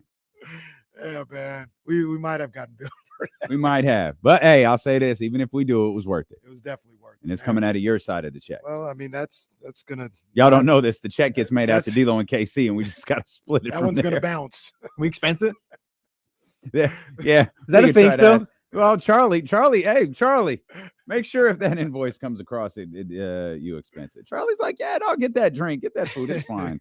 That's why I'm always happy when the tribal chief comes to our events because he's got the actual card. Oh yeah. So it's just like, yeah, give me a couple old fashions. It's on this tab, this one right here. A couple old fashions, some French fries. What's the nicest steak you got? Yeah, get us that. Y'all want something? Good. No, legit. We're at Bar West. And I tell Casey, hey, Casey, they're about the company card, right? He's like, yep. I tell the waitress, yep, put it on his. Yep. That's a shoot. That's a shoot. Straight up. And then, he does that all while orchestrating pictures. Like But he does. He does. Gets in the waitress, hey, take this picture over here. In the most, hey, I'm going to go climb up here and take a picture. Don't do that. You are not physically fit enough to do that, sir. Do not go stand on that stool.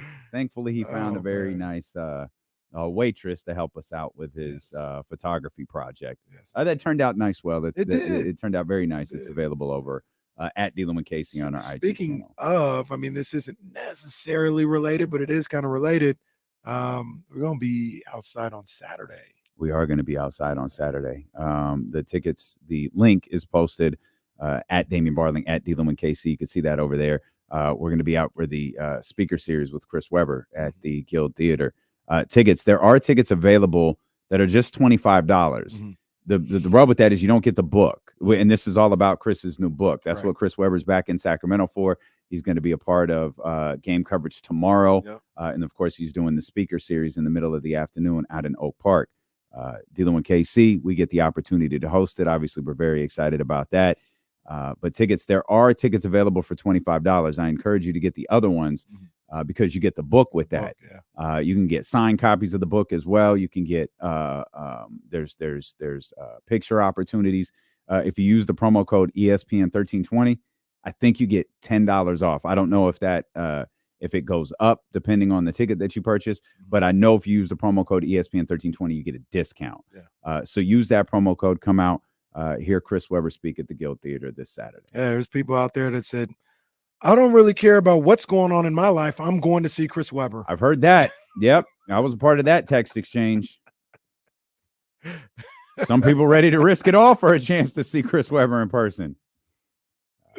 See Webb back in Sacramento, baby. You're going to be here all weekend, man. You get to hear him talk, man. And one thing that I love about Chris over my time of seeing him, I love when he speaks. He's very candid, very open and honest. Yeah. And if you're getting an opportunity to go to see him at the Guild Theater, I would highly recommend it because I think it's going to be a great conversation. Yeah, I've always been a really big fan of Chris Webber, so I'm very much looking forward to this. I remember our Friday nights, me, Al Biacani, and a couple of others. Center Court, C-Web. Al's coming through. Oh yeah, yeah, he's coming. You know, obviously, I'd have to it was bring my Chris's. workout clothes. He might. You say that in jest. He might have me run across McClatchy Park. He might hit you with the. I heard you were an athlete, right, Casey? No, come here, come here, Bubba, come here, just for a second. Yeah, I don't want the smoke, man. Yeah, I'd avoid Al at all costs because he'll. Yeah. Oh, what school you go to? Yeah, Bubba, come here, Bubba. Or he'll tell you, hey, 7 a.m. tomorrow, and then walk away. And you, what? I don't want the smoke, man. I don't want. And you don't have no choice. You just show up at 7 a.m. Like, I'm here.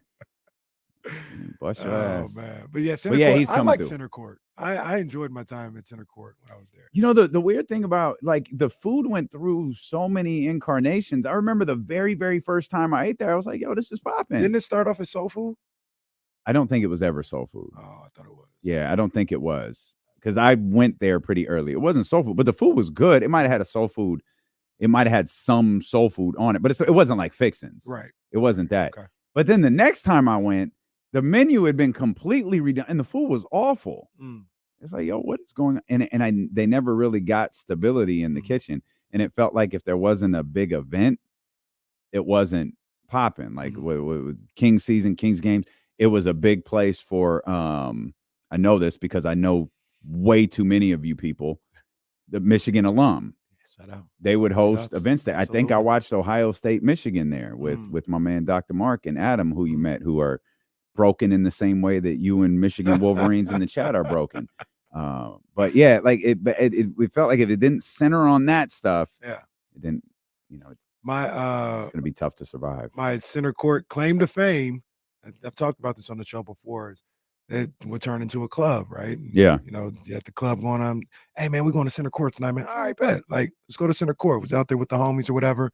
And I got my times mixed up with the gold medal game, the one Kobe and then beat Spain. Yeah. Oh, wait. And my thought was go to the club, go get like Jack in the Box, come home at like 4 or 5 and watch the game.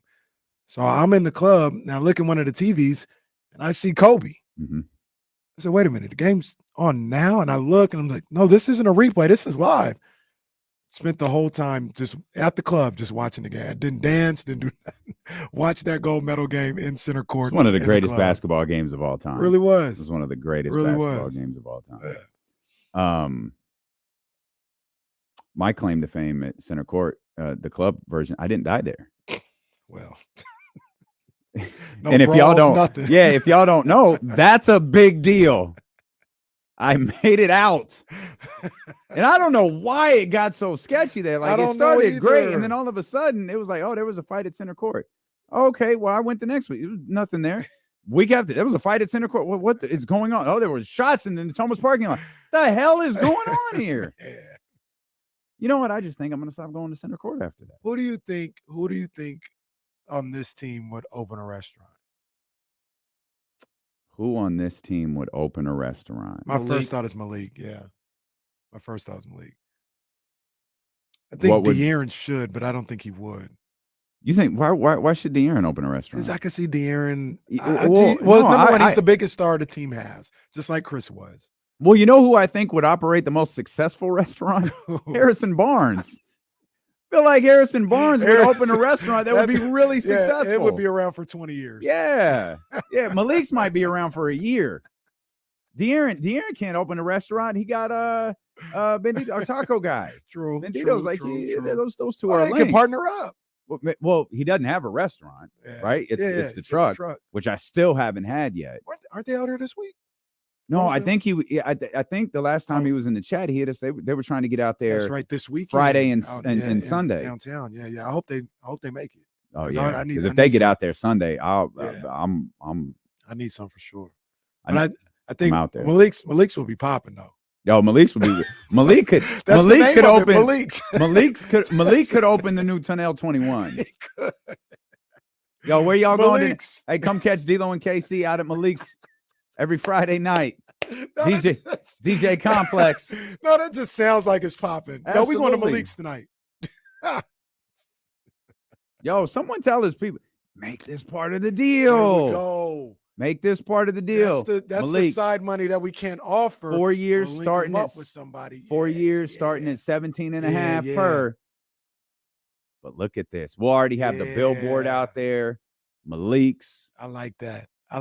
Come on, now you thinking. KSFM, D-Lo and KC, they're handling all the promotion over there. Oasis in there. Yes, indeed. Complex is in there. We got this covered, man. Malik ain't going nowhere. We got it covered. Malik's would be so fire. Malik's will be popping. Malik's would be so fire. Malik's would be popping. Can I ask a Malik question real quick about his like offseason and all that? I think I asked Kenny about it the other day. Is like, it about the club? No, not about the club. It's about the restaurant. No. All right, you're really messing up the vibe here, but go ahead. Well, like is this more so like about him staying here? Like if the Kings can only offer him 17 and a half, I feel like we've been like, oh, Orlando can offer him like 23. Why would a team do that if the Kings can only offer him a certain amount? Yeah, I think that's the And I feel like at that point, like maybe Orlando offered like 19, 20 Yeah. or whatever. And like that makes it a lot easier, I feel like, for Malik maybe to come The back. the only way it would go that route is if San Antonio and Orlando. yeah. Or Yeah. Orlando's like, well, all right, we'll offer you 19 because why will we pay you more? And San Antonio's like, oh, we'll give you 21. That's what I'm saying though. For like just a couple million off, I feel like that's better for the Kings. I feel like, Yeah. like obviously he'll do I'm take whatever deal he wants, but I don't think teams are gonna like give him that money. Like we kind of that number we've thrown out. Yeah, I don't think it's I honestly and I hope I want him to stay first and foremost. But second of all, like I hope he gets every dollar he can. So Yeah. if it got to 23, 24, 25, Salute. I'm all for that for Malik. Ain't gonna take the place of Malik's, but it's fine. Oh, he can still have Malik's. He can Well, still he's gonna have to pay for it himself in a different city. But I don't think he gets above 20. I really don't. And I feel like 20 is the max. I think it's gonna be closer to that 17, 18, 19. I think there's a From like Orlando's and San Antonio, stuff like that. Just comes down to it. Like, does the league see him as a six man or as a starter in the league? but you also you have to if you're a franchise, San Antonio, Orlando, or whatever. There's almost like what would actually pull him away from Sacramento? He's been really successful in Sacramento, the most successful he's ever been. He should win Sixth Man of the Year just because you get hurt at the end of the season. They really pushing that Nas. They're James brought up a good point too. hard. Towns is out. Nas has been starting, not even coming off the bench. And now all of a sudden y'all want to talk about him. Yeah. Now that he's starting. Yeah. And Nas can ball. what's it? Nas is fantastic. We want a Nas Reed here. Mm-hmm. But like, what can we do to make sure he leaves Sacramento? Like, we have to make him say no to Sacramento. Mhm. More specifically, we have to make him say yes to us. Mhm. I just went through this, putting so there's a certain level of like, oh, what's the right, like, what's the line if you're Orlando or San Antonio? Y'all know, going through this process of buying a house. Mhm. When my man Caroe saw it, he was like, listen, like, I don't think asking price is going to do it. Mhm. If this is the one, you've got to be a little bit aggressive with this. Mhm. We got aggressive, and they accepted that night. Hmm. And all I thought was, God damn it, we were too aggressive. Like, what they accepted tonight, we do. It was too much. Like there's a line of like, where's the right number? Mhm. And it's not just your number for that year. Mhm. It's the number that goes up and the number for next year and the number for next year. And they got to ask, what do we want from him? What can we afford? What gives us flexibility? What allows us? But what's going to make him say no to Sacramento? Mm. And that's why maybe I'm naive. I probably am. I don't know if 20 makes him say no. I don't feel like it. I don't know. 20 might be the number where he's like, if the conversation doesn't start at like this. I don't want this to sound stupid. In my head, this sounds ridiculous. But like you said, over unders, right? Mhm. Malik's team is thinking, okay, to really convince us that we should consider leaving Sacramento, we're talking 20.5, 21. Yeah, we're starting That's at 20. that's starting at the, 20. like that's Yeah. the start of the conversation. Yeah. If the offer's 20, that's Sacramento. Mhm. If Yeah. it's over 20, even if it's 20.5, Mhm. 21, that's where I'm starting to think about the different things I have to think about. Right. But the thing I always get hung up on, and I believe this is 1,000% true with Malik Monk, not just this contract, but which of these teams, be it San Antonio, Orlando, some other team we're not talking about, or Sacramento, do I have the best opportunity to earn another $100 million contract after this, or 75 million, or whatever? What maximizes my earning potential, not just right now, but for the rest of my career? Yeah. And I know I'm too close to the situation. I know he's my favorite player on the team. I feel like it's Sacramento. I agree with you, and I think it's real. Like, you can feel that way, I can feel that way.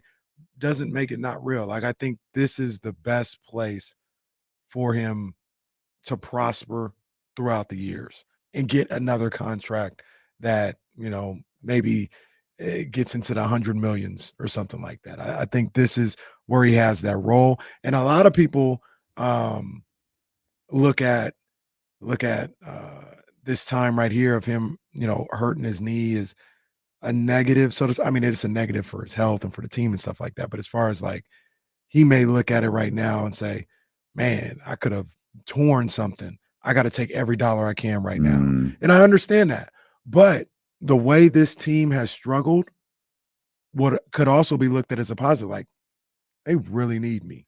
Like, I'm going to come back here and I'm going to be one of them dudes because they really need me. That's popping up in the chat a lot. And I just pulled Aldrin J's. I know a couple of people have brought it up. Aldrin J says, you don't think missing the playoffs matter at least a little bit, D'Lo?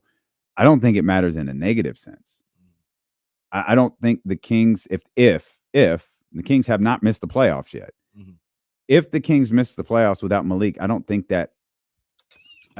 Malik goes, this team is ass. He goes, yo, I'm that important to this team that they fell apart a little bit without me.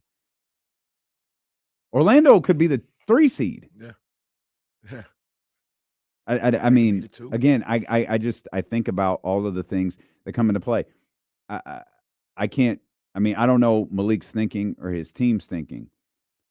Being around free agency, at least on the W side, there's, what's the team look like? All right, cool. What did the coach look like? We talk about Jamal Mosley all of the time. We talk about the unique relationship that Mike and Malik have.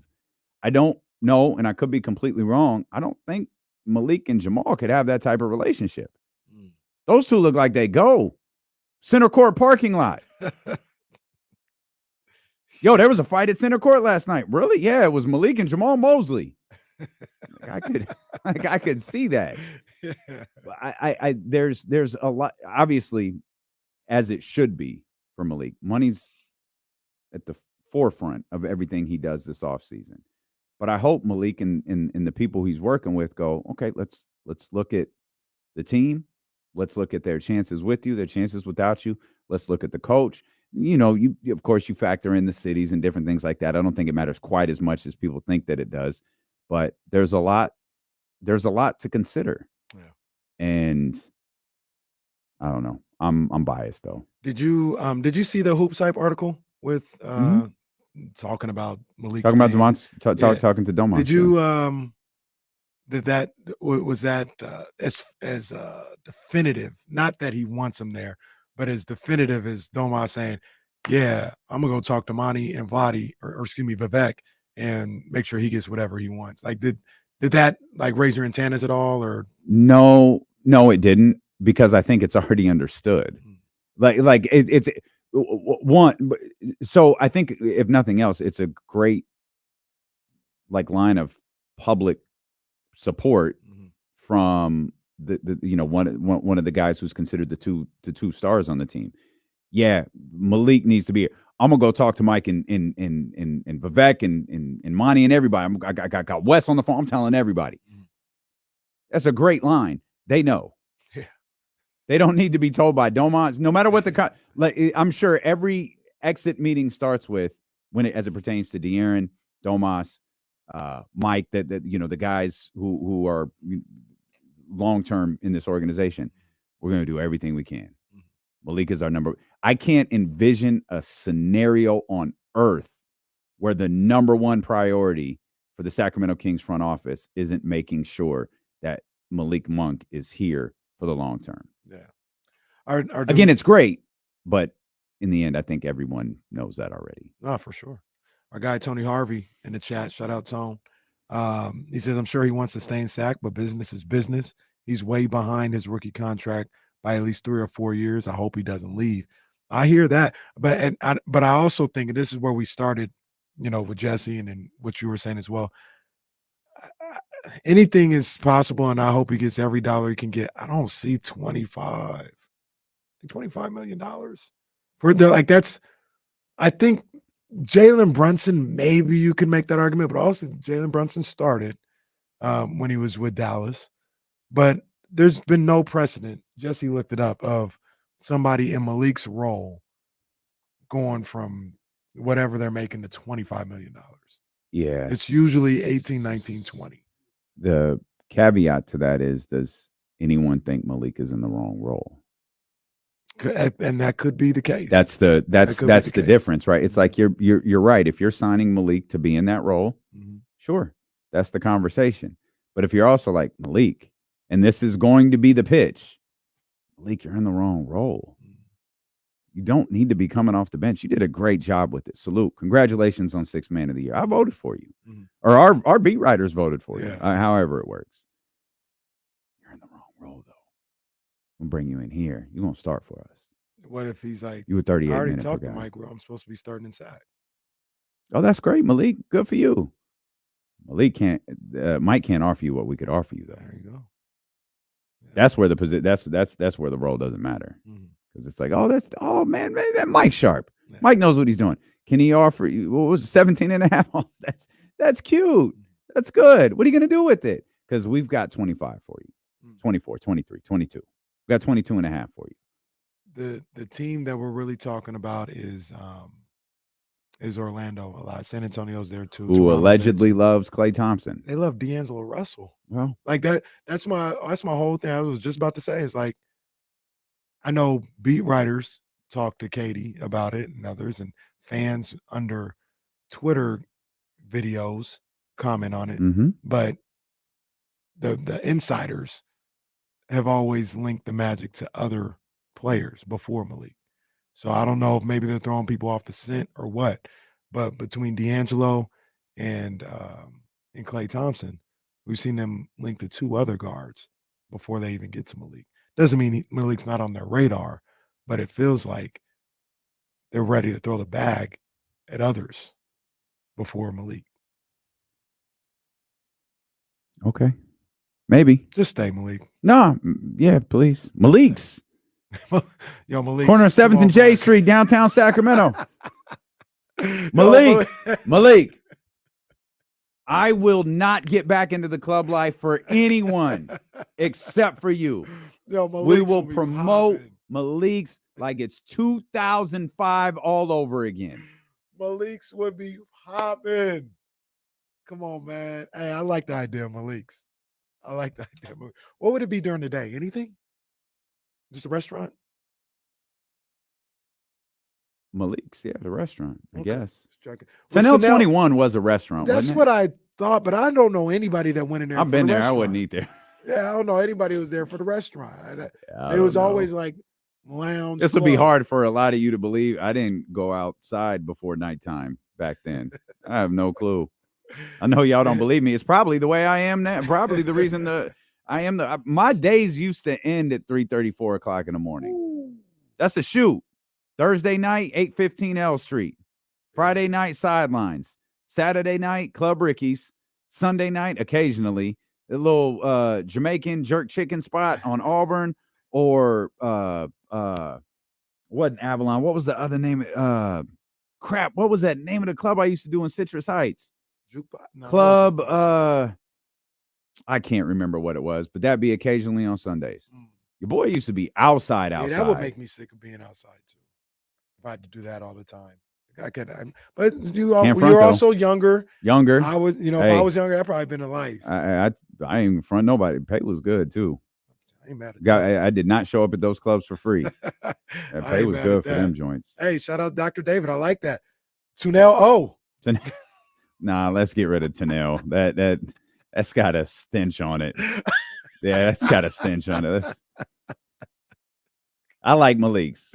Malik's is popping. Club Zero. I like Malik's. The funny thing about Aqua. Thank you. Oh man, thank you. I know nothing about Aqua. Yeah, thank you. Thank Man. you. That's what it was. It was Aqua. About that. Yeah, I was there. The funny thing about it is, You was out skating. I'm at Aqua, and man, you're telling me I ain't outside. Tell you, Cal Skate was hotter. Probably. Cal Skate was popping. Probably was. Everybody was at Cal. You had to go to Cal State one time. I probably did. Yeah, man, you had to. I mean, I probably went for fun. The all night skate was crazy too. Look, I ain't gonna lie. I was a hoe. If you paid me to go there, I went. That's crazy. Yo, it's a shoot. That's today's title, bro. Yo, hey, you turned. Hey, can you go out on a Tuesday night? Sure. $500 a night. Got it. I'm there. I said yes to everything. That's why I'm in bed at 9 o'clock now. Y'all don't say nothing to me. That's why he gets jackets the way he's got. I mean, Don't do that. All that money from back then, he's still spending it. Don't do that. We'll come back. We'll talk to Herbert. Hang tight. 916-909-1320. Will Z's going to join us. Matt George, the final hour of the show. Much more ahead. Steeler and KC, brought to you by Sky River Casino and Sacramento Sports Leader, ESPN 1320. That's a crazy line. Yeah, that's a shoot. Just hella nonchalantly, too. That's a shoot. Pay me.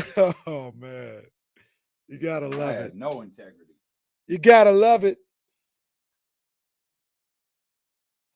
Shit, I think I did 2 clubs in the same night for a stretch. Damn. How'd that work? Crazy maneuvering. 10 to 11 and 11 to 12. Oh, look at the River Cats texting me. Being outside does not seem fun.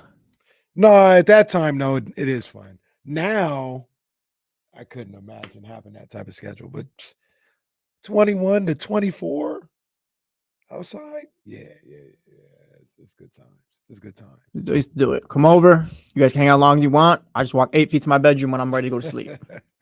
But see, I'm a vampire too, though, so I'm out. I need to see what's going on in the streets. I like people watching. That's really what I like, people watching. I like just kind of observing people because it's hilarious. Say, but what you talking about? You went outside, Zay. Stop playing. You went outside. So you went outside, dog. You went outside. Where was you at, Zay? Where was you at, dog? Where was you at?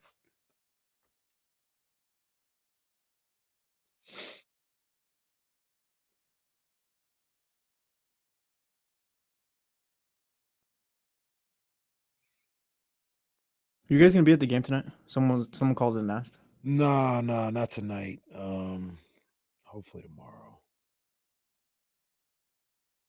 Oh, really lazy. If I ever kick it with my friends and stuff, we always link up at someone's house or something.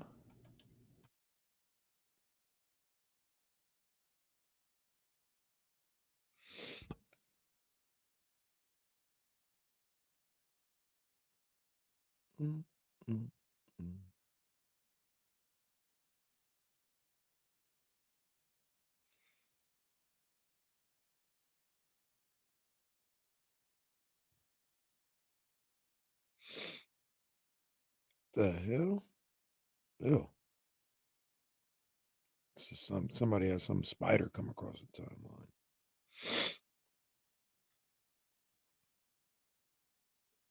That's what makes me laugh. Shout out to all the 209ers. I've been to the Palladium in Modesto. I've heard of the Palladium. Been to the Palladium twice. Won't go again. I'm about to say, I'm glad to see you here today, from what I heard.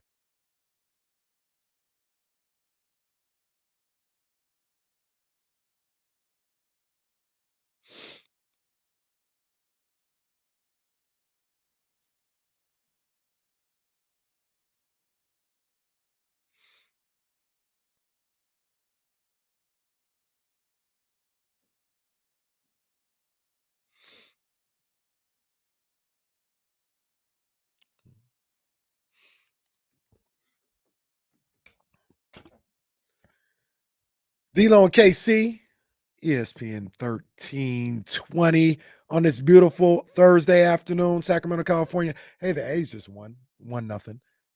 One hitter from I think his name JP Spears. Good outing tonight. So A's got the dub. Kings need a dub tonight in a bad way. I got good vibes about this game. I think they're going to be ready to go. I think they're going to play at a high level tonight. I'm not going to guarantee a win or anything else like that. I'm just saying I think they're going to show up, though, for sure. I think they're going to show up. I think it's going to be an electric environment at the Golden Center tonight. Yeah, and if they can get this win tonight, tomorrow going to be bananas. Come on, man. Tomorrow going to be Come bananas. on. Yeah, it's going to be lit, man. It's going to be lit. And they really do. They very much need to win to keep their playoff hopes alive. A loss tonight eliminates them from top six possibilities. It's over. It's over. Let's get Herbert in here. 916-909-1320. What's happening, Herbert? Oh, what's up, KC? Man, hey, it's a beautiful Herbert, what day, up, dog? Damn, what you say? What you say, Herbert? Hey, cool. I'll just eat my orange and shut the hell up. I said it's a beautiful day, y'all. Yes, indeed. Beautiful day. It is a beautiful day for a Kings win, man. Come on, man. You in the building tonight? Man, I'm gonna watch it in the garage. Okay. What's going on, man? I had a question for you guys because when I called in yesterday, D-Lo hit me with the big M4 word. He said I was on some hyperbole. I don't even know what that means. But let me ask you guys: how do you feel when the Kings are in a close game and it's at the end? How do you guys feel, honestly? Oh, it's always a little nerve-wracking because you just never know. It's not. It doesn't. To me, it's not anything about the players or the team or anything else like that. It's just a close game, and like you want them to win. It's always. It's you know who it is for me. Like, and I know what Herbert's talking about. Like, it's the opponent. Hi, Herbert. Sorry to interject on question to KC, but it for me it depends on who they're playing. Like, if Steph is out there, I don't feel good about that. If LeBron is out there, don't feel great about that. About LeBron? I do. Partly because I do too. Partly because if nothing else, I think they'll give him the call. Yeah, kind of feel that way about SGA. Well, with calls and all that other stuff. That's Luka, Kyrie, they're terrifying. Yeah, Crazy part is I'm more scared of Kyrie than I am of Luka. Luka can, and that's that. I don't mean like Luka can do it. Kyrie is absurd. Luka is absolutely so is Luka. Like we talked about it earlier at length. MVP candidate should be in the conversation. Not disrespecting him at all.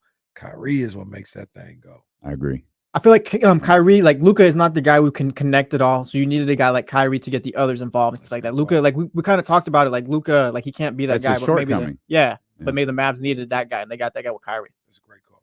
Great call. For sure. So Herbert, to answer your question, nervous. That's how I feel late in games. And I'm nervous when they're up 12 late in the game. At this point, I'm just like, man, get the season over with. Yeah, man. Or get the game over with, excuse me. Yeah. How you feeling about tonight? I feel great about tonight. There's not a game I'm going to go into where I feel bad about the Kings' chances. And that's the part of it is because just kind of the sporadic nature of the team. You know what I mean? And like, I'm not going to feel bad about Sacramento until they give me a reason to. We talked about this when I did the run-in on your show a week or so ago. I did not feel bad going into the Boston game. I was like, I get it. I understand why people look at the schedule and, you know, if they're going to get a win, it's got to be here. And Boston's the best team in basketball. They've lost like 17 times or whatever it is on the year. Like, I get why we do that. I get why everyone does that. But I'll wait until the Kings stink.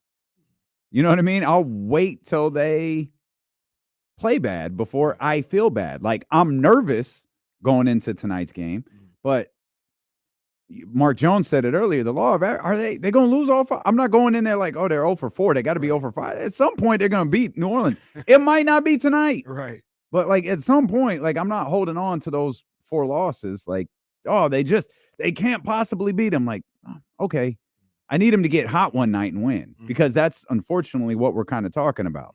That's what we've spent the last 2 days talking about, is how the Sacramento Kings win games moving forward. And it might be getting hot from three. Yeah. It could be getting hot. It could just be getting hot from the field. Yeah. Last night, last game, it had to be the three, because that's prominently what they shot. But they find ways to get mid-range shots against the Pelicans. Hey, just make your shots. Your defense is better, but you still have to connect offensively. Yeah. Hell, maybe we're not even at this point. It feels like, can we get to 112? With a players dwell, can we get a win there? Can we get those numbers? Yeah, because now we're like stuck at like 105 and 100, and it's like 112 might do it. I feel like they got to play a full 48 tonight. I know that's just simple, but like kind of like the last game, you come out the third quarter and the Thunder just erase that in 6 minutes. Like teams will make runs, but like it can't be that bad.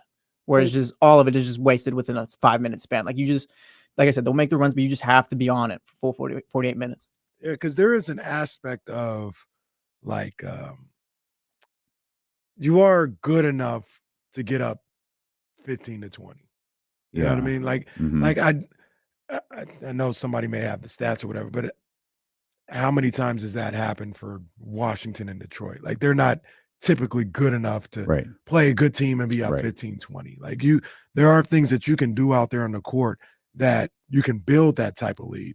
Drew Down it is the issue. Drew Down and Uncle Loon will know this a little. Probably the Warriors have had a ton of double-digit leads. Yeah, I think it's like 7 times above 15 and lost the game. Or okay, like I was gonna say it might not quite be 20, but they've been substantial double-digit that they've lost. It's just their weird flows of games, right? I guess, right. And like, it's funny you bring that up, because I think the number was, I think it was even more than double digit. I want to say it was like 15 plus in a game. Yeah. 6. I know one time it was 6 for sure. That led the league or was like a record. It might have happened again since then. But like, man, nobody else in the league has this lack of being able to hold leads. Like, we're talking about 5 less points. Like, it's not like, it's this big difference between 15 and 20. And yes, other teams have that issue as well because of the NBA, really. Like, the way the game is played nowadays, the emphasis on the 3-point shot, 15 and 20-point leads, especially if you have them in the first half, aren't insurmountable at all. Speaking of the inability to hold a lead, warming up. Drew Holiday signed a contract extension yesterday. Wait. Was that a shot at the Celtics about not holding leads, or a shot at me? Like, what's going on? No, that was a shot at you. Oh, okay. that was absolutely not a shot at the Celtics. That was a shot at you. Celtics, they didn't play last night. Did you just put your glasses on? Yeah, I got to be ready for the good. win. No, got to be ready for the win, for the photo ops. You already know what it is. So Drew Holiday, 15 seasons into his career, signed a 4-year extension with the Boston Celtics yesterday. No surprise that 4 years will peak in the final year, 27-28, at $37.6 million. Interestingly enough, to date, his highest grossing year will be this year at $34.9 million. So you got 2 numbers there, because we've got 15 years, but we're extending out 4 more for Drew Holiday. Wait, he's played 15 seasons already? That's crazy. Yeah, that I absolutely thought that was a typo. This is season number 15 right here. This is it. This is 15. Drew Holiday, the former number 17 overall pick. Remember the Boston Celtics? Highest grossing year so far, 34.9. His highest grossing year ever will be the 27-28 season at 37.3. Jesse, can a member of the Boston Celtics get you back in the win column? Career earnings at the end of this contract, for your boy. I'm gonna go 310 million. $310 million for Drew Holiday. Kenny Caraway, you are on a run right now. I'm killing it. That we haven't seen in a long time. Or from you ever. It's facts. There was 3 seasons before this season when we were playing. The former number 17 overall pick in the 2009 NBA draft. He's earned $34.9 million this year. The final year of his extension will be $37.3 million. Career earnings at the end of his Celtics extension for Drew Holiday. Well, I mean, 310 by Jesse is a good guess, but it's just not good enough. I'm going 320 for Drew Holiday. 320. I cannot believe you went so low. Me? It's $389 million. Yeah. I shortchanged him on his deal, his early deals. I want you to know you're making this difficult for both of us. Why? Like, look at this. It's fine. He's on his run. We'll be fine. Jesse, it's you're 10 and 12 right now. Come on, Wait, I'm baby. under? Come on, No, baby. he's 10 and 12 now. Yeah. Let's go. You had Can't stop. like a 9-game cushion. I'm Now on you got top. a 2. We're good. We're on a tough stretch right now. I like that. The vibes will be better. We'll be back tomorrow. I'm like that. You looked so confident too. I was did like, feel this better is today. I did feel bad. I thought it was a good guess. It wasn't a bad guess. I just thought at like 20 seasons, as soon as you said 310, I was like, he's not going lower than 310. Well, I figured because I thought his early seasons, I didn't think Drew Holiday was like making the bag or whatever. Drew Holiday, the way I looked at it, 135 with this one extension. The other one had to be 120 something. Now we're at 250 something. And he had a contract before that was probably 80 or something like that. That's where I said we're in the 300s. 325 is what I was thinking. You're not terribly far off that line. What is that? My 5th loss up 20? Man. 20% off at D-Lo and Casey. It does. Well, it's actually 30% off, and it is available right now. Bro, I'm telling you, the moment I started this slide, the Kings started theirs. Ken, you should have gave me that one. You guys see that? You see that, Chatty House? He's not Kings. I'm Kings. I'm not Kings. I gave That's honestly what it comes down to, CJ Mike Brown. Yeah, they're kicking our ass right now. They just flat out kicked our butts. We got our ass king. What do you want from me? He says that one more time. I just want to tip my hat over Deuce there. has clowned you like 3 days in a row. He has, Like, but you know what? That's what comes with being the You know top what? dog. When you take your losses, they try to take their shots at you. We'll be better. You know what's tough too is Deuce hasn't said anything in the chat for like 3 months, and now Jesse's going through this brutal losing streak. This is how you're preying on my downfall, I guess. I always tapped in when we play Pocket Watchers. Wait, check it out, yo. Check it out. Let me know. Jesse's out there saying, I gotta give KC a lot of credit. He just flat out kicked my butt out there. And that's you just gotta give us a little slow down a little bit. I didn't know what you were doing at first, and then I picked up on it. Real quick. You got to slow down Post just game. a little bit. I want to say that we haven't quit. We're trying. We have not quit. Okay? We will not Wow. quit. We will not quit. We are trying. They called you Jesse Gentry. Man. I just wanted KC. Well, now they're calling you the Clippers. Well, I want to tip Oh, my hat, no. first of all, because he just No. flat out kicked our butts. Is it tonight. Jesse Harden? What did Harden do?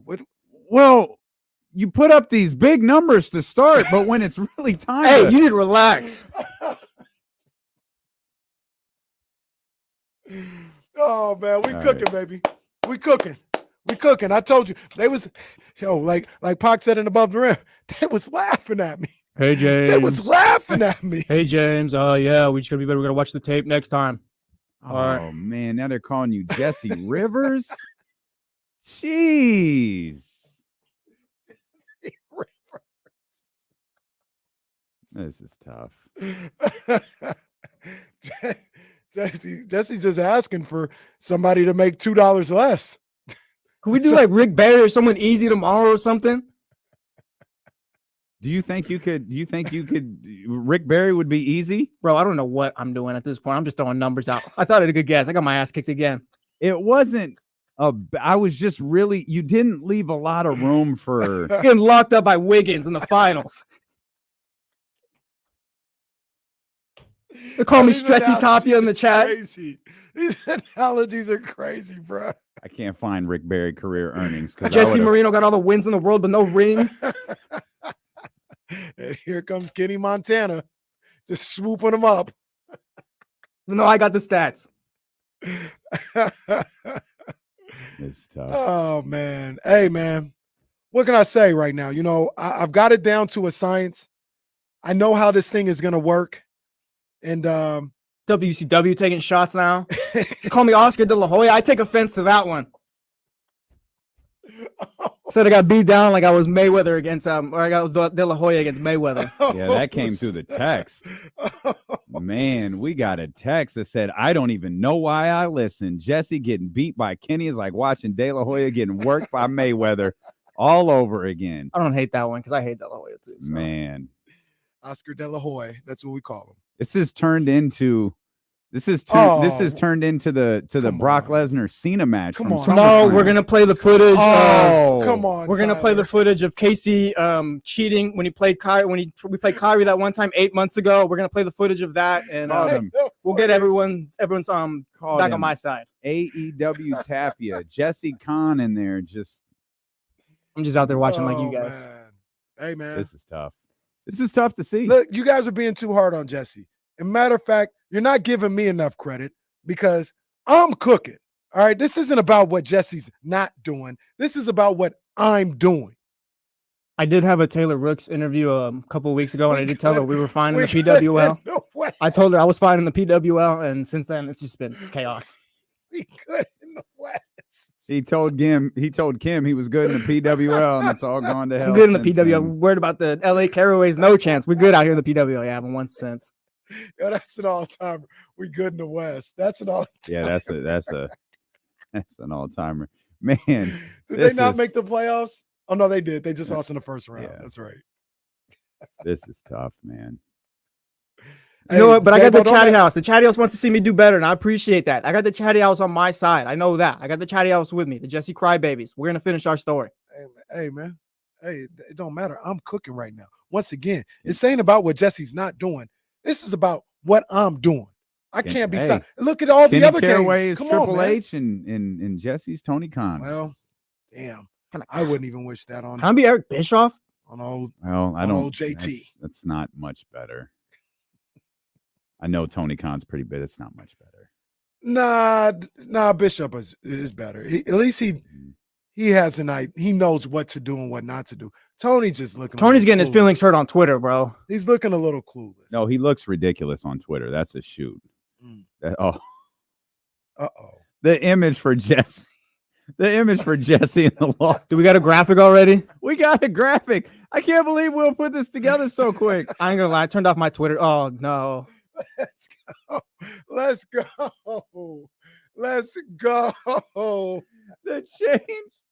The change in Jesse's face from the wins to the losses is comedy. Hey man, come on, man. Comedy. Well, I was about to yell at somebody. Literally nobody's here. The lights are off down the hallway. Nobody's here. I mean, this is the hottest game in Sacramento Kimberly's right there. Hey, one of our salespeople has to work with a bank, right? We've tried this. There's Jesse. 90 banks in this area. And I told Justine we got a snitch in our building. What'd she say?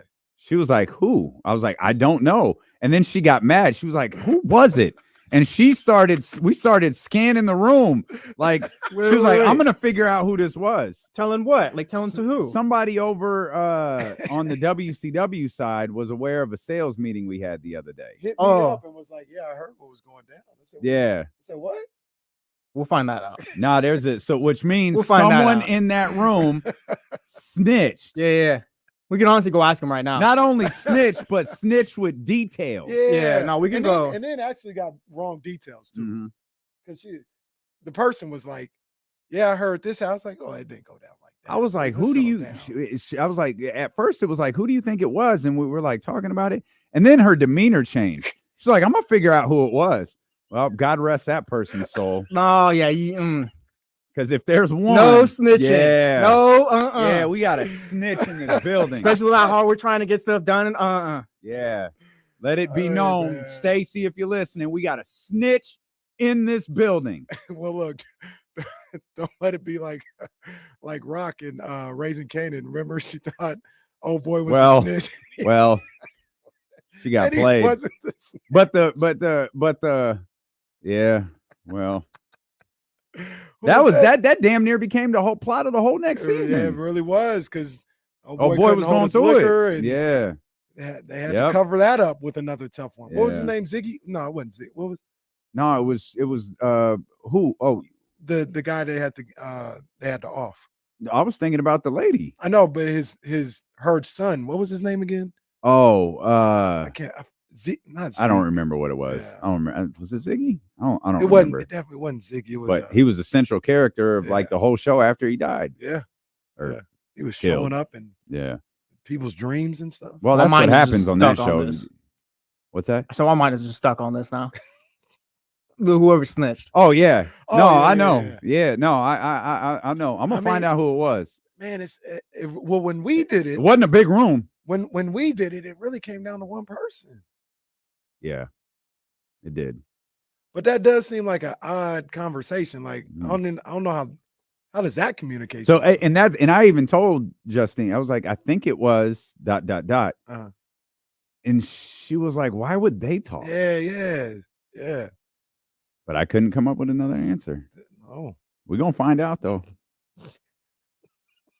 PWO, I'm struggling in PWO. We got our first betting scandal to take the heat off me. Well, who's Jonte Porter on the sales team, huh? Oh, snap. So, by the way, you saw Adam yesterday. Adam is ready to. He's ready to drop the hammer. You normally don't hear that type of stuff on a quote open investigation. Clearly, whatever the NBA has seen, Adam Silver was comfortable enough with yesterday to talk about it.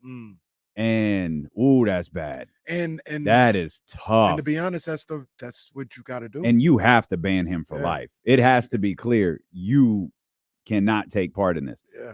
And the tough part is, with all due respect to Jonte, Porter is an NBA player, but he's also, a lower tier NBA player. Right. If he takes this stand of banning him for life, Adam has to make it clear when that ban is initiated, this is the punishment for discovering what we discovered. You have to make it clear what you discovered as well. This is the punishment. It doesn't matter if you're a 2-minute per game guy or you're an all NBA player. This banishment from the league for life is your punishment. Yeah, you can't play with that. You can't play. And especially like the NBA and the perception that it already has, of refs with the Donahue and stuff like that. Yeah. Like, you can't play with none of that. And it's, I feel kind of bad talking about that for Jonte Porter, because, that's his career, that's his livelihood. But if they found what we think they found, you played that risk. Yeah. When you did all that. Let's get because Will Z's going to join us in a couple of minutes. So let's get Kamara in here real quick. 916-909-1320. What's up, Kamara? Jess is the Kings as the calendar turned. He's going through that type of rough period, but it's okay. No good. Why can't I be the Kings? Why can't we turned up? We got better. Why can't I be the Kings? Bro, this team might not even make the playoffs. You want to be the Kings at the turn of the calendar? No, he's talking about the Kings last year when they turned up on their way to the playoffs. Oh, no. We're talking about this Kenny's year. a side story. Yeah, Kenny's a side story in Jesse's downfall. No. Jesse's looking at the tape. Yeah, well, he's got to figure it out. Want to do that. Luke, stay, catch a straight. Well, Luke and Buddy. Listen, it's all right. It's all good. We still ride with Jess. I need y'all to give me some motivation or some feeling good about the team. I don't feel good, guys. They're gonna show up tonight. They're gonna show up tonight. They're gonna compete. Why, Kenny? Tell me Because that's what why. They compete. That's like, what they do. yeah, Like they're a tougher team than people give them credit for. And when their backs have been up against the wall numerous times this year, they've shown up. They fold. Nah, what happened after the Pistons game when they played Denver? What they do? Okay, well, that's a matchup thing. I'm talking about going against New Orleans. Well, I guess Brandon Ingram's not playing. What happened? What was the loss before Milwaukee? Houston on that Sunday. And they had Houston and the Lakers coming into town and people were scared to death. And what did they do? Now, granted, they have Malik Monk. I understand that. But that's the difference. This team, as far as like competing, every time people are ready to like completely, this is why we've had this season. Nobody can completely write them off because every time you're ready to, they show up.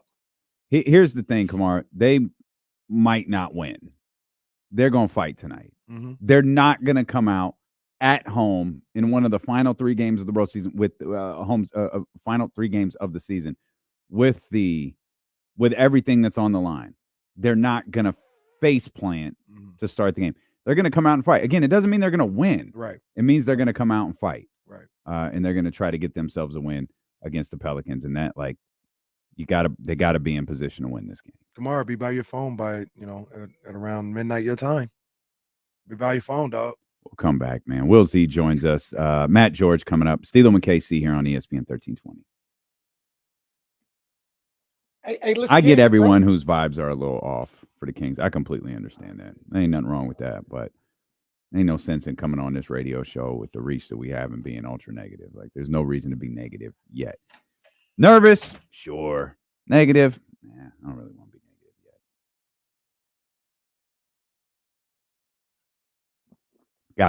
Got you. What's up, William? What's up, Damien? This juice was terrible. God bless it. I knew it. It's like I started shaking it. I was like, man, this is really dark. Heavy on the cayenne pepper on that joint, man.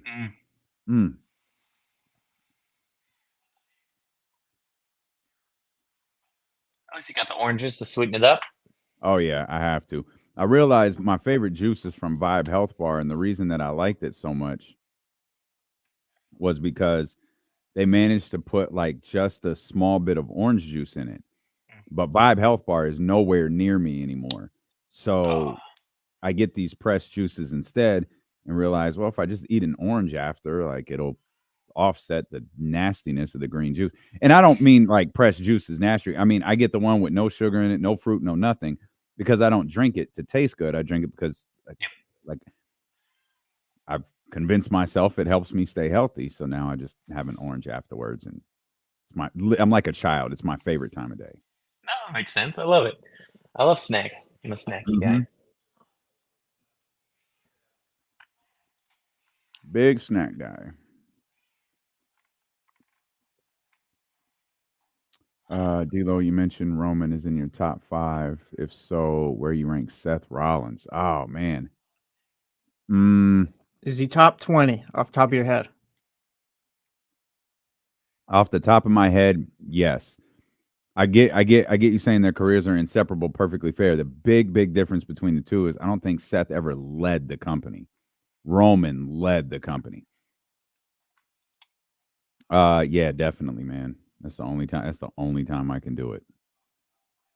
Because I am not in the mood for this shit at 7, 8 o'clock. I still have to figure out my workout routine with the baby. Are you a morning guy? What were you before? I've always been more of a night person. I worked out in college in the morning. I hated it, but also loved it at the same time. I hated waking up for it, but always felt so good after it.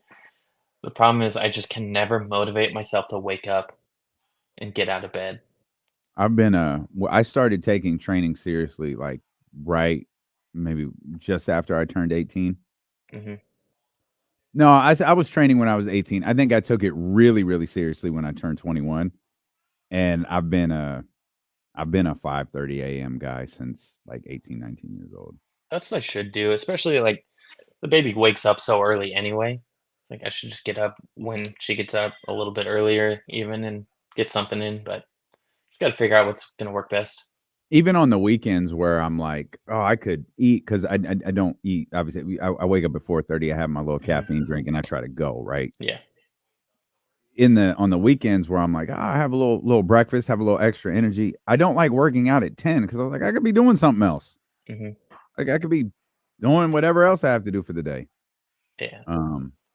Oh yeah, I definitely take pre-workout. I've been taking amino energy for like a lot longer than you're supposed to. I love amino energy. It's like high caliber caffeine. It's like green tea type stuff. There's never a crash if I go a couple of days without taking it. Like I don't get crazy headaches. Like I learned that lesson between cheap pre-workouts and like quality pre-workouts the hard way. I took that NO Explode stuff that BSN makes. I stopped taking it for a few days. I thought I was gonna die. I was like, this stuff made me feel terrible when I stopped taking it. But you're supposed to like wean yourself off it because the caffeine is cheap. Cheap caffeine. Like if you have a caffeinated drink that makes you crash, it's because the caffeine is cheap. It's like a cheap source of caffeine. If you can keep like a steady flow feel, that's normally like green tea, that type of extract that lasts a little bit longer. Caffeine is stepped on? No, that's a shoot. Yeah, for real. For real. Okay. What are you eating? What's that called? I don't know. Look good? It is good. We just call it our little. It has an actual name. We just call it our little snack. Come on. First off, Kenny, congratulations to you. Wow. Hey, chill out, Jesse, Will. you good? No, we don't. What do you? Hey, what is Will doing? Hey, this is what happens when you lose, man. They turn on you. They want it. They love to build you up. You're a celebrity. They love to build you up, and they love even more to watch the fall. I mean, I like to think I'm a neutral observer, just doing my stats. You know, Just try to text the Bobby Marks. You guys can't do this. Jesse getting back into training. Going back in that. He's gonna be like The Rock, getting ready for WrestleMania. We're coming back, Will.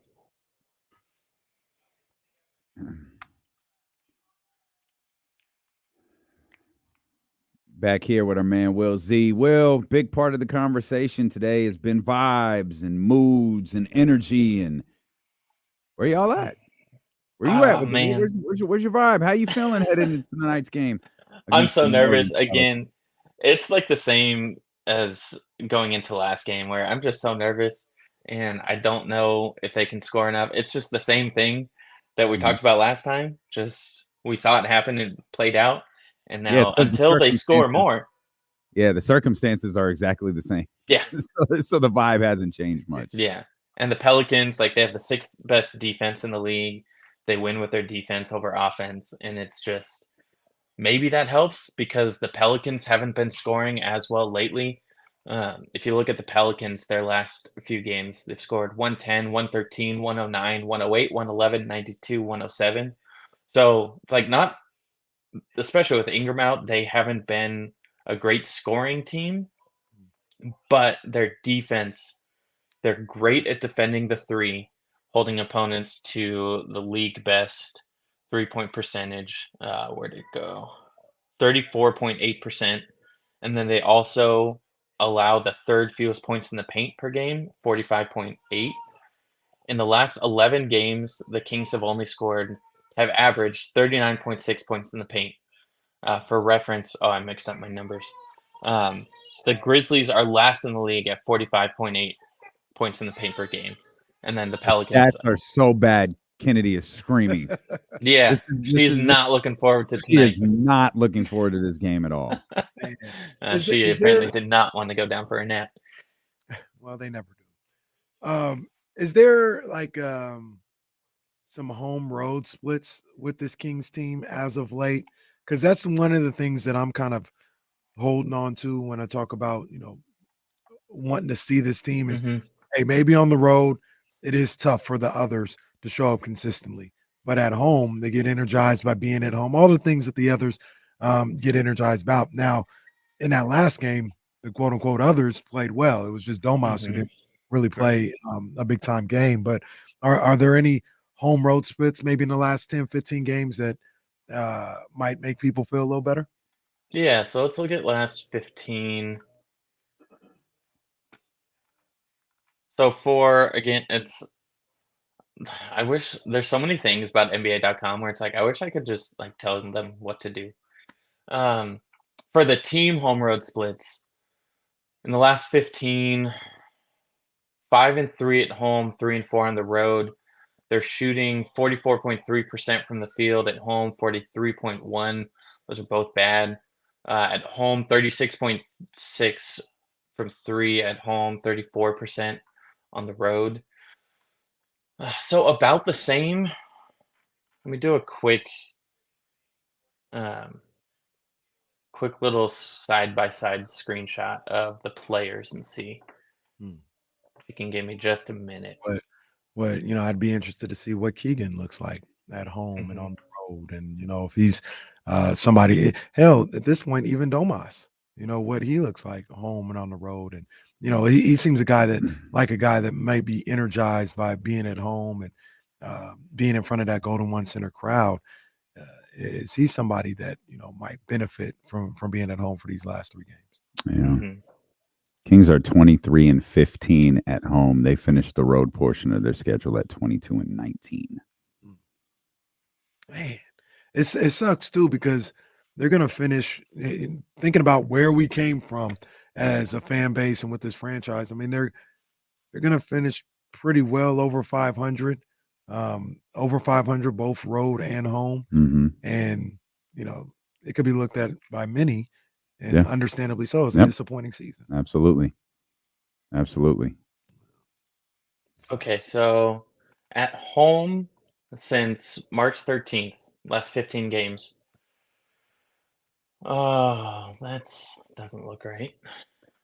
They're undefeated. Why is it only showing 8? Oh yeah, no, that makes sense. 8 games. Yeah. So we got Fox, 21.5 points. This is where it's tough. His field goal percentage has just been rough. 39.2%. Sabonis, 47.5%. Keegan, 44.2%. So let me take a screenshot of this. You're all getting a little preview of how I get some stats. That's how the operation goes down in the Will Z dungeon when we get to talking about these numbers. With his 100-foot screen that's in front of him as he scans from one side to the other. All right. So Fox has scored more away. So Fox has been better away. Keegan has been better. 17, about the same. 44.2% at home, 43.9 away. Sabonis, same at home, 47.5, 50.6 away. So I'm not seeing much, Kenny, that really differentiates between home and away. Unfortunately. Will, I did look up. Will texted me this morning and asked if I could find, I think it was Zion left-hand layups. I couldn't. I found Zion sense. And I was able to find, plays at the rim, dunks, and I was able to find layups, but I couldn't break them out into left-handed versus right-handed. Was there something? This will come as a surprise to a lot of people. He's very good around the rim. Yeah. Was there something you were looking for in particular? Yeah. I'm curious by that. I really wanted to find it, but I just couldn't. I could break it down. I could break it down by shot clock, where it is on the shot clock, but I couldn't break it down into left versus right. Synergy's got to step up their game. No, I would have been surprised if we could find that one. For Zion, it's just, to me, what stands out with him is he has one move that he does over and over and over again, and he's so good at it. So it makes sense, like, that you're going to see it. He starts on the right side of the court, he drives to the middle, and he finishes with that little, like, underhand, left-hand layup scoop. And it's just almost unstoppable, so you know it's coming. And I just was wondering, like, how many times he's done that. And if you look at his shooting splits, he shoots in the restricted area.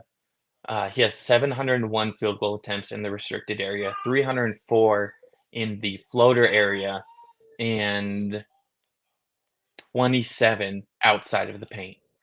So, like, he really is just the same move over and over again. And it's something where I don't know how you stop it. They always talk about building a wall. And even that, it's like, good luck. His assist numbers, he's averaging like 5 5.7 assists against the Kings. So even when they bring that double team, he's able to pass out of it. And it's just something where he's so strong and powerful, and that shot at the rim is such a high percentage shot where it's tough to defend. One of the things I've noticed about Zion that it's the testament to him is you can't get him out of his game more times than not. So like you look at those numbers that you put out about where the field goals are coming from and percentage, and like, oh, just back up off of them. No, if you back up off him, you're just going to give him a running head start for him to get to where he wants to go, and that's a problem. And that's commendable, man. I love seeing that he knows where his bread is buttered, and you can't get him out of his game more times than not. And it makes him difficult to guard because what do? You press up on him, and maybe he can get a step on you, or you fall back. And like I said, he's got a running start to the hoop, and you got to try and stop him at that point. Yeah, he just plays his game so well. Oh man, and he's coming off. He looks like he's getting more active on defense too, especially with the help side blocks. He had 5 blocks against the Suns, and that plays into the number that I was saying earlier. The Pelicans are a very good paint defensive team. And I think that's what makes me so nervous is that they're really good at defending the paint, and they're really good at defending the 3. Fox's mid-range field goal percentage is down. So it's like, how are you going to score, and how are you going to slow them down? And then don't sleep on CJ McCollum. He's shooting a very cool 66.7% from 3 against the Kings on 7.5 attempts per game. So he's torched them. Wait a minute. Wait, hold on. 67% from 3. Just against the Kings, but yeah. Yeah. See why I'm nervous? It's crazy. Well, at some point, he can't keep doing that. Right. Yeah. Or at least you'd think. You hope. I hope. Man, that's a crazy number. Yeah. And I think it's one of those things where he just loves playing the Kings. I think that animosity is always going to be there a little, and he just gets up for Kings games. Maybe. Do you have? Yeah, he should stop. He's done. He's done. We know. Yeah. Do you have a swing stat for tonight? I think it's fast break points. I think as I was trying to figure out how the Kings would win this game, I think it's getting stops and getting easy buckets in transition, where the Pelicans' half-court defense is going to be so set for them that they have to get as many easy looks as they can. So get steals, get live ball turnovers, and get out and get those easy buckets. All right. Why is this such a bad? Why has this season with them played out the way that it has? Because it's not just 4-0. Like that's certainly part of the story, and that's what they'll tell you on the broadcast tonight. But like, there's a 36-point loss, a 33-point loss. There's a 10-point loss. Like, there are ass whoopings in this series. Like, is it really that bad? I think so. I think it's just that the Pelicans' strengths completely offset the Kings' strengths, where it's like there's no overlap of, well, they're bad at this and the Kings are good at that. It's that they are so good at shutting down everything the Kings are good at doing that they just match up so well. And it's cliche, the long athletic teams. But I mean, I feel like it's more than that. I feel like it's their defensive game plan, not just the bodies that are out there. The way that they are able to pack the paint and get out to contest the threes, I think is a really unique thing to be able to do on defense. And a lot of times, like with the Thunder, we see they're good at one, but maybe not the other. The Pelicans somehow are good at both. I think Herb Jones is a big reason of that. Valanciunas, he's a big body. He can defend centers one-on-one. You don't have to send double teams to Sabonis. And that they have no real weakness that you can attack on defense, that they're able to defend pretty well straight up against the Kings. They Herb Jones and Trey Murphy seem to they're so good. Just great role players for him. Man. I actually feel worse after talking to Will. I know. I almost texted you. I was like, FYI, I'm coming on with more sad FYI, stats it's today. bad. It's bad. But of Yeah. course, like when you're looking at the numbers for a team that you haven't beat in 4 tries, the numbers aren't going to be good. Right. When the team has beat you by 30 twice, you're not going to find anything in those numbers that's going to make you feel better about it. Yeah. Man, I think things are gonna go up tonight, man. I think they're gonna be ready to play. They're gonna be ready to compete. It's a bad matchup. It has been a bad matchup, but they're not incapable of playing with these guys. No, definitely not. it could be a game. Again, their defense has been really good in the last 11 games. Their offense has been terrible.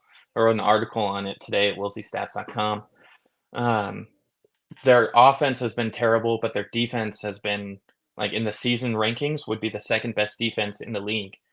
But it's the inverse of last year. So how we always said just be average on defense. Now it's just be average on offense. And it's wild. Just flipped on its head. Yeah. Man. Jesse can't win pocket watching and the Kings can't score. The hell has happened to all of the things we know and love? It's all coincided, all the same timetable too. Did I lose tomorrow? Tomorrow? Yeah. You should have thrown today's game. It's too late, Kenny. You've doomed us all. When you guys ask yourself who is Kings, you guys know. No, I'm going to tell you this. If the Kings lose tonight, you might not want to show up tomorrow. Because Jesse's right. These things have gone hand in hand. The downfall of the Tapia Celtics and the OK Lake Show Caraways. Whoa. I don't know what the official name was. That was disrespectful. I don't know what the official name was. Man. Maybe they should be more like me. Huh? Instead of looking to blame me, maybe they should be more like me. Maybe they should. Yeah. Oh, well. Great work with the graphic. The concern Jesse is just it's so I'm not good. happy I lost, but the graphic was fire. I'm not gonna lie. The graphic is pretty. Jesse, I've got a video saved if you fall under 500. Oh, that no. part of me wants to never have to do. Those already got stuff archived? Oh, yeah. They've I've got a started whole bookmarking Jesse. Oh, snap. Oh, man. So don't lose two more. That's what happens to the champ, I guess. Everybody's waiting for Buster Douglas to come along and take you out. Will, great stuff, man. Go tend to Kennedy, and we'll buddy, we'll see you tomorrow, win or lose. Awesome. Looking forward to it. Thanks, guys. All right. Thank you, my man. So tomorrow's it'll be such a different conversation. Yeah. You got Book, you got KD, you got Brad, but you got a 2-2 series with Phoenix. So have they played all three of them together yet? I feel like they have. The last one wasn't all three of them. Maybe they lost. The last one they lost because they won the first two. Lost. Oh, Bill got hurt early in that game. That's right. Yeah, that's right. I don't think he started and didn't play his hamstring or something like that. Yep. Yeah, they haven't seen them all together this year. That's a trip. Okay. I don't care. Let's get through today. I think how many games have they played together? Do we know? Does anyone know off the top of their head? This is unofficial. I'm not putting no record. Oh wow! Look at this. But guy. I would. Oh, look at you! See that? Oh, how are you fiending for pocket watching right games here. and you're the one who's on like a 9-game winning streak? This guy right here. I would say they probably played 38 games together. Really? You think it's been that many? 30. Because lately they've played a lot of games together. Like the last 10 games or so. Let me say, now 38's too high. Let me take that back. 32. 32. What was your first guess? 32. What was your first guess? 38. It was 39. Oh, well, I was right. Well, wait, no. I would have guessed 39 as well. No. That's Kevin. That's Kevin Durant with Brad. They gave me Kevin Durant and Bradley Beal, but they didn't give me with Devin Booker. I think it's low 30s, maybe even high 20s. Okay, pal, you're all over the place right now. 32 is my official. 32 is my official. Yeah, I don't think I'm going to get that number. They keep giving me Kevin Durant and Bradley Beal. I'm surprised somebody hasn't wrote that in a story yet. Well, I'm sure they have. I just probably haven't been tapped in. I got my own problems to deal with my team. When you Google like how many games, somebody at the Phoenix Star should have talked about that already. I was looking at StatMuse and they didn't have it for me. Shout out StatMuse. I like StatMuse. I mean, they're no Kings Muse, but yeah, that's good. Remember when StatMuse got jumped last year on Twitter by Kings fans? Turned off the replies and everything for months. Hey, Kings fans will jump somebody on the internet and make you think twice about what you're doing. I can't find it. I quit. I don't know how to search this stuff the way you guys do. Matt George is going to join us in just a couple of minutes. Curious where Matt George's vibe is at today. Feeling good, a little nervous. Final stretch here. Starts at the Golden One Center tonight as it stands today. Kings could finish 6th, 7th, 8th, 9th, or they could finish 10th. The good news is they can't finish 11th. They're going to play a postseason game. They are going to play a postseason game. And no matter what happens tonight, they'll be in the 8th seed tomorrow. Warriors play the Blazers. That's a win. Lakers are off. And Kings lose. All three teams have the same exact record. I believe, and I could be wrong. I didn't think it would come to this, but here we are. I believe you get 3-team tie. Divisional record is in play. Kings have the best. I'm sorry. The conference record is in play. Kings have the best conference record. Yeah. But they're all in the same division, so maybe the division record does come into play. Well, you Aren't mean they? the Warriors? You said the Warriors or the Pels? The Warriors. Yeah, they are. The Kings, Lakers, and Warriors. Well, either way, Kings have the best divisional record and best conference record out of those 3 teams. Man, it really sucks that strangely, both of those teams are under 500 against the division, and the Kings are 10-6. Every metric always goes to like the Kings should be better than what they are. Well, it's those stupid 4 games. Has anybody brought up the Lakers' point differential is 0.4? The other day. Is it? Have there been long think pieces written about that? About how unserious they are. Yeah.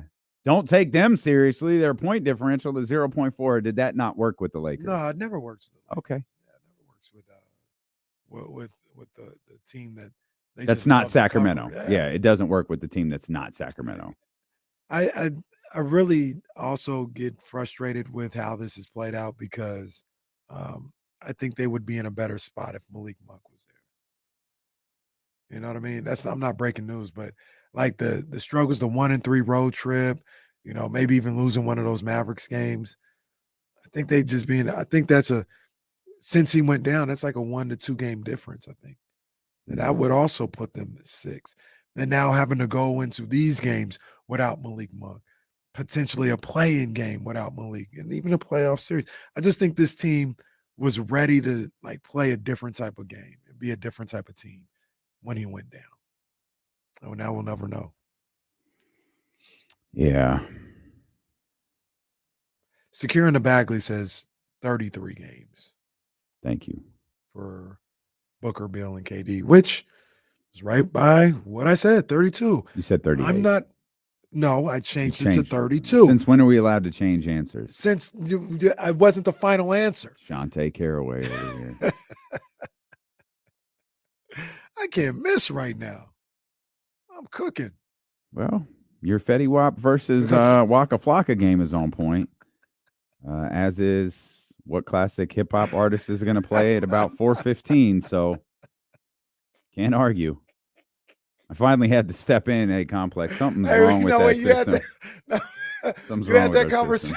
Yeah, I was like, bro, we've talked on Fetty Wap 3 times in a row.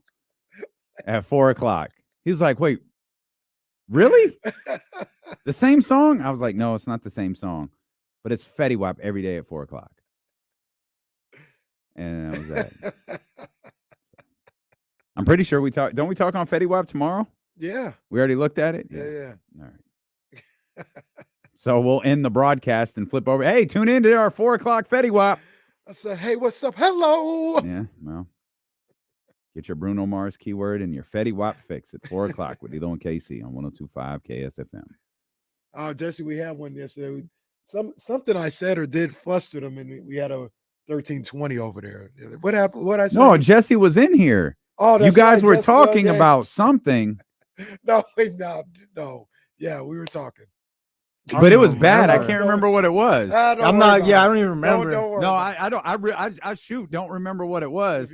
But I remember it was. Yeah, it was bad. What it was. Okay. So good. Say it during the commercial break because I cannot remember what it was. Oh wow, we were getting into it then. Oh, it's going to the text. All right. But yeah, I opened because Jesse was standing here. I opened and said it's D'Lo and Casey on ESPN 1320. I think that's the third. Yeah, that's what it was. That's what it was. Yeah, that's right. You guys are jerks, man. We're going to step out. We'll come back. Matt George joins us. We'll go commercial free to the top of the 4 o'clock hour. We'll talk Kings basketball with the host of the Locked On Kings podcast and ABC 10 reporter with D'Lo and Casey returning on Sacramento Sports Leader, ESPN 1320.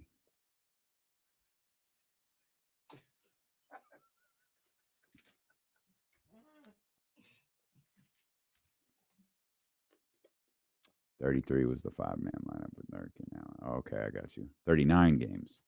So I kept seeing, I saw 39 games too, but it kept telling me Brad and KD.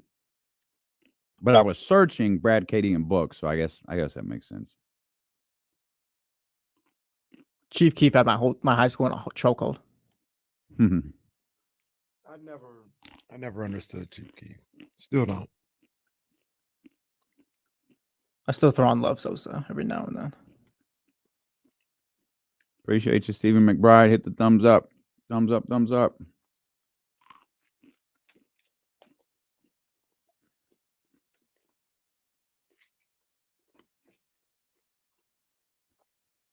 Man, I hope not, Ronaldo. I hope not, but I'm not going to argue with you right now. I'm not going to argue with you right now, but I hope not.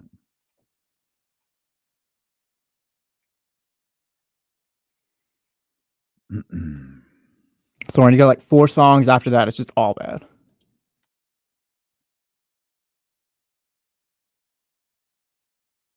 Oh man, come on, man. They didn't call Bronny James Quincy McCall. Oh no! I remember how Quincy entered the draft after his freshman year. Did he enter the draft? He did, right? He got mad at his dad and the transfer portal. No, I'm talking about Bronny. Because didn't I think that happened on the day I was gone? Yeah, he entered the draft without an agent. Why does that even matter? Because he can go back to school. Why does that? Can't you have an agent in the? Not well, from my understanding, not. Doesn't Juju have an agent? I don't know. Man, I'm going by old school rules, I guess. Yeah, I think that's a old school rule. What's up, Matt? Hey, gang. How are you? Something looks George, different. what up, man? What's different? I got a haircut yesterday. But you look fantastic. Thank you. I'm gonna go widescreen here for a second. Where's it? That's not widescreen. There. Yeah, nothing's different. It looks exactly the same. I don't know. You just look like you're in 8K today. 8K Matt George. No, it's the same. I got a brand new monitor, but that has nothing to do with the webcam. But I got a massive, gorgeous, ridiculously overpriced monitor. Well, that ABC money treating you right. It's no Kenny Caraway money, but I do my best. Well, we got to have something to aim for. Yes, student athletes can have agents now. Oh, okay. Well, that's how that's an NIL thing. That's how it was reported that he entered with the ability to go back to school. Right. Rich isn't dropping his name in meetings. Got it. What? You don't think Rich Paul is representing him? No, wait. Not that rich. I thought we were still on. I guess I know I'm talking to first after this show. I thought we were still talking something else. Be like Dwight Schrute trying to find out we smoked the weed in the parking lot. Yep. That's what it is. Turned out to be Michael on his way to an Alicia Keys concert. Oh, come on, man. What? That's a shoot. He met a girl with a was it a lip ring or a nose ring? I think a lip ring. She handed him a funny cigarette. Yep. Got great aisle seats for the Alicia Keys concert. Did you watch The Office, Matt? I've only seen it like in passing. I'm a fan of specific episodes, like the basketball episode and the episode where they have the cards on their head and like the stereotype episode. Those are 2 season 1 episodes right there. Yeah, I'm not like a religious fan of it, but actually what I like to go down outtake rabbit holes from that show. Like just there's hours of outtakes from that show that I'll watch, and like Jim breaking character every time he's with Steve, and there's a lot of good stuff. But no, I've never been. The only like sitcom that I've really watched religiously is How I Met Your Mother. Like that's the only. I don't think I've ever seen that. Neil Patrick Harris is fantastic in that. That's right. Yeah, I might have seen it. Really watched that. But I watched it back in college, so I haven't watched anything in a while. I don't think William Jessup would approve of that. Probably not. My 2 randoms too are Big Bang Theory, and I've mentioned 2 Broke Girls. I watched 2 Broke Girls. I don't know why they're always on the channel that I'm watching. Ted Lasso, I guess, is a sitcom. Yeah, I love Ted Lasso. I don't think I've never seen that. Ted Lasso's fantastic. It is fantastic. I think I started it once, tuned out, started doing something else, and just never tried again. It's about soccer, but not about soccer. Like it's a lot amazing. of people love it. Incredibly well written. Incredibly well written.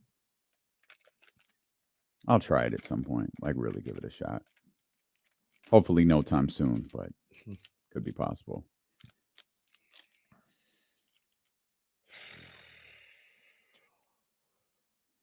Locking into EuroLeague here. Coming back, Matt. I think in about 20 seconds or so. Cool.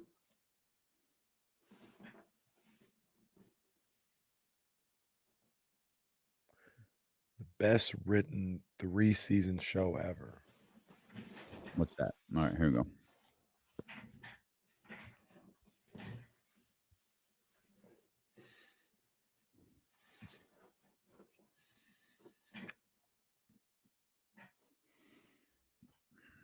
All right, we're getting you ready for the Sacramento Kings and the New Orleans Pelicans tonight at the Golden One Center. You know, I just thought about something though. I never did get the full rating on my Mike Brown out of 1 out of 10. Is it up there?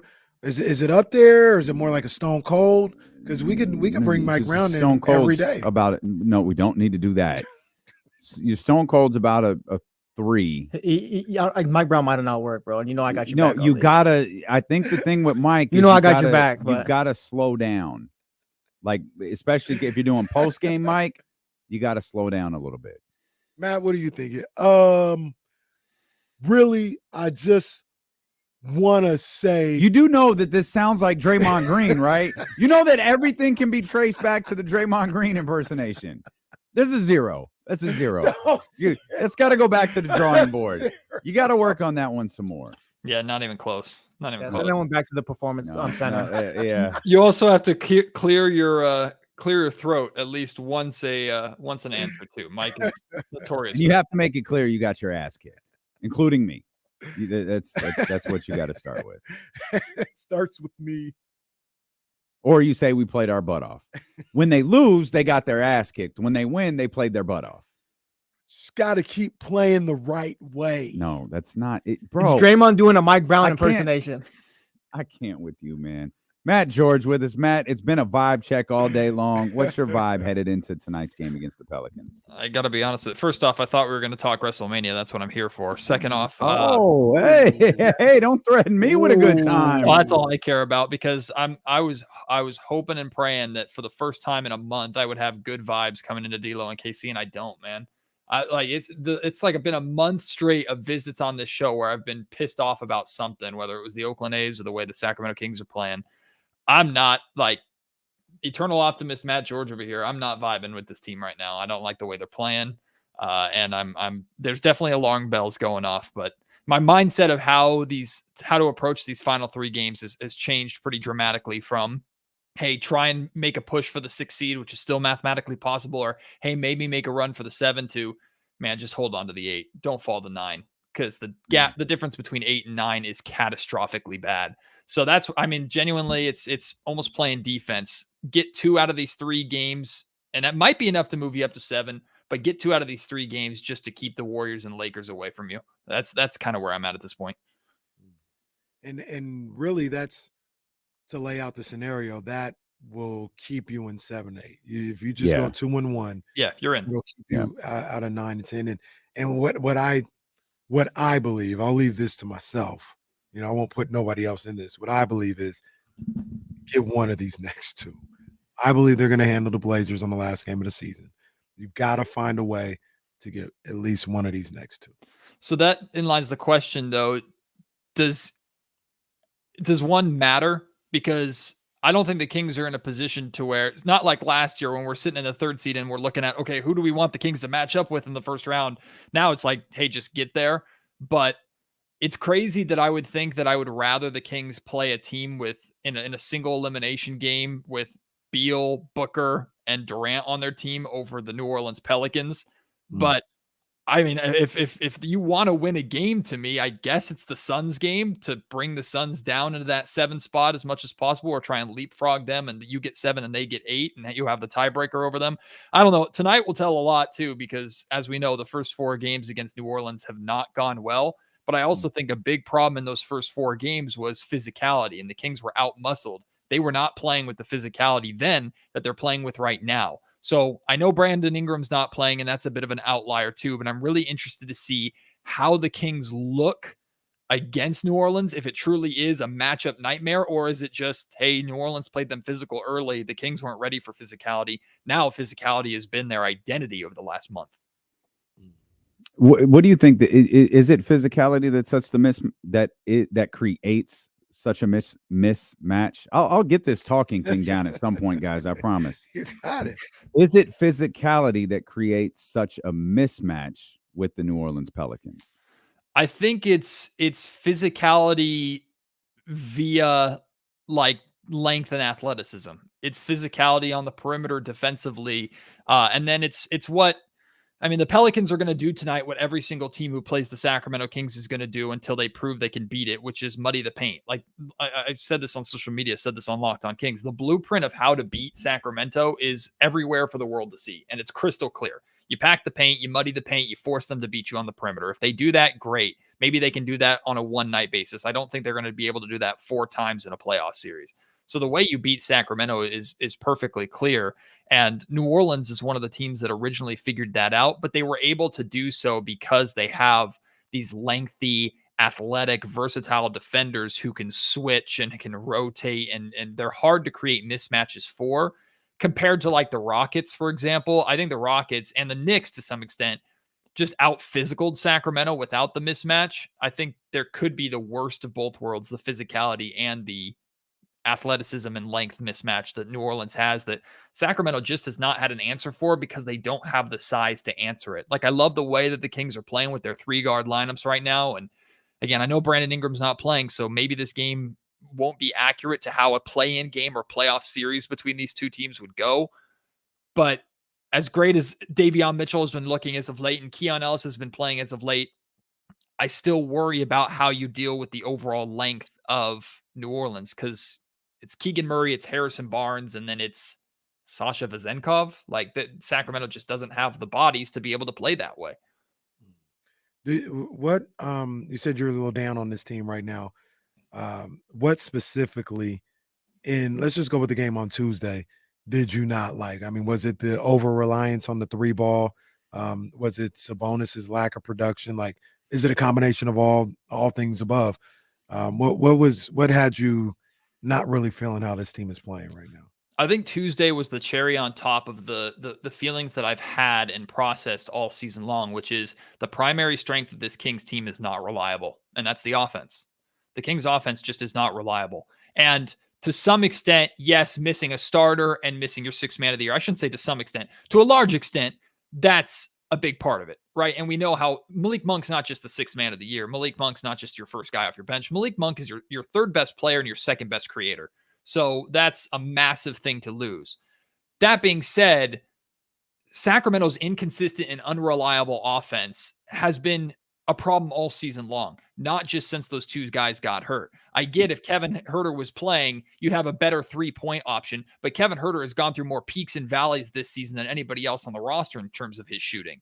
So I'm not convinced that had Malik and Kevin been playing, that Sacramento wouldn't still be over-reliant on the 3-point shot like they've been so far this season. I do think Domantas Sabonis's production offensively, especially around the rim, would be better directly playing with Malik, which just speaks to how great of a playmaker and a two-man game that Malik and Domas and Malik and any big has.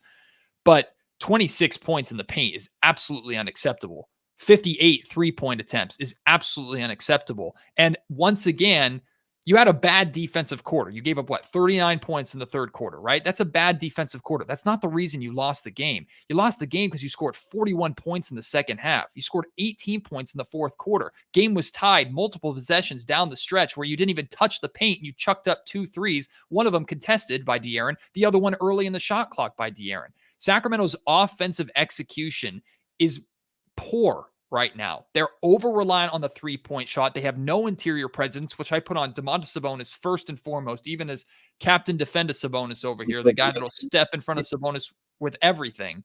Sabonis has not been nearly good enough since Malik Monk has been down. The lack of interior presence, I think, is a game plan issue, but it starts with your big, your all-NBA center not having any interior presence to begin with. So I think Sacramento's offense is fundamentally flawed right now. And that's supposed to be your biggest strength, to where your defense is playing well enough to win you basketball games and you're struggling to score 110 points. This is the team that last season was scoring 120 in their sleep. I get Mike Brown is saying, hey, I don't want to be the team that has to rely on scoring 120 points a night to win anymore.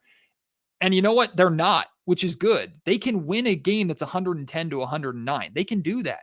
But this Kings team, in a way, he's like handicapping himself or undermining himself, because you don't want to be reliant on 120 points to win, but you're completely reliant on your 3-point shot to consistently score. So I just think it's offensively, you're fundamentally flawed. Can you fix that with your current crop of players? Or is that just something like this is what it is because of what's available for them? I mean, I feel like the time for fixing is over, right? You're 3 games left in the season, then you're going into a single elimination or hopefully double an elimination play-in round if you secure a 7th or 8th spot. I think, D'Lo, I think you said it yesterday. The faith in this Kings team to win one game and get in, yeah. But this Kings team right now is not built to win a playoff series. And they had no really hope to win a playoff series, in my opinion, as soon as they lost Malik Monk. That being said, like, again, it's oversimplifying it. And I think Jesse pointed this out yesterday too. It's oversimplifying it to say you need just more from Domantas Sabonis, but that's where it's got to start. Like, you can't have these games where Domantas Sabonis is going 2 of 7. Like, I'd rather him go 2 of 14, but try and attack the basket and try and score and try and establish yourself inside, because defenses, again, are setting up to muddy the paint. They are game planning specifically to harass and bother Domas and not let the Kings get looks at the rim. But by only chucking threes, I think you're playing right into that. You're not forcing them to adjust. They're giving up these open looks, and thank God you had Keon Ellis, who is capable of hitting 8 threes. Keon Ellis should never be shooting 15 threes in a game, even if he is white hot. He should not. And the fact that you got 8 threes out of Keon Ellis and lost, not just that, you got 8 threes out of Keon Ellis and still scored only 105 points, and that included 7 threes out of De'Aaron Fox. You made 20 threes in a game, and you only scored 105 points. That's the problem. And I think it's oversimplifying it, but it starts with Domas. It starts with him going, okay, you're going to double and triple team me. I'm going to fight through it. Or for God's sake, someone cut, someone go back door, somebody do something to get you something around the rim so that you're not just working the ball around the perimeter and chucking it up, because exactly what happened on Tuesday, I think, is the blueprint. Maybe the Kings will be hot for a quarter. Maybe they'll be hot for a half. This team has not been able to consistently string together 3 to 4 quarters of hot shooting, more than a flash in a pan every once in a while. Every team in the league knows it, and that's why they're game planning that way against Sacramento. Yeah, I mean, and what you're saying is 100% right, and that kind of comes down to your personnel, right? Mm-hmm. Like, that's something that it can't really change. They can't change at all right now because of the injuries and where we're at in the season. The only thing that I would say, and I think 58 threes is too much. If you told me going into the game they're going to shoot 58 threes, I wish they would have shot less than that. I know I want them to get them up, but that's a little too much even for me. But the only thing that I'll say is you're getting wide open looks for the likes of Keegan Murray, Trey Lyles, even Harrison on a corner three. I mean, this is why in the half court, this is why you run an offense, to get wide open looks. And I'm with Mike Brown in that I don't get too caught up on the number. I just want the shots to be open, and I want you to be aggressive in taking them. And if that means 68 tonight, as long as they're open, shoot the ball. Domas, I mean, it sounds good to be like, hey, even against double and triple teams, just go up, Domas. That's a crazy shot. Like, if they're triple teaming you and Keegan Murray's open in the corner, pass him the ball. Well, here's the thing, Kenny, that I agree with some of what you're saying, but the problem is, if that's what Mike Brown wants, if what you said is exactly what Mike Brown wants, the problem is that's what the opposing team wants too. Your head coach and the opposing team's head coach want the same exact thing. Chuck threes. Show us you can beat us from the perimeter, because nobody believes the Kings can do it consistently. Because even when they were at full strength, they have not been able to do it consistently. On paper, this is a team that is loaded with three-point weapons that have the hardest time in the world of being on at the same time. Again, you have nights, you have flashes in the pan where the Kings, we've seen, score 120 points. They look unbeatable. It's like, here are the Kings from last season. But that's not consistent enough. And that's what teams have caught on to. And teams are not just daring Keon Ellis to beat them, not just daring De'Aaron Fox to outshoot them from the perimeter. Teams are daring the entire Sacramento Kings team. Go ahead. Hit 23s in a game. We think we can beat you when you make 23 pointers, which is a crazy statement to say in its own right. Again, like, if I were wrong with that, though. I'm sorry? They're usually wrong with that. They're like, that was an anomaly. They're like, I don't know. What's the record when they have 15 or more? Well, the problem wasn't 20, though. That's what we like. The problem wasn't 20. The problem, it was the 58. Mm-hmm. Normally, it's 20 out of 45. Mm-hmm. That's very different. 20 out of 58 is that means it ate up such a high bulk of your offensive possessions. You had a lot of, I mean, just on that alone, you had 38 empty offensive possessions. The craziest number from that game is you made 23 pointers and shot 34% from three. That's insanity. If you're making 23 pointers, you should be flirting with 50. And that's what we've seen most of the time. If a team, and that's what teams have done in Sacramento against the Kings far too often this season. The Kings have given up 23 3-pointers, 15 to 23 pointers a handful of times. And you look at the scoreboard and it's like, oh, the Pelicans are shooting 55%. Hell, I think CJ McCollum did that last time the Pelicans were in Sacramento. So there's a very big difference between 50% from the three-point line with 15 threes, or let's say 45% from three with 15 threes versus 34% with 20 threes. It's not a good ratio.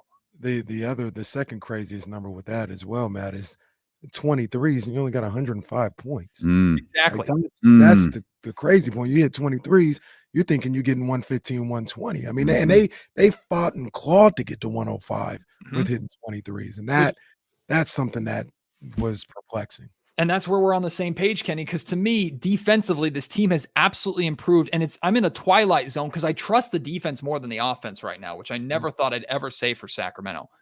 But the offense is the bread and butter of this team. The offense is, okay, you're in a slugfest game 7, single elimination, close game down the stretch. You're going to turn to what you know, which is outscoring your opponent.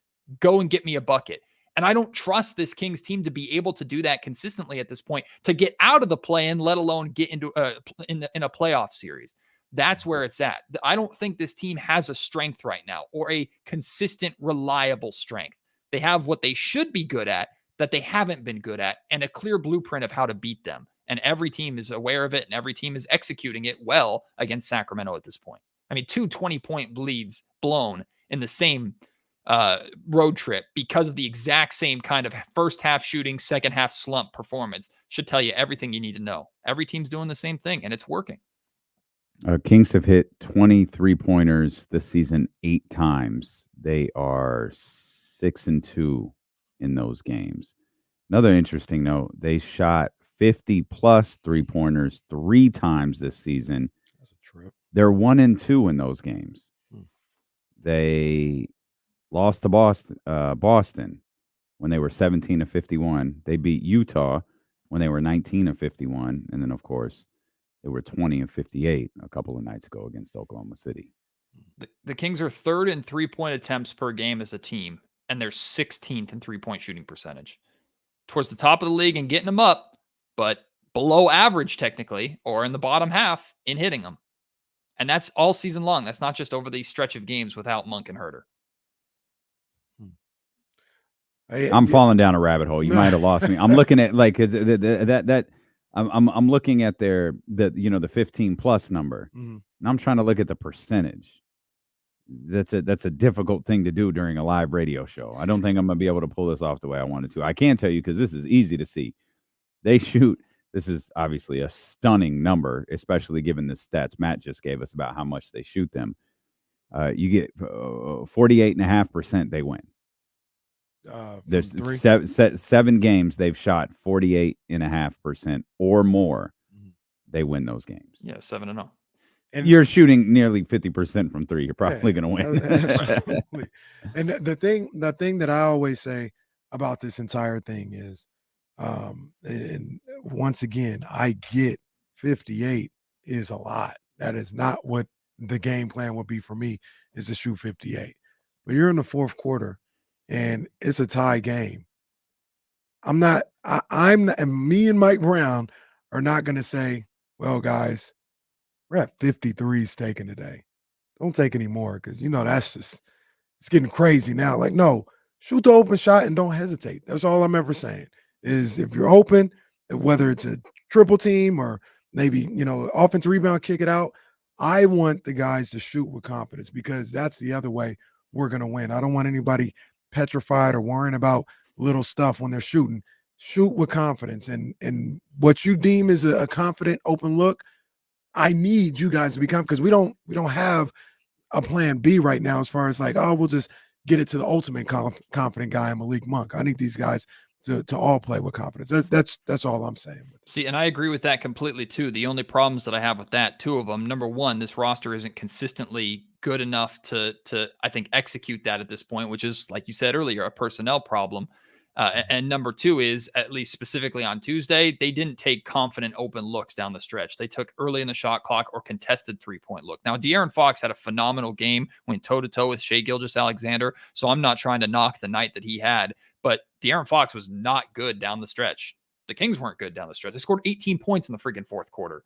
So, like, it's you can nitpick and point to different things. We could also talk about free throw shooting. We could talk about so many different things, or Shai Gilgeous-Alexander getting to the line 20 times. One of the reasons why that happens is because Shai leads the league in drives. He's number 1 in the league in drives. De'Aaron Fox is number 12. Shai Gilgeous-Alexander shoots over 40% of his shot attempts, period, from within 10 feet. De'Aaron Fox is down to like 34, 35%. So I'm not saying that if Fox went in amongst the trees down there that he'd get as many calls as Shai, because we know that's not going to happen, because we know Shai likes to throw his head back and he gets the star treatment that for some reason De'Aaron Fox just does not get, and I don't understand why. But he Shai hasn't also been anointed by the media, Matt. That's why. Yeah. You have to be anointed by Brian Windhurst in order to get the foul call. And we all know how much Brian hates De'Aaron. And he has to fall. Yeah. Yeah. So you brought up a couple of, I'm sorry, Matt. Continue. No, that's it. I'm good. You brought up a couple of things there. You mentioned free throw shooting. You mentioned 3-point defense. Matt, what month is this? April. Like, I mean, aren't we talking about? Didn't we have this conversation at Christmas? It's the same team. And then at Valentine's Day, it's the same thing all season. The issues that have plagued the Kings are plaguing the Kings. Huh? This team has shown exactly who they are all season long, and the problem is everybody has caught on. And the same way that we see Mike Brown getting criticism or the Kings struggling with halftime adjustments is the same way we've seen them struggling with second half of the season adjustments. The biggest change for Sacramento this season has been defense on the defensive end, especially over the last month and some change, let's say since the All-Star break. A lot of people credit that to or point to how games are being officiated, and more physicality is being allowed in the second half of the season for why Sacramento is having success. I think that shortchanges the Kings a little bit too, because like I just said, Shai Gilgeous-Alexander got to the line 20 times. The other night, Luka Doncic got to the line more than the entire Sacramento Kings team, with them playing a good physical brand of defense. So I'm not fully buying into, the refs are just letting the Kings play a little more. I think the Kings have bought into playing a physical, aggressive style of defense. And on top of that, I think they're willing to give their effort and give their all. I'm not questioning effort one bit with this team. I'm questioning game plan, and I'm questioning execution of that game plan. Defensively, the game plan is working. The effort is there. Offensively, the effort is there. The game plan is lacking. And that has this team in a really, really tough spot. I think Matt speaks more for like the people in the chat more than I do. It seems like people are disgusted with this team. That's what it sounds like. And that's I don't see them that way. I see them as a team that gonna finish around 12, 13 games over 500. The West is played everything that Hollinger said. The West has played better. These teams have stepped up in the Western Conference. And the Kings left some games out there, probably 4 games out there, which would have had them in a better record. But I don't know. I don't have the same. I think the feeling about this team. I think the emotional reaction to games where you lead by 20 and lose is a little different than a game that you stand in the middle of the ring and have a heavyweight fight with and you lose at the end, or a game that you just get blown out from. Shoot, we've experienced those. Like I think the fact I think part of the feeling is, it's postseason time. Like it's very literally the postseason right now. To lose 2 20-point leads in the span of like 4 or 5 days and feeling like, man, how much different would things be if we didn't lose that lead? All right, got bailed out. Phoenix lost. Move on to the next one, and then like 2 games later, you do it again. It's a different. It's not just the loss; it's the way the loss looked. And I think that's what got people in a little of a frustrated. But I also say that you also have to have context. No disrespect to the man, but they're like, Kobe Jones, save us. Like that's tough. Kobe Jones played good against the Nets. Let's put him back out there against the Thunder. This guy was in the G League playoffs 2 weeks ago. I don't disagree with that whatsoever, but I'll try to give the other perspective as well. You built the 20-point lead. You were doing something. Davion was doing something. De'Aaron somebody was doing something, and then it stopped. Also, here's my counter to that too. I don't know. I'm just speaking. I'm just guessing. I have no idea. I'm just telling you how I feel. Go ahead. Sorry. My counter to that too is, you're in a position where you're saying Colby Jones save us because you didn't do anything to upgrade your roster and try and add some contingency plans. Meanwhile, you have the Dallas Mavericks, who are arguably the hottest team in basketball, who beat you, stole your spot, and have now blazed past you because they're a completely different team since the moves they made at the trade deadline. Now, it's easy to say from my position because I'm not in the war room with Monty and I'm not on the phone with him. I don't know what he had available to him versus what Dallas had available to him. But now you have a track record with Monty, who I am a full supporter of. Trade deadline last year didn't do anything. I was okay with it at the time. Offseason, didn't do anything. Ran it back. I understood it at the time. I actually supported it at the time. It hasn't really worked. Trade deadline again. You sat on your hands while other teams got better around you. And now those are the teams that you are directly competing with. And all of them have passed you at this point in time, with the exception of maybe Phoenix. So you've put yourself in this position. And I think that's where my frustration comes from is, first off, and I said this a million times, I am in a position, as are many Sacramento Kings fans, where this is the first year after the Kings have been good, and we have no idea what to expect. We have no clue. Mike Brown does, because he's been here before. Kings fans are like, okay, we made the playoffs. We were a 3rd seed last year. Aren't we supposed to just keep getting better? And so a lot of it is taken with a grain of salt because this is new for all of us here in Sacramento. But at the same time, it's like my frustration with this is it feels like a lost year, or it feels like a wasted year, unless you do something this offseason, which to me, if I'm wrapping this season up in a bow at this point to salvage it, what it has to be is this was the year where, for lack of a better term, you separated the boys from the men. This is the year where you're like, I know my guys. I know who's in. I know who I can win a championship with, and I know who I'm not. And I think we've seen that group separate themselves. Now that message has been sent from Mike Brown to Monty McNair in this front office of, Y'all know we need Monk back. Y'all know Fox, Sabonis, Keegan. We got this group here. We have other guys that could be fringe, like a Keon or a Davion. We got Kevin, we got Harrison, we got guys on the other side. So this season to me is about, okay, you had that great year. You ran it back. You saw your weaknesses that go beyond just health, right? It wasn't just that you got injured this season as to why you're in this position. You have not played your best basketball more than a handful of times over the course of this year. You've improved in areas you've wanted to improve.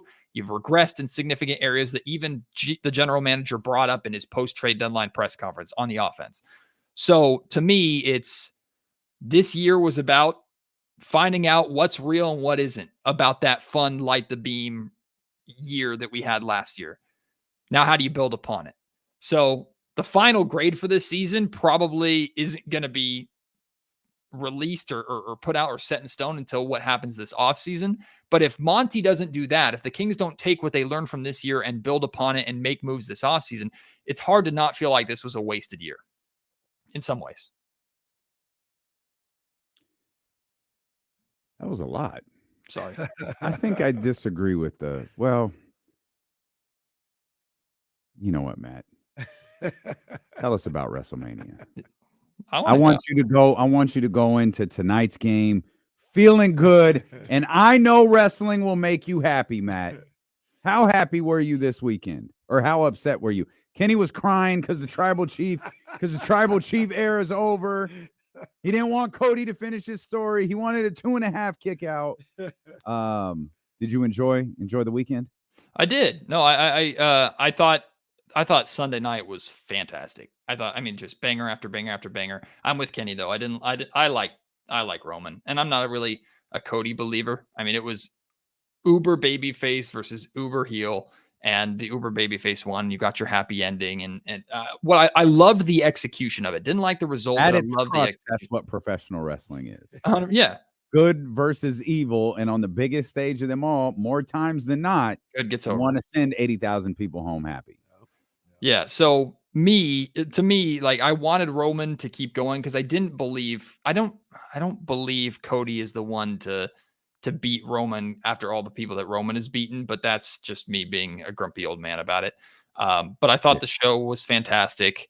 I think the fact that they lean so heavily into the Paul Levesque Triple H era, I love, because they're really making it clear this is where we're going now. And then on your first real opportunity to prove it, you have not just the main event going the way that it does. You have all of these storylines being played out or created, or like you have payoff from 10 years of a Shield betrayal there's so many little things that are just like, this is where Triple H is different from he who shall not be named. Redacted. I will say this though. The best part of the entire weekend was Paul Heyman's Hall of Fame speech.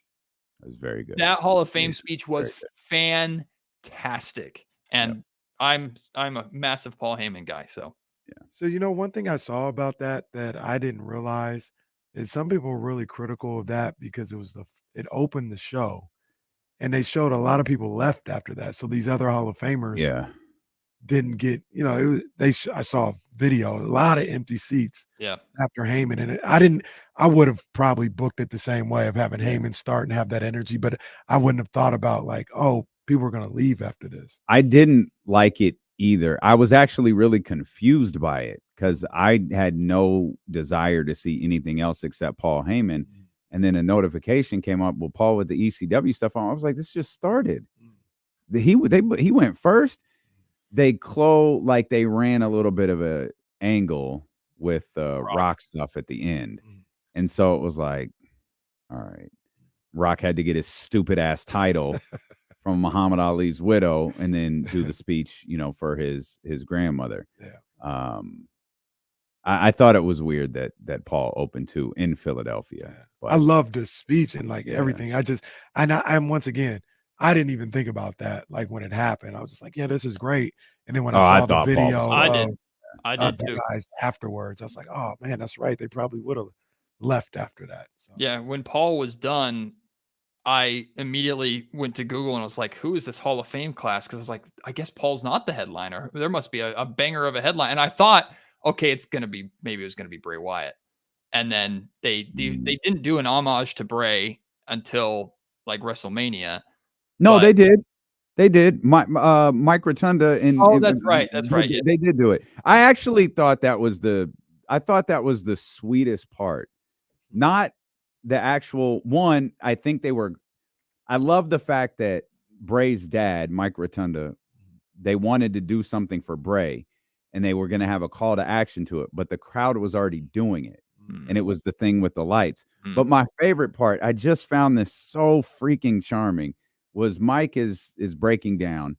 He's talking about his son, obviously. Barry's with him. He's known Barry Windham for 40 plus years. Bray's named after Barry. And, Barry sees Mike struggling and he's trying to help Mike find the flashlight on his phone.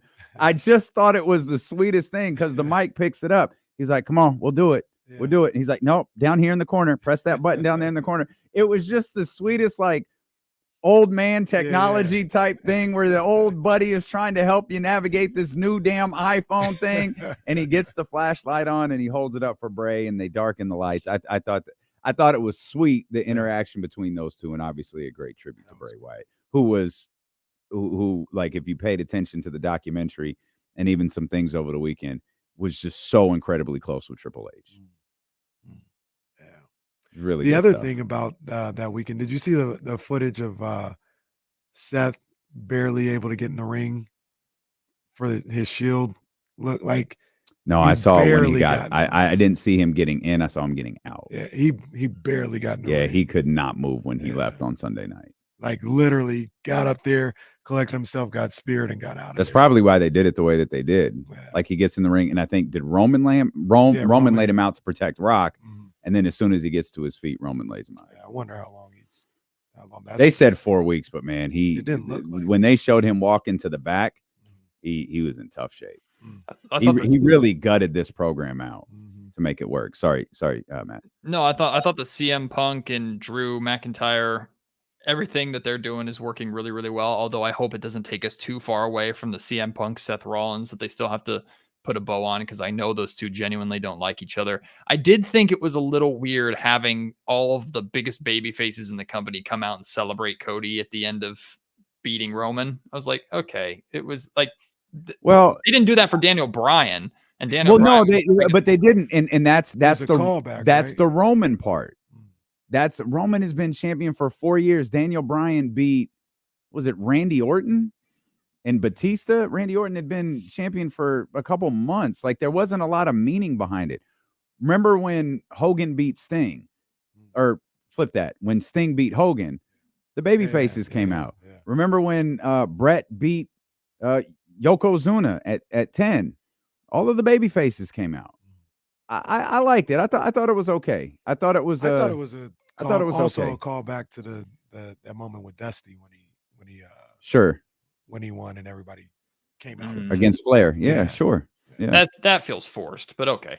All right. I'm with Matt on this one. I'm not the biggest Cody guy. Yeah, you've been hating on Cody. You've been a Cody hater from jump. I still like my story of Jay winning. Well, Jay couldn't even have a good match at WrestleMania, so yeah, that was the worst match of the weekend. It was really disappointing.